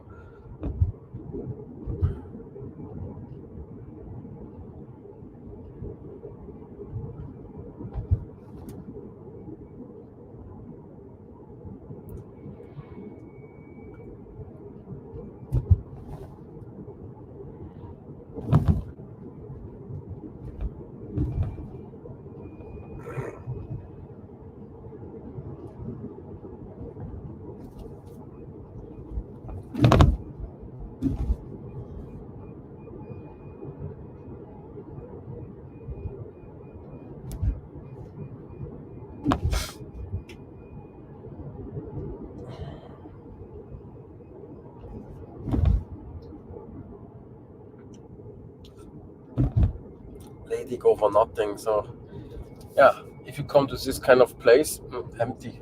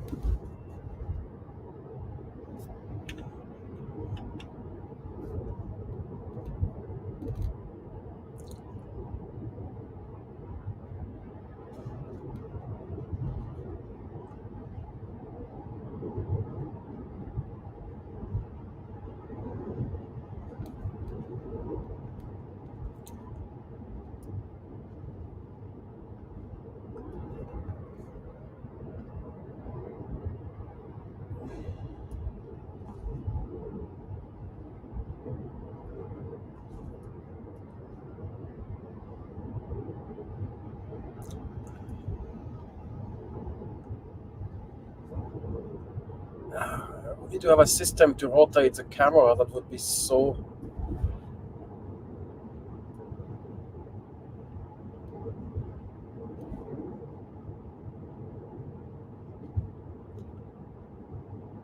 I would need to have the camera on my mouse for on. That would work. Not be very comfortable. Okay, where are we now? It's 11 kilometers and we are down in the Otta Valley.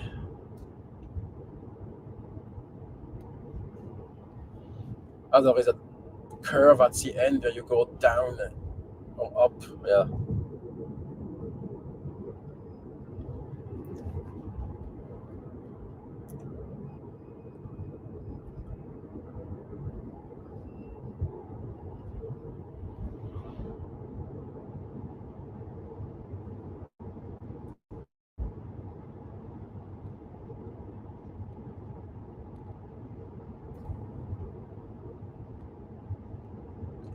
And here you have a number of houses that are in the thousands.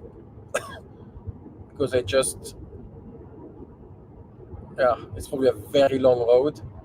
It's like in Beitostølen, there is big Dindveden. Beitostølen is at number 2000 something. I think it starts down in at the border to Unfortunatelly and goes all the way up. Interesting is Big Den is not part of Unfortunatelly but of Vang, also Beitostølen. Doesn't make sense for me because like for me Slettefjell is like the border. Yeah.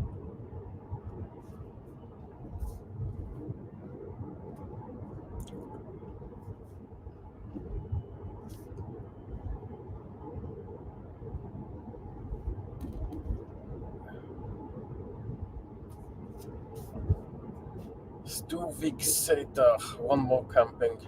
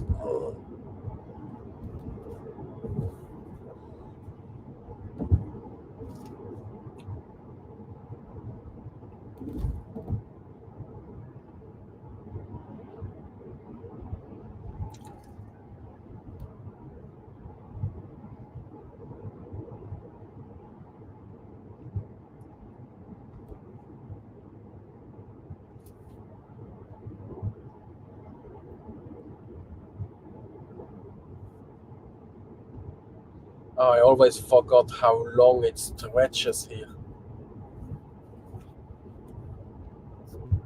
Because now it's probably like over 1 hour I left Beitostølen. Yeah. Nice camp.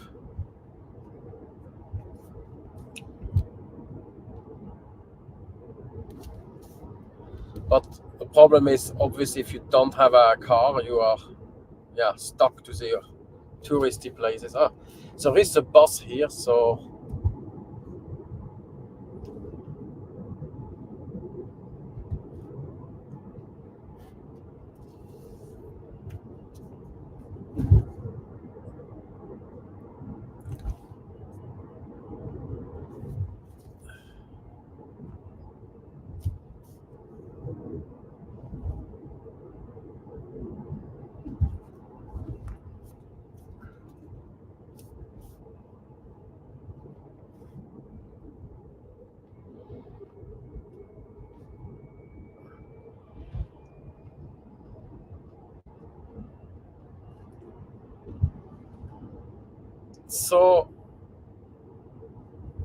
what shall I tell more?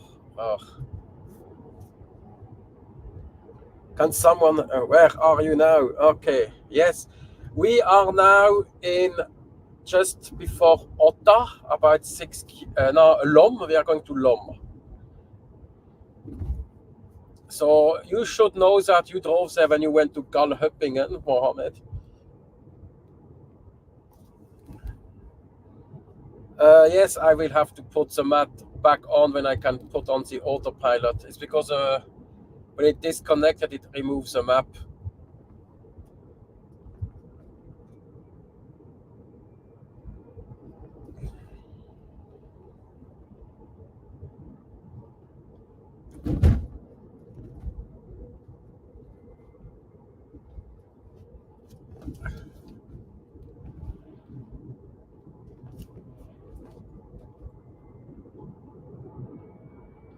So, oh yes, I can talk about Brimi. So Arne Brimi used to be a TV cook. I think it was in the 80s and 90s. Was very famous. I think it was probably more famous than Hellström at this time.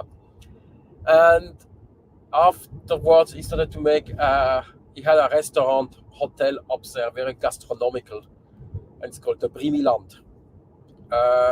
If you go outside season, it's payable, but in the recent years, he expanded. So he opened in Lom. So it's like a Brimi Bua or something like that, where you can go. Yeah, it's like a normal restaurant. And I was there 5 years ago with my parents, and I said, "Oh, we're in Lom," and I say, "Oh, let's go to the Brimi thingy." And there was grilling with Brimi, and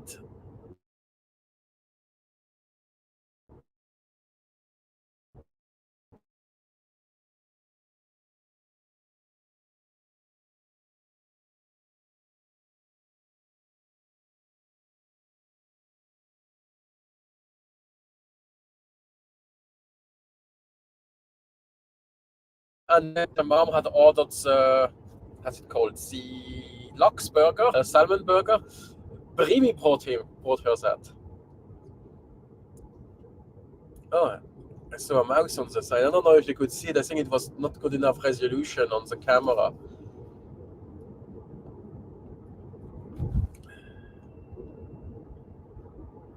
Okay, now we are down. It goes like down with 10%.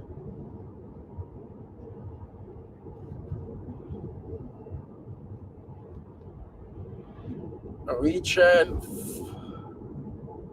That's so nice. So that's the thing. And we will see a lot more of Brimi stuff. And in Lom, you also have Bakkeria in Lom. Okay, it's quite good for Norway, but if you compare it to a good one in France, won't hold. But still, it's a bit different. I made it locally, but unfortunately, the founder died, I think 2 or 3 years ago. So we will see if it's. Since he was sick before, he was not very active in the bread making, I think, for a couple of years before.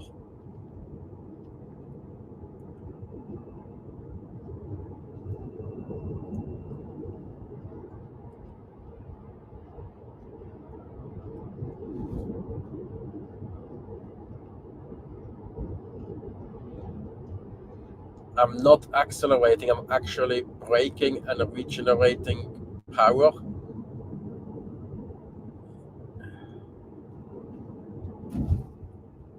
Wow. That's so nice with electric cars. It's not like in the fuel car you will get your fuel back. That would be so easy if you could do that. You could produce fuel out of water and thing and energy. You just put the energy back in. Oh. Yeah. Okay, Mohammed, I will read your comments in 1 second when I'm back on the main road, because I don't want to drive off the road here.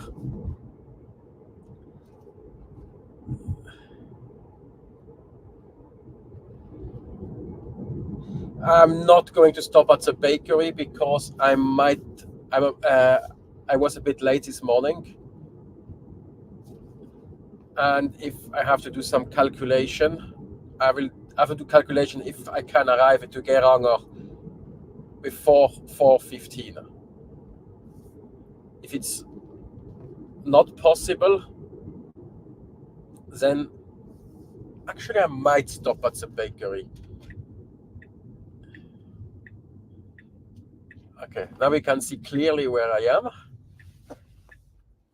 Oh, nobody here.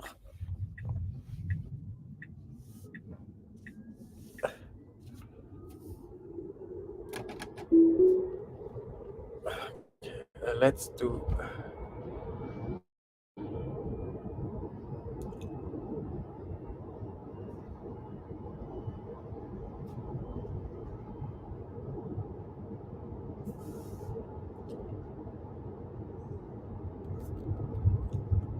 Okay, now I see what happened.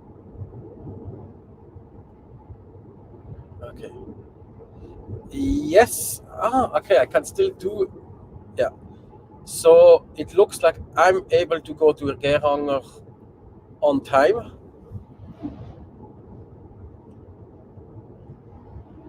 I don't know what that thing I had programmed the wrong thing about. So it's just to have the full speed.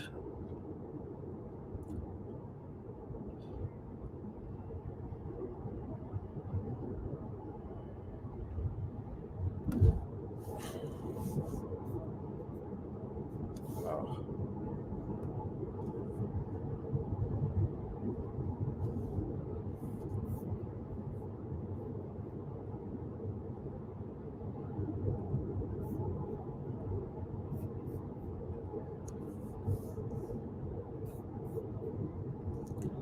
So we have the map back on. Mohammed, how is it at work? Boring after the student left?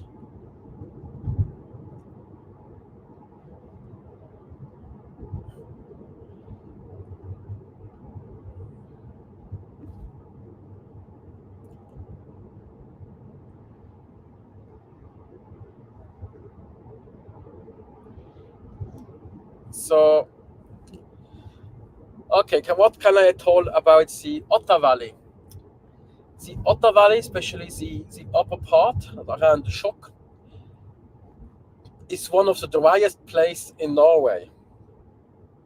Okay, no, not saying dry. It rains the least. It's You would think that's strange. Everything is green, and yeah, it rains the least here because most of the water falls off on the mountains, and how shall we say that? Yes, and then but then water comes from somewhere else. That's why it's still greener. But if you see the number how much it rains here, it's not much. Maybe someone should Google that in the chat. How much does it rain in Shock?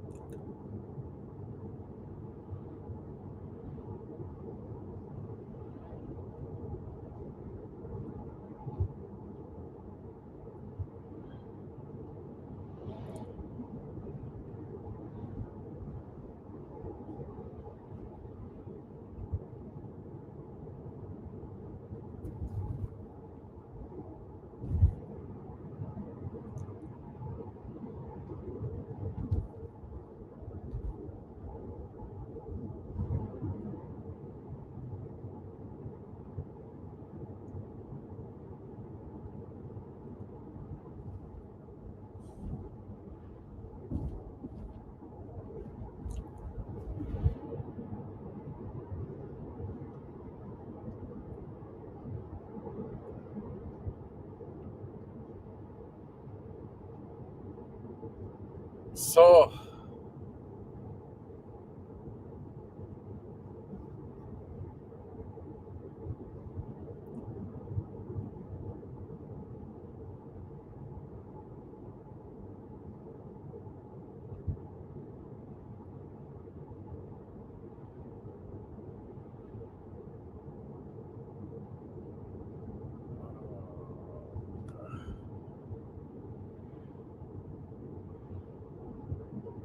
tunnel. Let's see.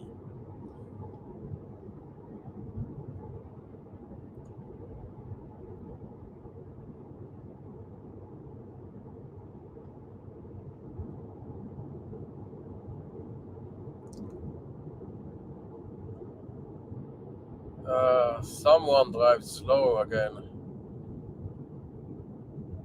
Someone is afraid of a tunnel. I know such people.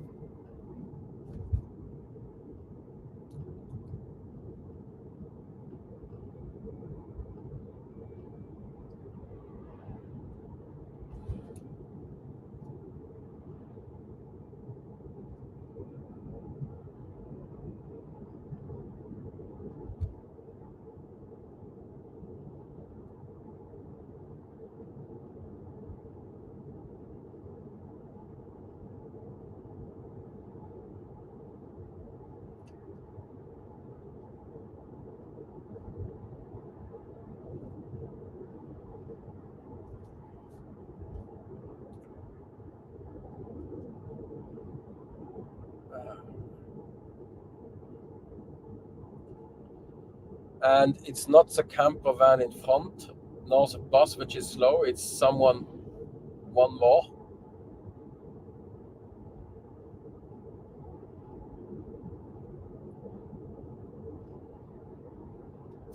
Yeah, is the camera? Okay, now it's straighter.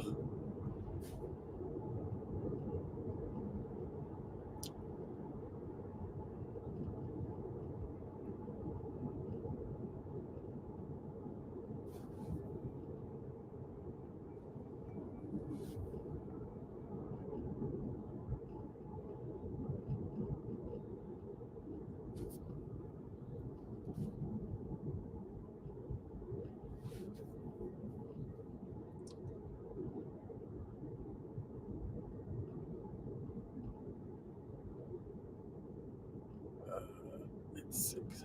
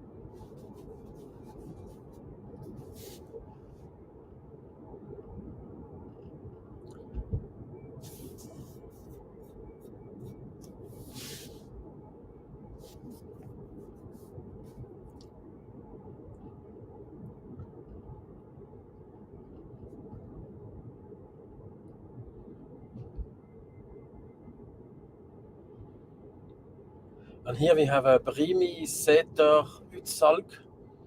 Yeah, they're selling stuff there on the right side.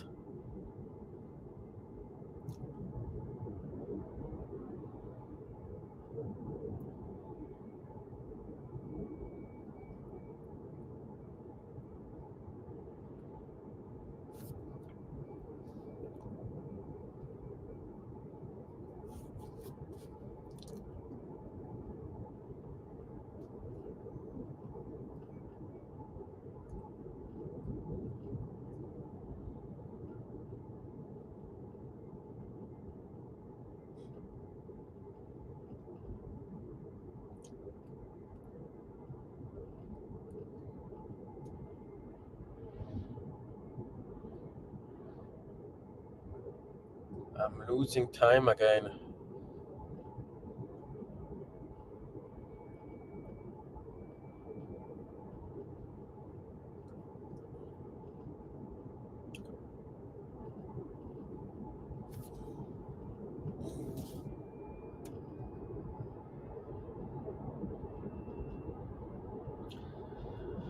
So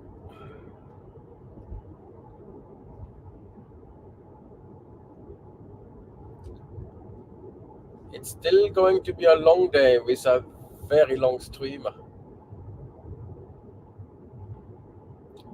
think I never streamed that long.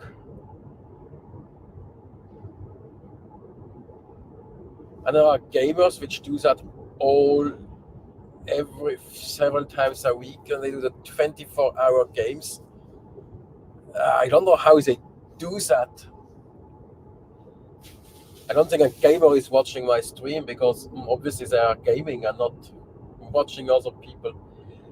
And these streamers, it's even worse than I think my work, because at normal work, at least you have colleagues to talk to, and then you can, let's say, get lost at the coffee machine and talk to someone, and then talk to someone else, and then do one thing and then another thing. And but if you are gaming, you are just game and game and game, and then you are editing as if you are also having YouTube. But if you are a pure streamer, game, game, game, game, and you have to be funny all the time. And if you don't stream a day, you lose money. It's like a very,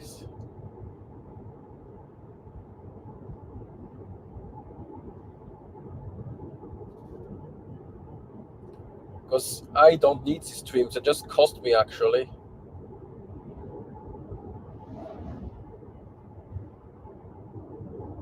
If I didn't want, I could just have driven there with music on. I could have listened to the van show, but probably I would have done all the one I've not finished yet.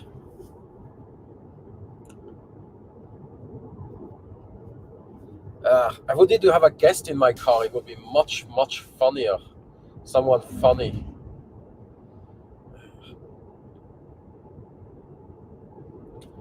Okay, in 9 kilometers, we arrive in Lom.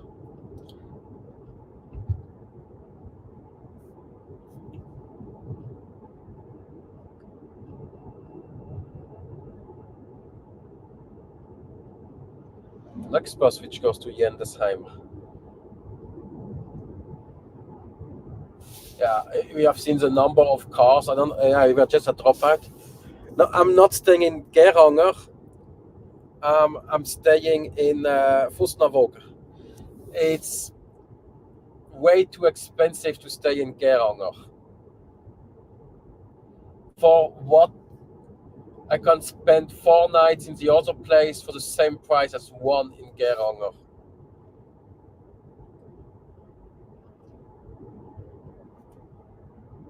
It's the problem. I'm just taking the ferry over. I want to make some nice picture, and I need a break. I need a productive break because I need nicer picture of Geiranger, because the nice one, the last one, are from 2014, and it's still filmed with my HD camera at 250 at 26 megabit. And now I have my new 4K camera, 200 megabit. That's a 10 bit. It's a lot different quality.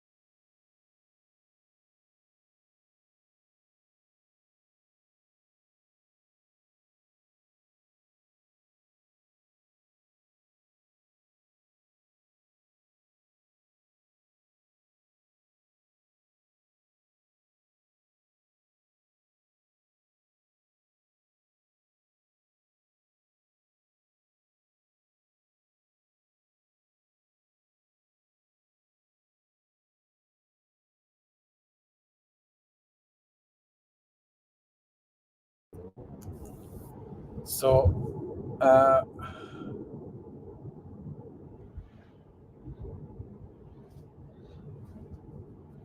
will have to quickly stop and change because I'm running out of battery on the laptop and I'm not able to recharge it.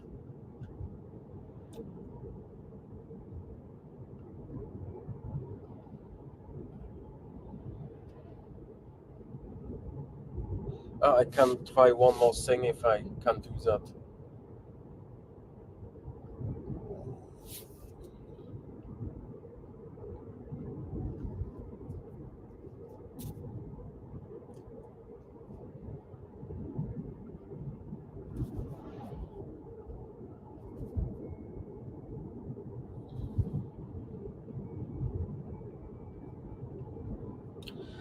I will stop quickly somewhere after Lom. Oh.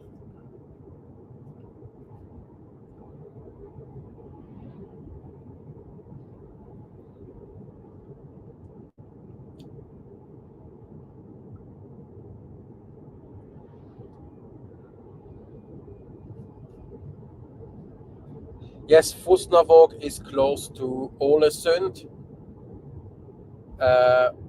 Yes.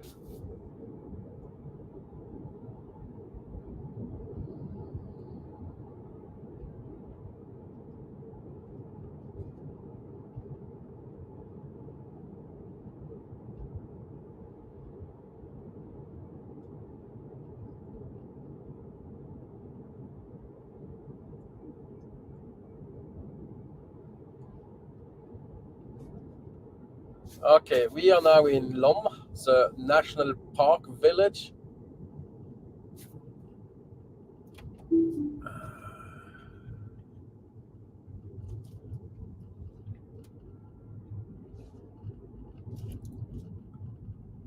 So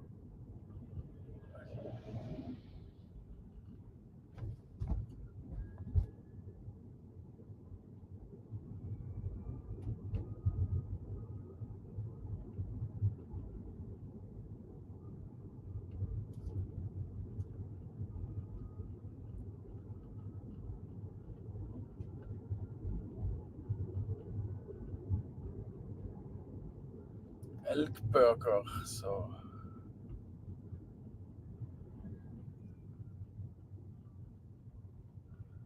I have to rearrange my setup. We now know it.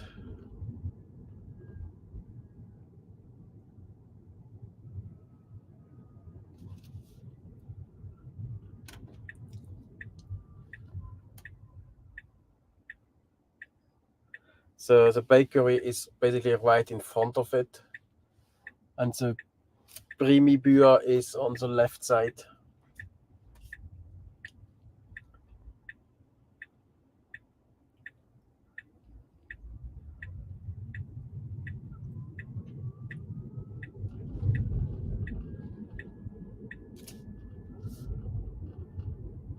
How bad is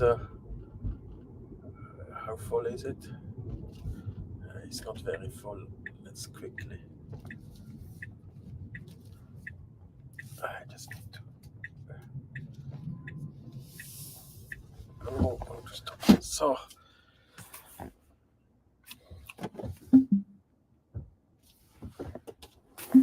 Okay. Let's see if I can do that.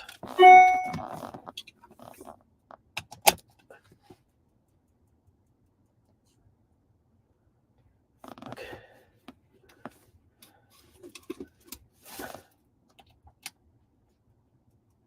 No, that doesn't work.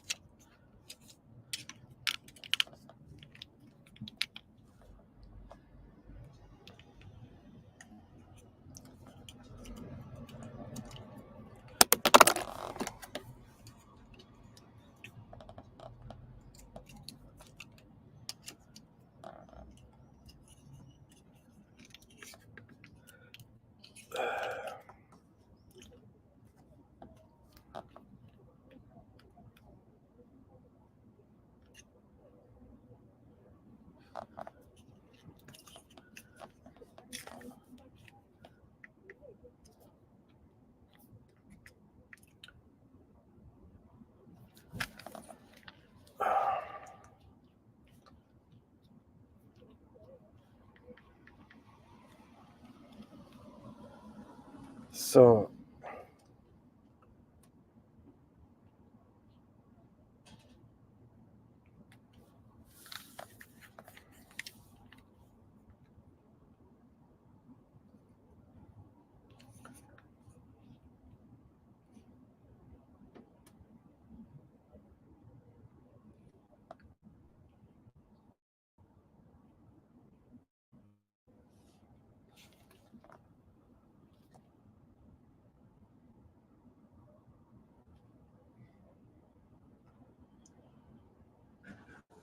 Test, test.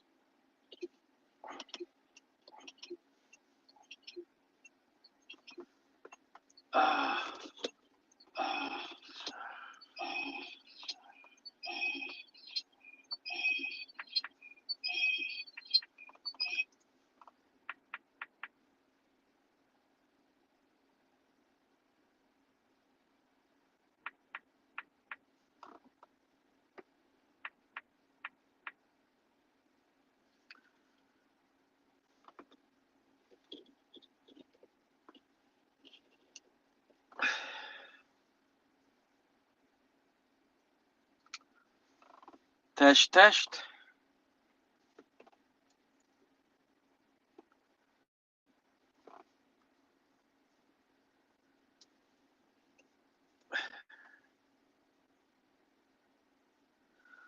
Okay, and I can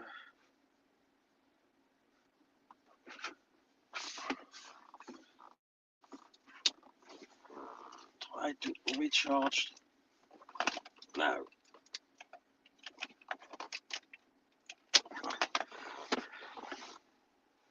Okay, I lost.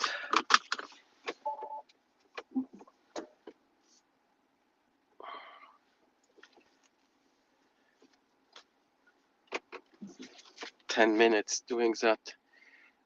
Yeah, just follow.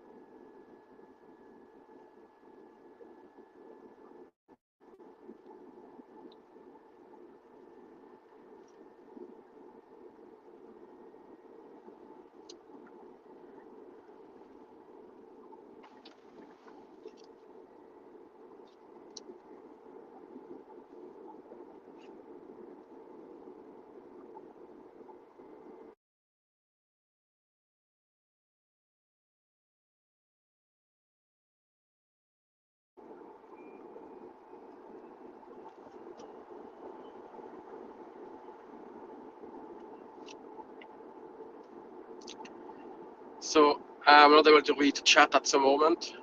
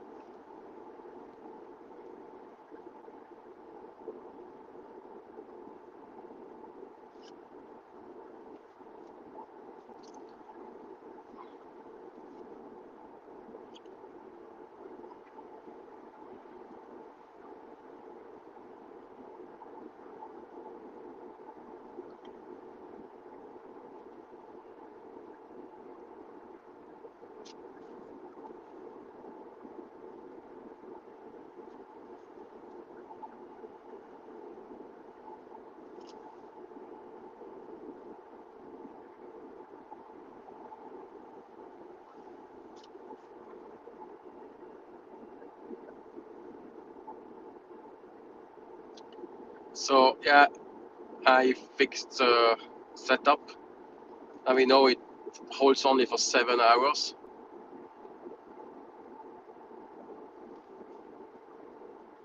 I need to find a USB 12 volt to USB-C converter, 120 watt.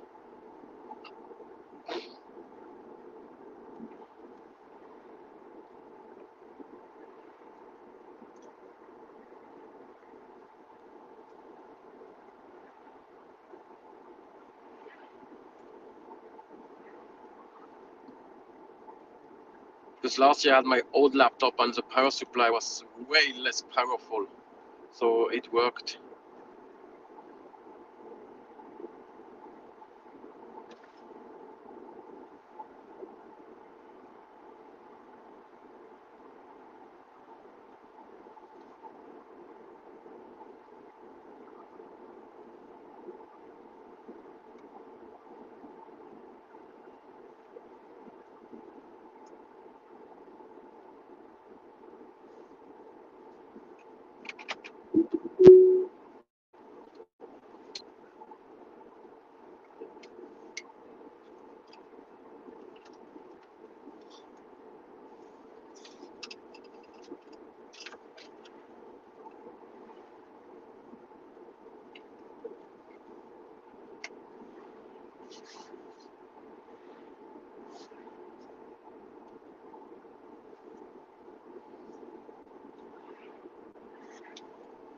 I can't read the comments at the moment.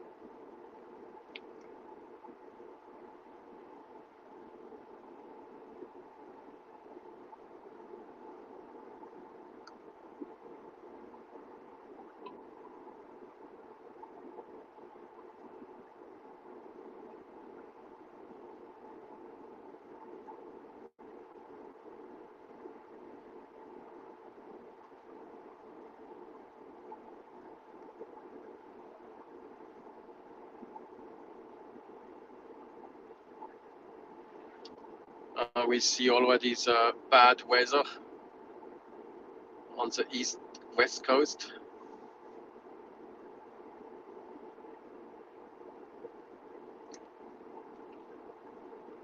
That's why here it's so dry.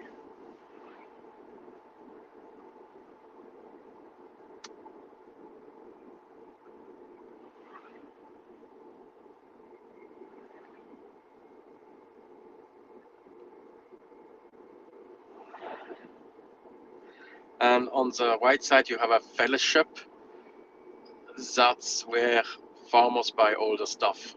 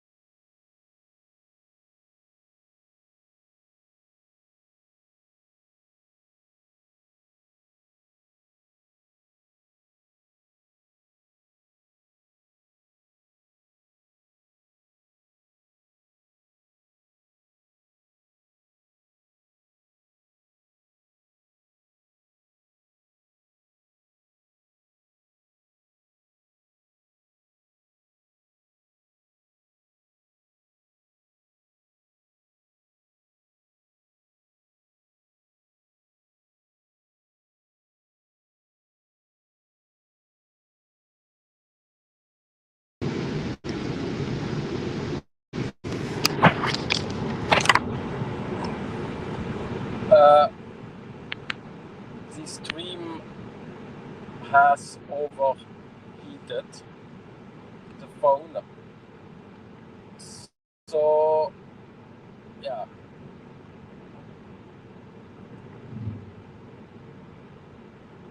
I'm running out of options now what to do.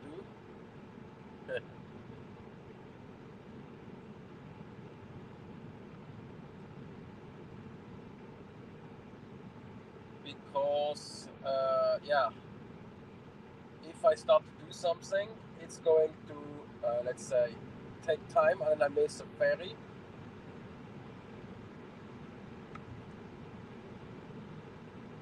Because it was in the windows and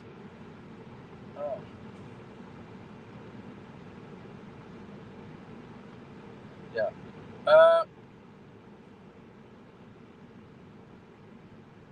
I think due to that we have to, for technical issues, we have to cancel these streams.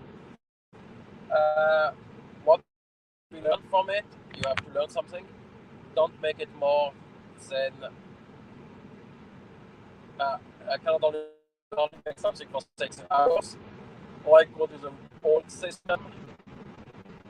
Yeah, I will have to try that out.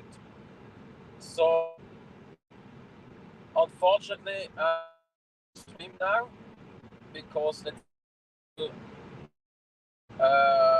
safety in the car has priority, and I would be too much disturbed doing that. So, okay, have a good day. Stream finished.